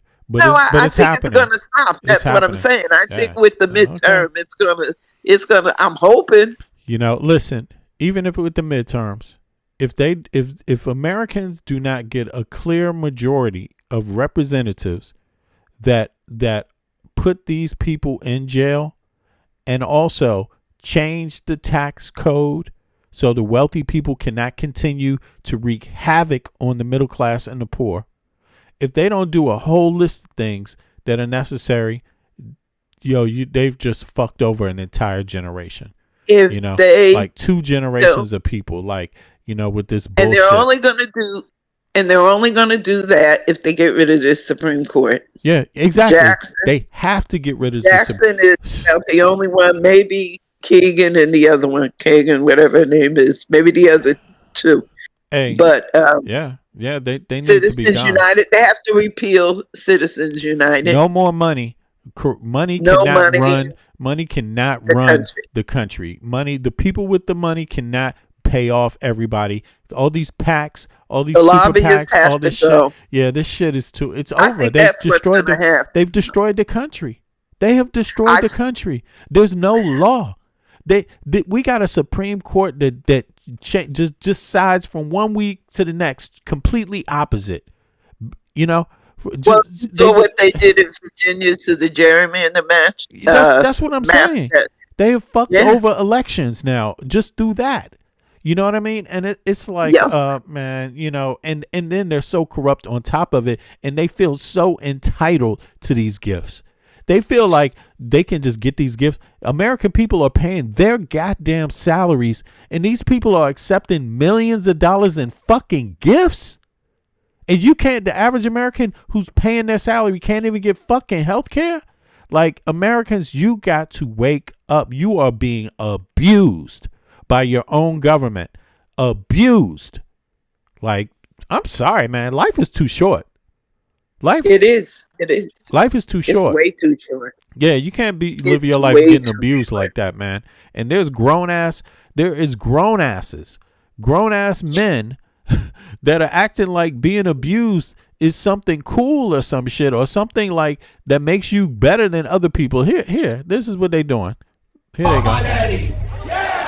I do anything to make you happy. Oh, Trump, you are my daddy. I do anything to make you happy. Yo, life is too short. Yo, life is too short, man. You're supposed to have beautiful things in your life, beautiful experiences. You're not supposed to go to sleep and imagine a whip hitting your back and shit. You know what I'm saying? You're not supposed to walk down the street and be, have all your worries in your head every second you're up. Man, what the hell? People are worried about how they're going to survive next week. That is crazy in the richest country on earth. Yo, sorry about that. No, go ahead. Go ahead. You good. Yeah. Yeah. My granddaughter, one of them, the twins, she took a HVAC course. She loved it. Yeah. And she been there 9 months, almost made a year. The guy laid off because he doesn't have the jobs anymore that he had because of the war in Iran. So naturally, he's going to keep the people with the seniority that's been with him the longest. So herself and, most of the new hires, they all got laid off. Yeah, I mean, more people have been laid off. God. Yeah, but more people have been laid off under Trump. So look, it's a clock ticking on all these people.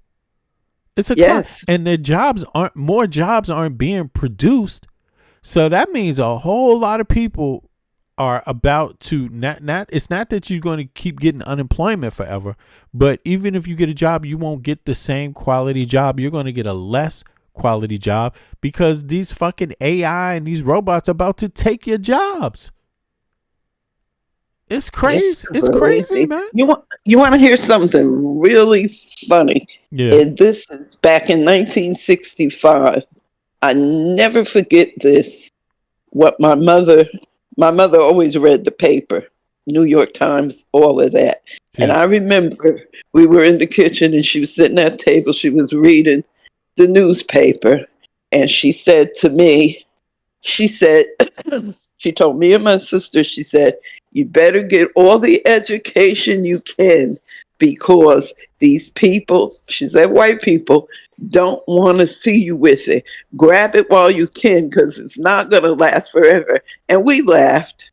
We thought it was crazy, but guess what? Yeah, you thought it was a joke. That's what he did. Yeah, we thought, because I was like, 14, 15? And it's so sad. It's so sad because for them in America, this is typical in the United States. They are, this thing, it's not like they're being proud of being American. They're not proud of being American. That's what's crazy.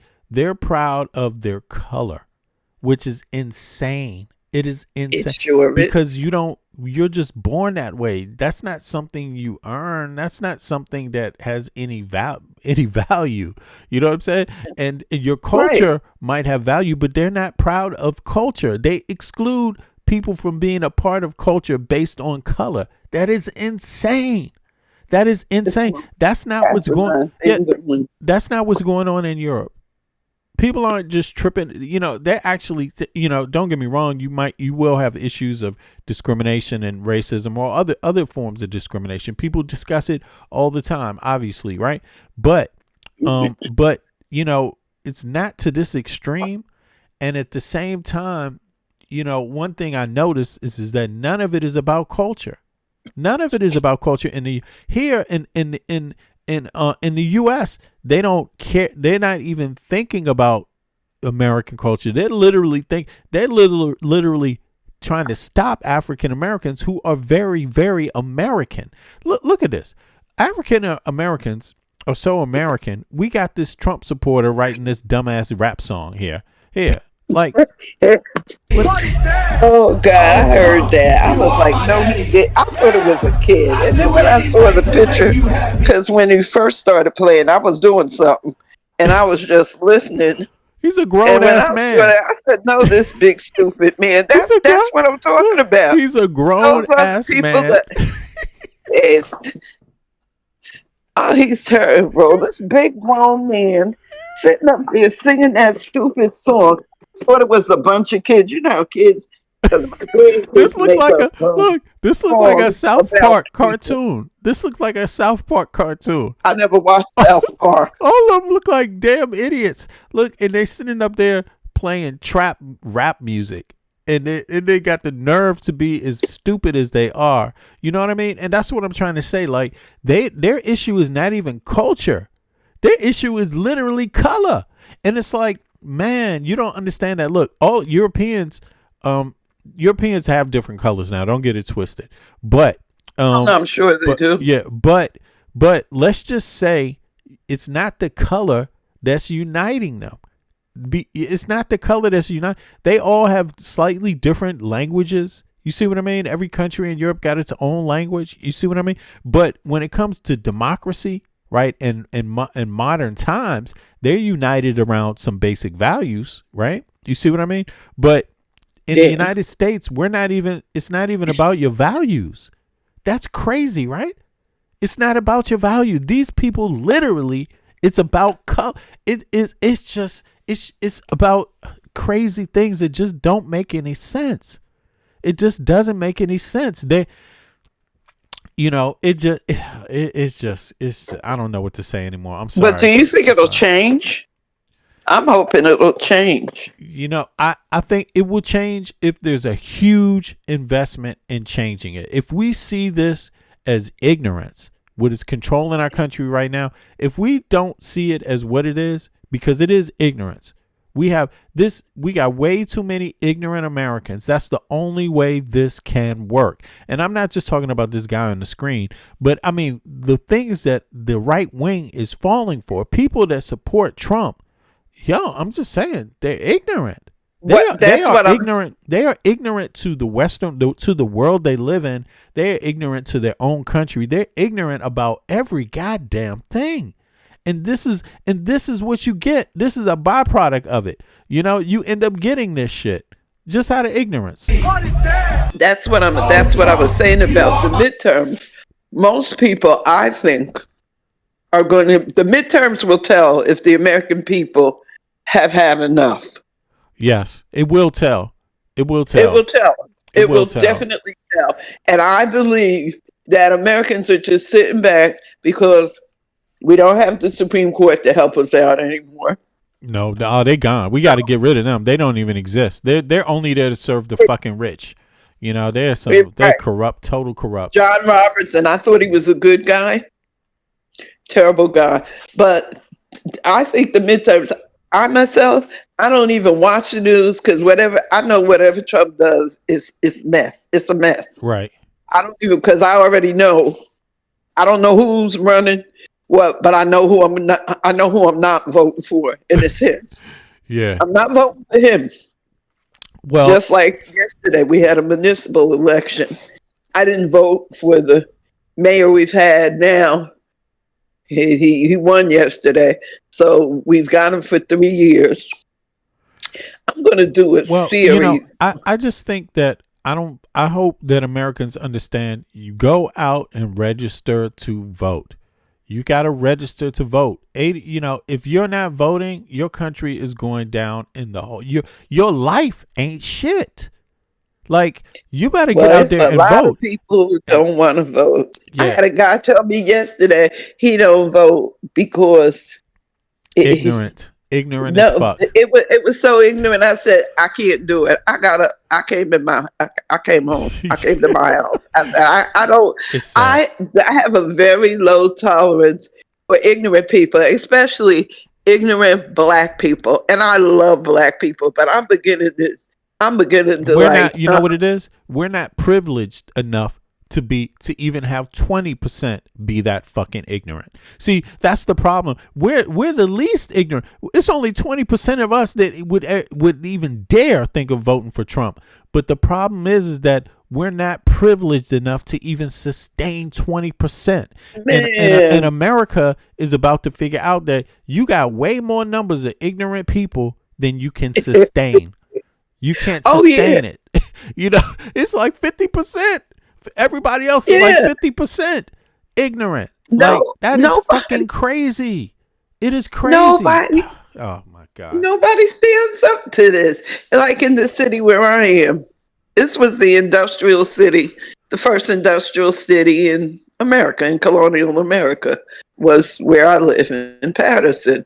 But this is the sanctuary city, and the guy keeps building apartment buildings, apartment buildings, apartment buildings. People are coming over from New York because rent for a 2-bedroom in New York is $4,500 a month. Wait a second. So Wait a second. Sorry about that.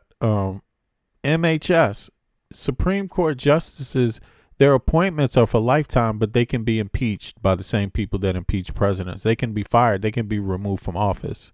And again, just to let everybody know, if you have basically, to make it safe, 2/3 majority of the House and the Congress, the Senate and the Congress, you can do anything you want. You can fire anyone you want.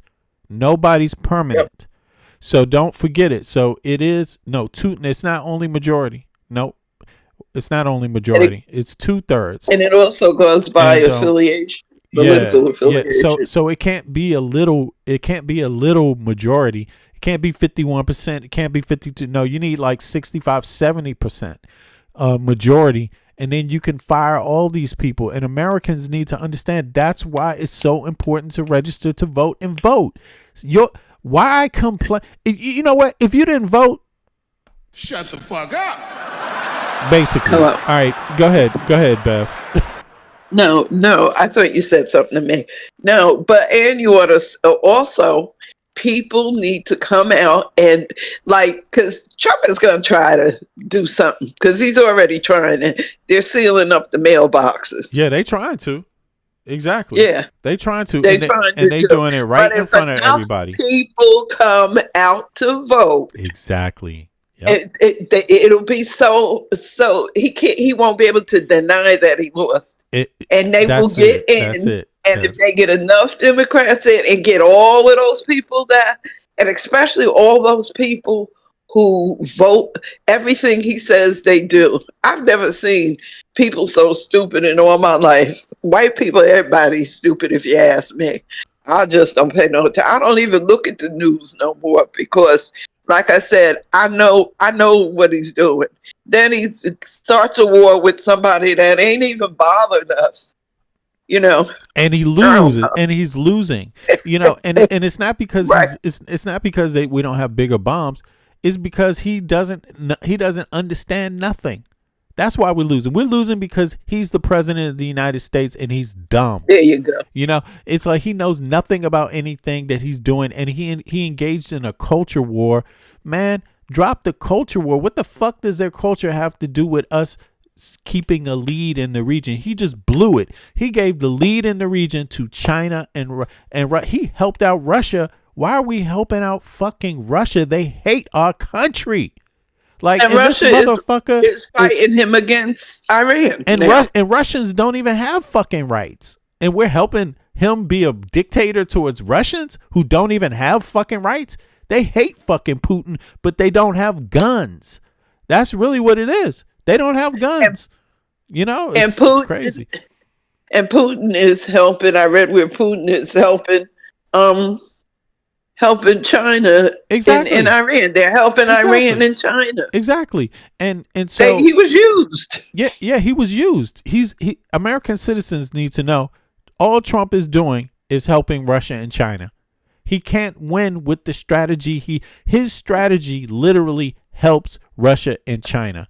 He employed the wrong strategy to empower the U.S. Period. Well, look at Hedge, whatever his name. I call him the Sonic the Hedgehog. Keg breath. Hedge, whatever. Vodka breath. Yeah, he fired all the top generals. And if you notice, he demoted all the black generals, female generals, and women in power. And people think that's okay. People think it's okay, and they just fired. They fired the people that were loyal and competent. And that is so crazy. The people that actually knew what they went for. Yeah. And if you ever notice, and people don't notice this, I notice this. Every black woman, when they speak of black women, They're low IQ. Jasmine Crockett. Now they're going after Jackson. Yeah. Ketanji Jackson. Yeah, they're She's going after low all IQ. of them. Yeah, they are. Yeah. That's it. And it's so sad because again, none of these people, while they're going after these people, Jasmine Crockett and all of these people, right? Representatives, none of the people that are going after Jasmine Crockett are offering Americans anything better for their tax dollars. And none of them have nothing. The educational that Jasmine she has. Crockett. Exactly. Yes. You know, it's so sad. None of them. It's so sad. And they talk about being American first. Man, your government wants you last. Our government treats, as far as Western citizens, we are treated worse by our government than any other citizen is treated by their government in the West. American citizens have to wake up. You have to understand that. If you don't know that, that makes you stupid. Wake up. There's no excuse. Donald Trump is only here because people 20 and 30 and 40 years ago didn't do right. Had they done right 20 and 30 and 40 and 50 years ago, you wouldn't even have a Donald Trump because your society wouldn't be so fucking corrupt. It's just, exactly. Man, it's just sad. I don't man. know. So I don't know what it's doing. You wouldn't have an Epstein. I'm so sick of it that, like I said, I don't even listen to the news anymore. Yeah, I do listen. The only one I like is me. Is David Muir. Yeah, I know that's you on. I'm talking about on mainstream media. Yeah. I listen to you. I don't listen to. It's some creators. I listen to. That you and Roland Martin, the ones that tell the truth. Roland Martin is telling the truth, and he's kicking ass. He is kicking ass. Mm-hmm. And what I love about Roland is that he's not doing nothing different than he wasn't doing yesterday. Times are worse, but he is still dedicated and he is still kicking ass. Roland is a king. Roland is a mover and shaker, man. He speaks his mind. Well, and he's thorough in his knowledge. Roland is no pushover, and just the fact that Tariq Nasheed makes fun of him shows you how much of a bozo Tariq Nasheed is. Like Tariq Nasheed is a piece of shit. He's a piece of shit. I can't stand him. He's a piece of shit. I can't stand him. God damn. He's a phoney. He's a phony. God, he's part of that. He's part of that. Black Power. No, that Black Power thing on 125th Street. Nah, he's part of that Candace Williams, same old frauds, same old fraudulent groups. Let me tell you. No, but he's lost. He's gutter. He's definitely gutter. But Tariq Nasheed is gutter. But he plays the same role. It's the same. What they do. No, there is. Have you ever heard of Sinetta Studios? Sinetta Studios. Please, just. No He's a part of that. When I was young, I used to go to New York all the time because I had a friend in Brooklyn. Wait a minute, and the same stuff that Sinetta was talking about, and then we're talking about in the late 1960s, early 1970s. He was a part of that. He's like the weird. No. You know what I say? They're all fake. No, but he's worse. He's worse. Tariq is worse, and I'm not trying to big up Sinetta. I know what you're saying. Tariq is worse because Tariq knew what this MAGA thing was about, and he literally sold it. He sold it to his own people for pennies, for some money for himself. Basically, that's what it looks like. He pushed this. He pushed this whole ethnic thing. Who's American? Who's not? Immigrants. He pushed this MAGA shit 100%. He's part of the black MAGA. Sinetta is just. He's just. That's just 125th Street. Yeah, they were. That's just 125th Street. They a bunch of criminals and shit. You know what I'm saying? but Tariq Nasheed, he's not that. He's more. He knows what he's doing. He was put in power. I mean, it looks to me like he was promoted by right wingers, plenty of right He wingers was watch his show. always that way. And they promote him to sell black people down the tubes, and it worked. I get you with that. Yeah, it worked. You know what I'm saying? Like, it's just sickening. It is sickening. And Tariq Nasheed, I saw it right through him. And all those folks on 125th Street harping that Black Power stuff and 100. They don't mention nothing about voting. They don't talk nothing about voting. No. You know what I'm saying? And they want money, revolution, they don't. You know, it's just scamming. They just scamming their own people too in another way. You know, that's what I'm telling you. They just want handouts and shit. They want you to send a cash out. Tariq goes with the flow. Yeah, no, but Tariq is worse. Tariq is worse. You know, I hate to say it, but Tariq is worse. I mean, I'm not saying no. Some of these other ones are degenerates though, rapists and all this shit, man. I'm serious. Somebody did that 125th Street shit is some foul shit. It is some foul shit. These are some felons.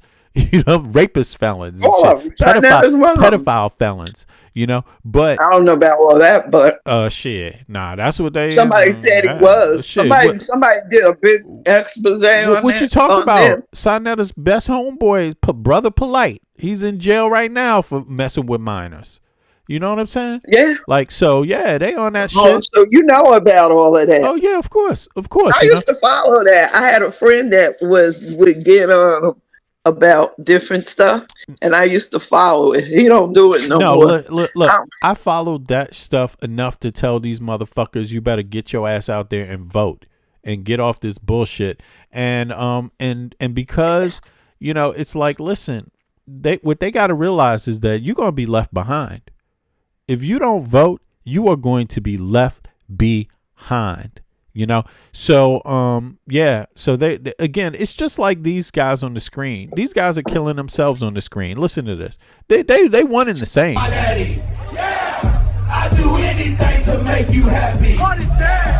Oh, Trump, you are my daddy. I can't hear this. This is the same as 125th Street. This is just a different way of doing Harlem. This is a different way of doing scamming. It's the same dumb shit. You know what I'm saying? It's the same dumb shit. It's just the same dumb shit. It's just one is chubby white dudes with fucking goddamn trucker caps on, and the other ones, the ones on the 125th got unks on and shit, and you know what I'm saying? But they all selling bigotry. They all selling bigotry. You see what I'm saying? So it's the same shit. It's they killing each other off with that dumb bigotry shit. You know, they got that in common, boy. Woo. And that shit, they better wake up because they're gonna be left FBA. behind. That burned me up. Yeah, none of them. They FBA.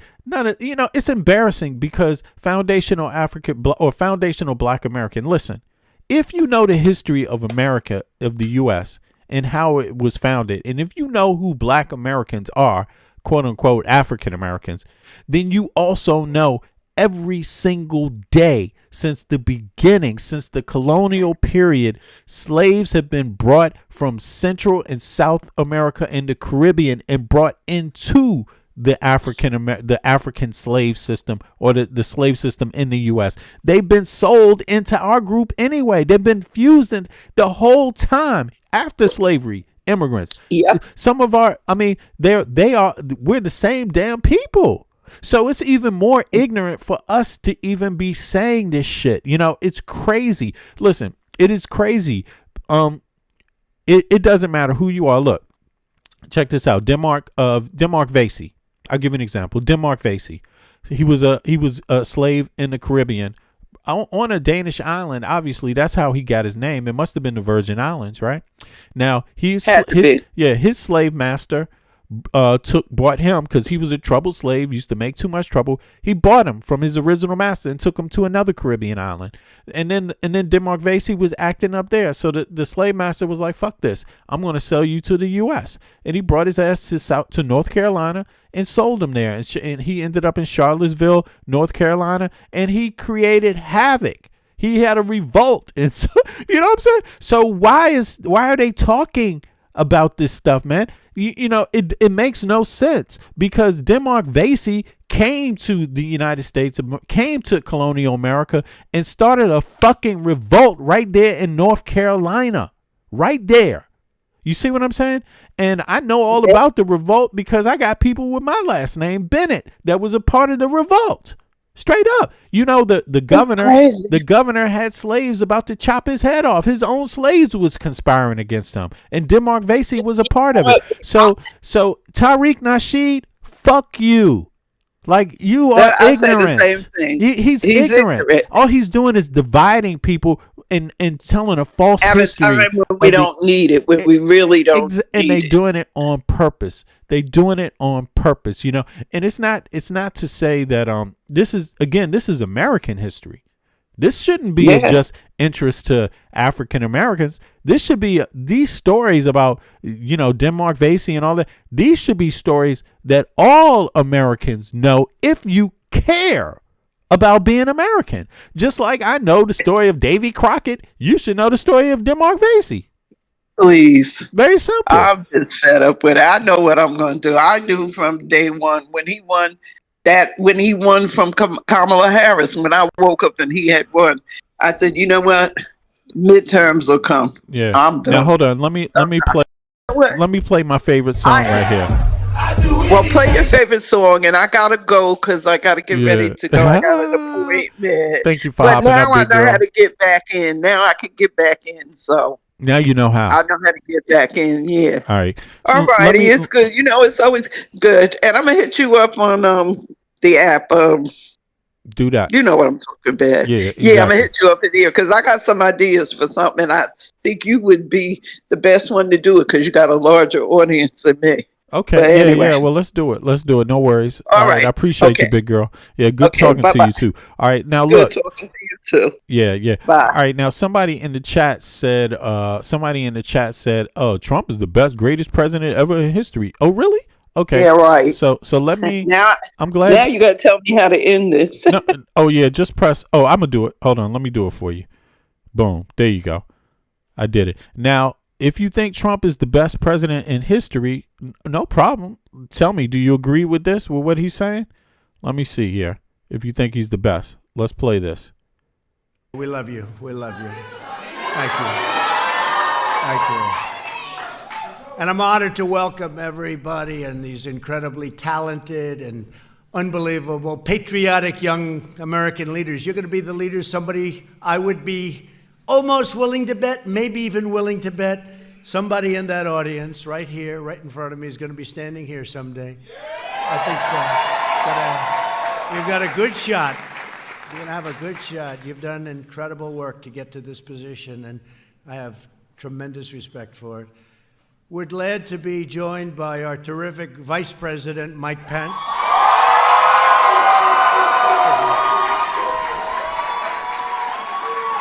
And many of our cabinet members are here. They wanted to be here. I told a couple of them, don't have to. Don't worry about it. What the heck? These are my friends. They said, no, we want to be here. So we have a lot of our cabinet members here. And to every young person, you represent America's future. You are the best and the brightest, the bravest and boldest. And someday you are going to be setting records like nobody before. I'm telling you, I know it. I know where it's at. I know where energy is. And okay, so tell me, is Trump correct? Is he correct or is he wrong when he's saying this? Let me see. Who said he's the best president in history? Okay, yeah. Clary, was Trump correct when he said that, or was he incorrect? Let me know. Now I'm going to continue. You have the energy like very few people have the energy, so I just want to tell you, get out there. Prove me right, please, okay? Prove me right. I have no doubt you will. Each of you has come to Washington for the Black Leadership Summit because you have what it takes to achieve real change on your campuses and in your communities, and that's what you've been doing, and that's actually why you're here. You speak out for the values and principles that have made America the most exceptional nation anywhere on earth, and I will say this today is greater than it ever was before. Our military, our economy. African Americans built this nation. You built this nation. You know, you're just starting to get real credit for that, okay? I don't know if you know that. You're just starting to get, you built the nation. Is he correct? Did African Americans build the nation? Where is Clarice at? Clarice, only you. Put a 1 in the chat if African Americans built this nation. Put a 2 in the chat if Trump is incorrect. Everybody else, don't worry about it. I just want to know about Clarice's ass. Okay, she talking about Trump's the best president on earth. Was he correct or not? Now, yeah. Well, thanks a lot for trying to cut our votes in half since you think we built the country. What a. Anyway, listen, y'all. I have to go. Michael, hold on. Let me get Michael. Sorry, I couldn't get you up here this time, but you know how it works. I will get you up next time.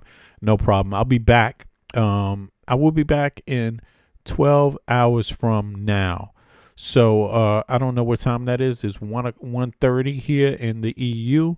So that would mean 6 hours from now would make it morning time in the US? It's about 3. It's like 7 a.m. 7 a.m. something like that on Eastern Standard Time.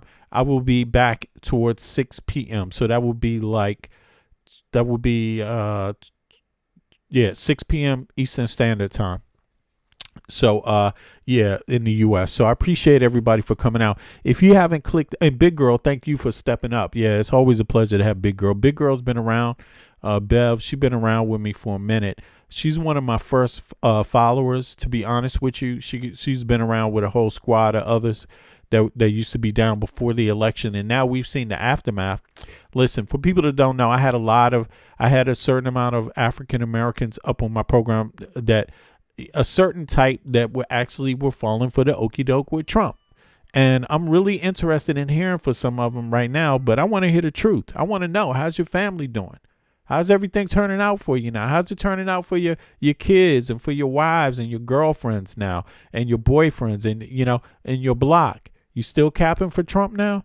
And of course, this was only 20%, But online, you get a lot of there seems to be a lot of this ignorant flat earth shit. You know what I'm saying? Wake up, people.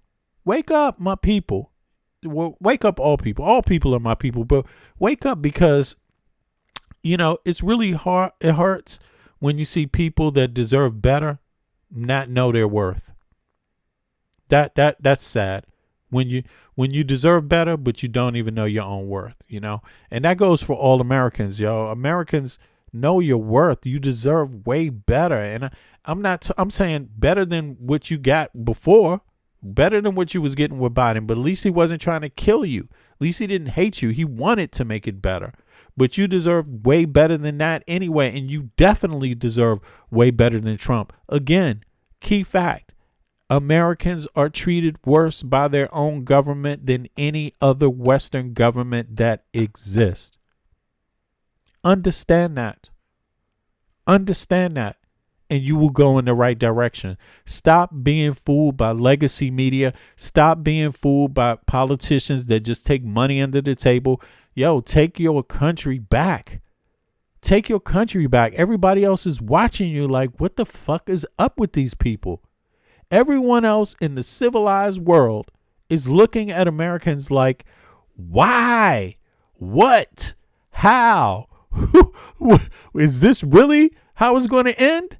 People cannot fucking believe it. I mean, is this really how it's going to goddamn end? Is it going to end like this? It's up to you.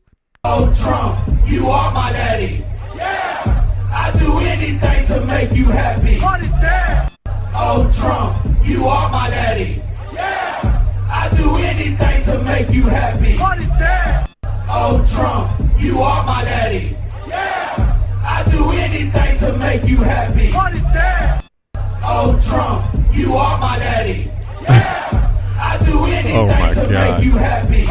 I mean, is it going to end like this? Is it going to end like this? 'Cause this could go on. This could go on. This could go past the midterm. You could hear this. This could become the main music form in the United States of America if you all don't fucking learn how to vote. Like, straight up. You might be seeing this on every radio station and shit. This might become the most popular artist. Imagine if all the people driving around in their cars end up listening to this shit. Like, serious. Like, your life is on the line. I know. I'm just making a joke, but damn. You know, like, for real, take this voting seriously. And there's 80 million Americans that did not vote in the last election. And that's exactly why you have this nonsense right here. Oh, Trump, you are my daddy. Yeah, I do anything to make you happy. Put it down. Put it down. Put it down. Put it down. Hey, put it down. Yo, Donald Trump. Yada. Look, I thought rap was more like a child is born with no state of mind, blind to the ways of mankind. God shining on you, but he's frowning too, because only God knows what you'll go through. Instead, it's like this: Donald Trump, you're my daddy. What the fuck? It's like, you're gonna destroy rap, man. Stop rapping. Goddamn. Right now. Stop it. Please don't leave us rap music. Please just leave us something. Take everything else. Take my voting rights, but don't do this, motherfucker. God damn. Anyway, yeah, but I'll be back. I appreciate everybody. 12 hours from now, or I'll be back. That's 6 p.m. Eastern Standard Time, America's. That will be 12 midnight the Central European Time. I appreciate y'all. Catch up. One, fuck Trump. Take your country back, Americans. Register to vote. Fuck Epstein. Release the Epstein files. Let's get it. Check it. We got what you need. See ya. We know what you want. We got it. We know what you feel. You want it. We got what you want. You can have it. We got what you need. You want it. We know what you want. We got it. We know what you feel. You want it. We got what you want. You can have it. Orientation in this place we call Earth. Love from conception, from your mom, your birth. Pops planted the seed in the turf. From there, you must find out what life is worth. Grew up learning your do's and don'ts. Before working on your motor skills, working on your coordination, right? And orientation to what? Your life. The brand new thing. So gentle, the soul we're capturing. In this distance, the alphabets the kids sing. They celebrate when it's time to go outside. As you get older, you learn to let all the troubles in your life just glide away. Stay focused, keep it smooth, keep you cool. Things in life can make it get rude. If you let it, don't let it. If you let it, don't let it. If you let it, don't let it. If you let it, don't let it. If you let it, let it. Let it what? If you let it, don't let it. Let it. If you let it, what? Don't let it. If you let it, don't let it. Let it. Don't let it. We got what you need. You want it. We know what you want. We got it. We know what you feel. You want it. We got what you want. You can have it. We got what you need. You want it. We know what you want. We got it. We know what you feel. You want it. We got what you want. You can have it. We embark on this journey to your soul. We wanna have a good time. We embark on this journey to your soul. We wanna have a good time. We do something that you know you can't deny. We're just slipping in and out on a journey, you and I, on a mission to salvation. Our spirit be our transportation. We think you'll do a little love and that is true. For real, we bring something that you know you can't deny. We're just slipping in and out on a journey, you and I. What?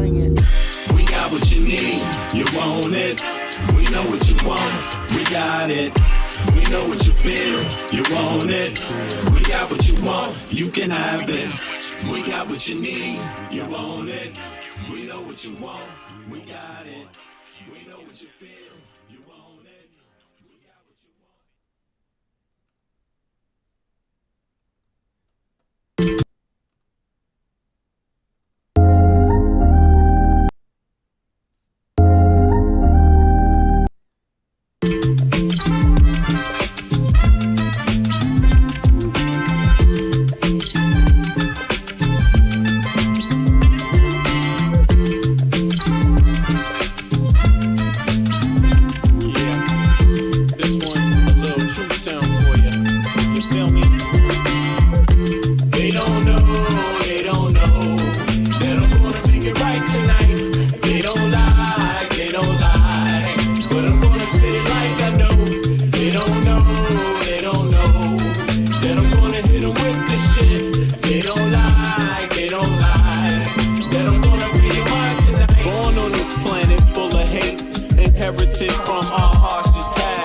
embedded in our society's identity. But then again, can you tell me that's free? They explain to you what your mind should perceive, suggest things they want you to believe, like your skin color dictates your race. They're calling you an idiot to your face, like life is much more simple than that. We're all slaves and the cards are stacked. While we fight over problems we can fix, industrialists turn our kids to addicts. The television does a job, introduce you. The radio's right there to seduce you, keep you locked on the wrong damn track. Cigarettes is just legalized crack. They want you to catch a damn heart attack. They want you to catch a damn heart attack. But stop believing in the flag, it's a trap. Cause men rule this world, that's a fact. They don't know, but I'm gonna make it right tonight. They don't lie, but I'm gonna say it like I know. They don't know, that I'm gonna hit them with the shit. They don't lie, that you're gonna free your mind tonight. That you're gonna free your mind tonight. That you're gonna free your mind tonight. That you're gonna free your mind tonight. If you see a man that needs help, then help a brother. If you see a sister on her own, still love her. Cause life is about how you choose to see it. But you gotta teach people how to learn to see it. The planet's been through suffering many times. We propagate many wars many times. The people need to wake up and stop accepting deceit from their own government's deception. You can't blame the people for needing protection from the government's bad reputation. We need to sing a song called Free the Nation. Cause we done had a whole lot of separation. Racism, classism, nationalism, based on keeping people out on the plantation. That's the plan, no doubt. Cause rich people got a plan, no doubt. If you still don't understand and believe that we are all one from the same mother, and respect each woman and man with the same consideration you would like to be given on a daily, then you need to retire so the new generation can take over and show you how to live and govern this place we call Earth home.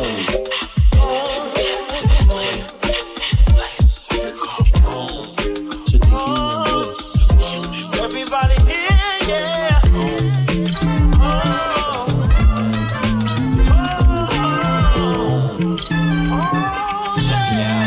They don't know, kid.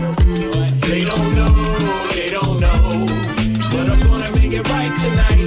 They don't lie. But I'm gonna say it like I know. They don't know. That I'm gonna hit them with this shit. They don't lie. That I'm gonna free your mind tonight. They don't know. That I'm gonna make it right tonight. They don't lie. But I'm gonna say it like I know. They don't know. That I'm gonna hit them with this shit. They don't lie.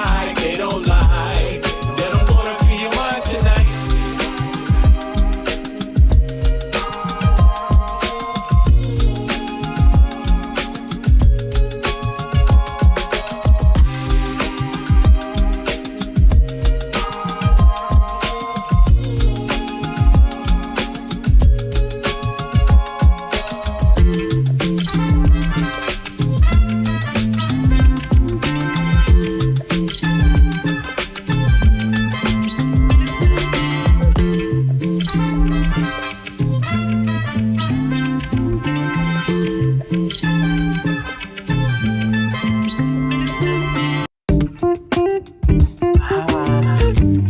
To all the ghettos around the world. And yes, you know the struggle goes on. People trying to survive, hold on. But we know it's been so long. Pain without a limit, so wrong. When I'm out walking talking. Sometimes I think about, does love still exist? Yeah, I have my doubts. On the street, I check out how brothers be living. Yo, let's just say, kid, it ain't no Thanksgiving. We got people shooting dope, ain't never heard of hope. We got others with the gat and the brothers with the fucking scope. As I enter the projects, enter rec rooms, some brothers might see the doom. I see my man Paulo, fat pockets of papes. He knows the neighborhood biddies with all the dopest shapes. There goes Rollo with the blowout fro. He's got a gat, hey yo, brothers gots to go. No show is live with narrate, fuck Memorex. My man Rollo's got a gat at Paulo's chest. One slug blasted out, down boy died. Now show me some love, kid, it sounds like a fucking lie. The struggle goes on, people trying to survive, hold on. But we know it's been so long, pain without a limit, so wrong. Sometimes I think how the world come to this, a place where every man and woman needs a therapist. Mass confusion, people living in delusion, justify all the bullshit through the Constitution. Meanwhile, the masses struggle to survive. I think we're too busy to hear our people's cries. Single mothers struggle to raise families, genocide committed through famine and disease. I wonder if these things will ever cease to exist. I know it could if we cease and desist. Giving all the power to the industrialists, giving all our power to the damn commercialists that see us just as being sheep in this world, that want us to do what we're told like boys and girls. Oh God, I wanna live another day so I can help provide equality in this day. The struggle goes on, people trying to survive, hold on. Though we know it's been so long, pain without a limit, so wrong.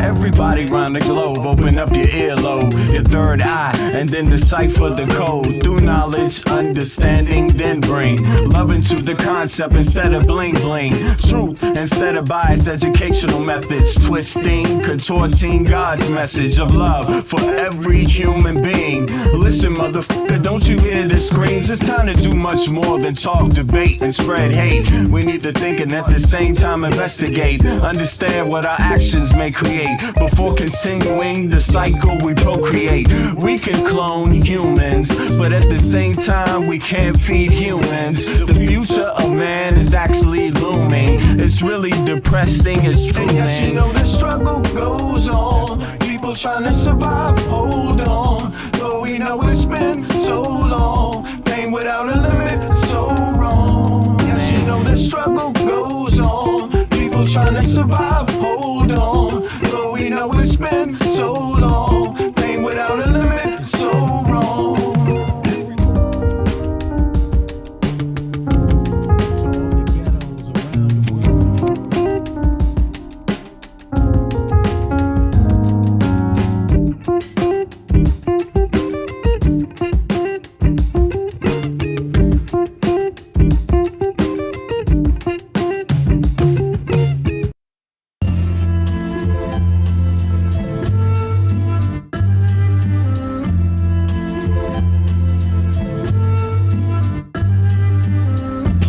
Feelings I never felt in my life. It's hard to explain what I'm going through is new. I'm good looking, clean up well, but without this fine young little lady, I'm still in hell. She's brown skinned, Eritrean. Love every second and the time that we spend. We're good friends, there's no need to pretend. The way she walks and moves her hips, those smooth curves, I just love to kiss. It's Sunday morning, make her breakfast in bed, bring her a latte and chill up in the spread, and manifest all the thoughts in my head. The comforter of my life. You know what? She may not know what I want her to be my wife. It was my finest wish to stay the night. She doing fine on her own, about to buy a home. Me, I'm working out some shit, but I've grown. I'm working hard to keep things right. Focus on my music so we can have a life outside of the system and the bright lights. She feeds me juice and curry when I'm hungry. Caress me on my body, it feels lovely. A lot of pain that I took on in my life, I need you to make it right. Need you to make it right. The feelings I'm feeling, it's real in my life. I know you're something special, want you to be my wife. All I need to know is will you treat me right. I wanna make love tonight. The feelings I'm feeling, it's real in my life. I know you're something special, want you to be my wife. All I need to know is will you treat me right. I wanna make love tonight. brown eyes, caramel skin, beautiful face. Where do I begin? Your hips, they keep making me excited. Your breasts, just how I like it. If you're the key to my life, then will you be there for me? All I'm asking is, will you trust in me? It's complicated, but I wanna do it right. If we keep true to the love, we can make life. Your destiny is to be with me. I'm waiting for you to be one with me. Your soulmate, I would do anything for you. Baby girl, it's you I adore. Word life, you are my life. I won't deal with nothing that's trife. We're gonna spend all our time together, me and you, girl, forever. The feelings I'm feeling, it's real in my life. I know you're something special, want you to be my wife. All I need to know is will you treat me right? I wanna make love tonight. The feelings I'm feeling, it's real in my life. I know you're something special, want you to be my wife. All I need to know is will you treat me right? I wanna make love tonight. Love tonight.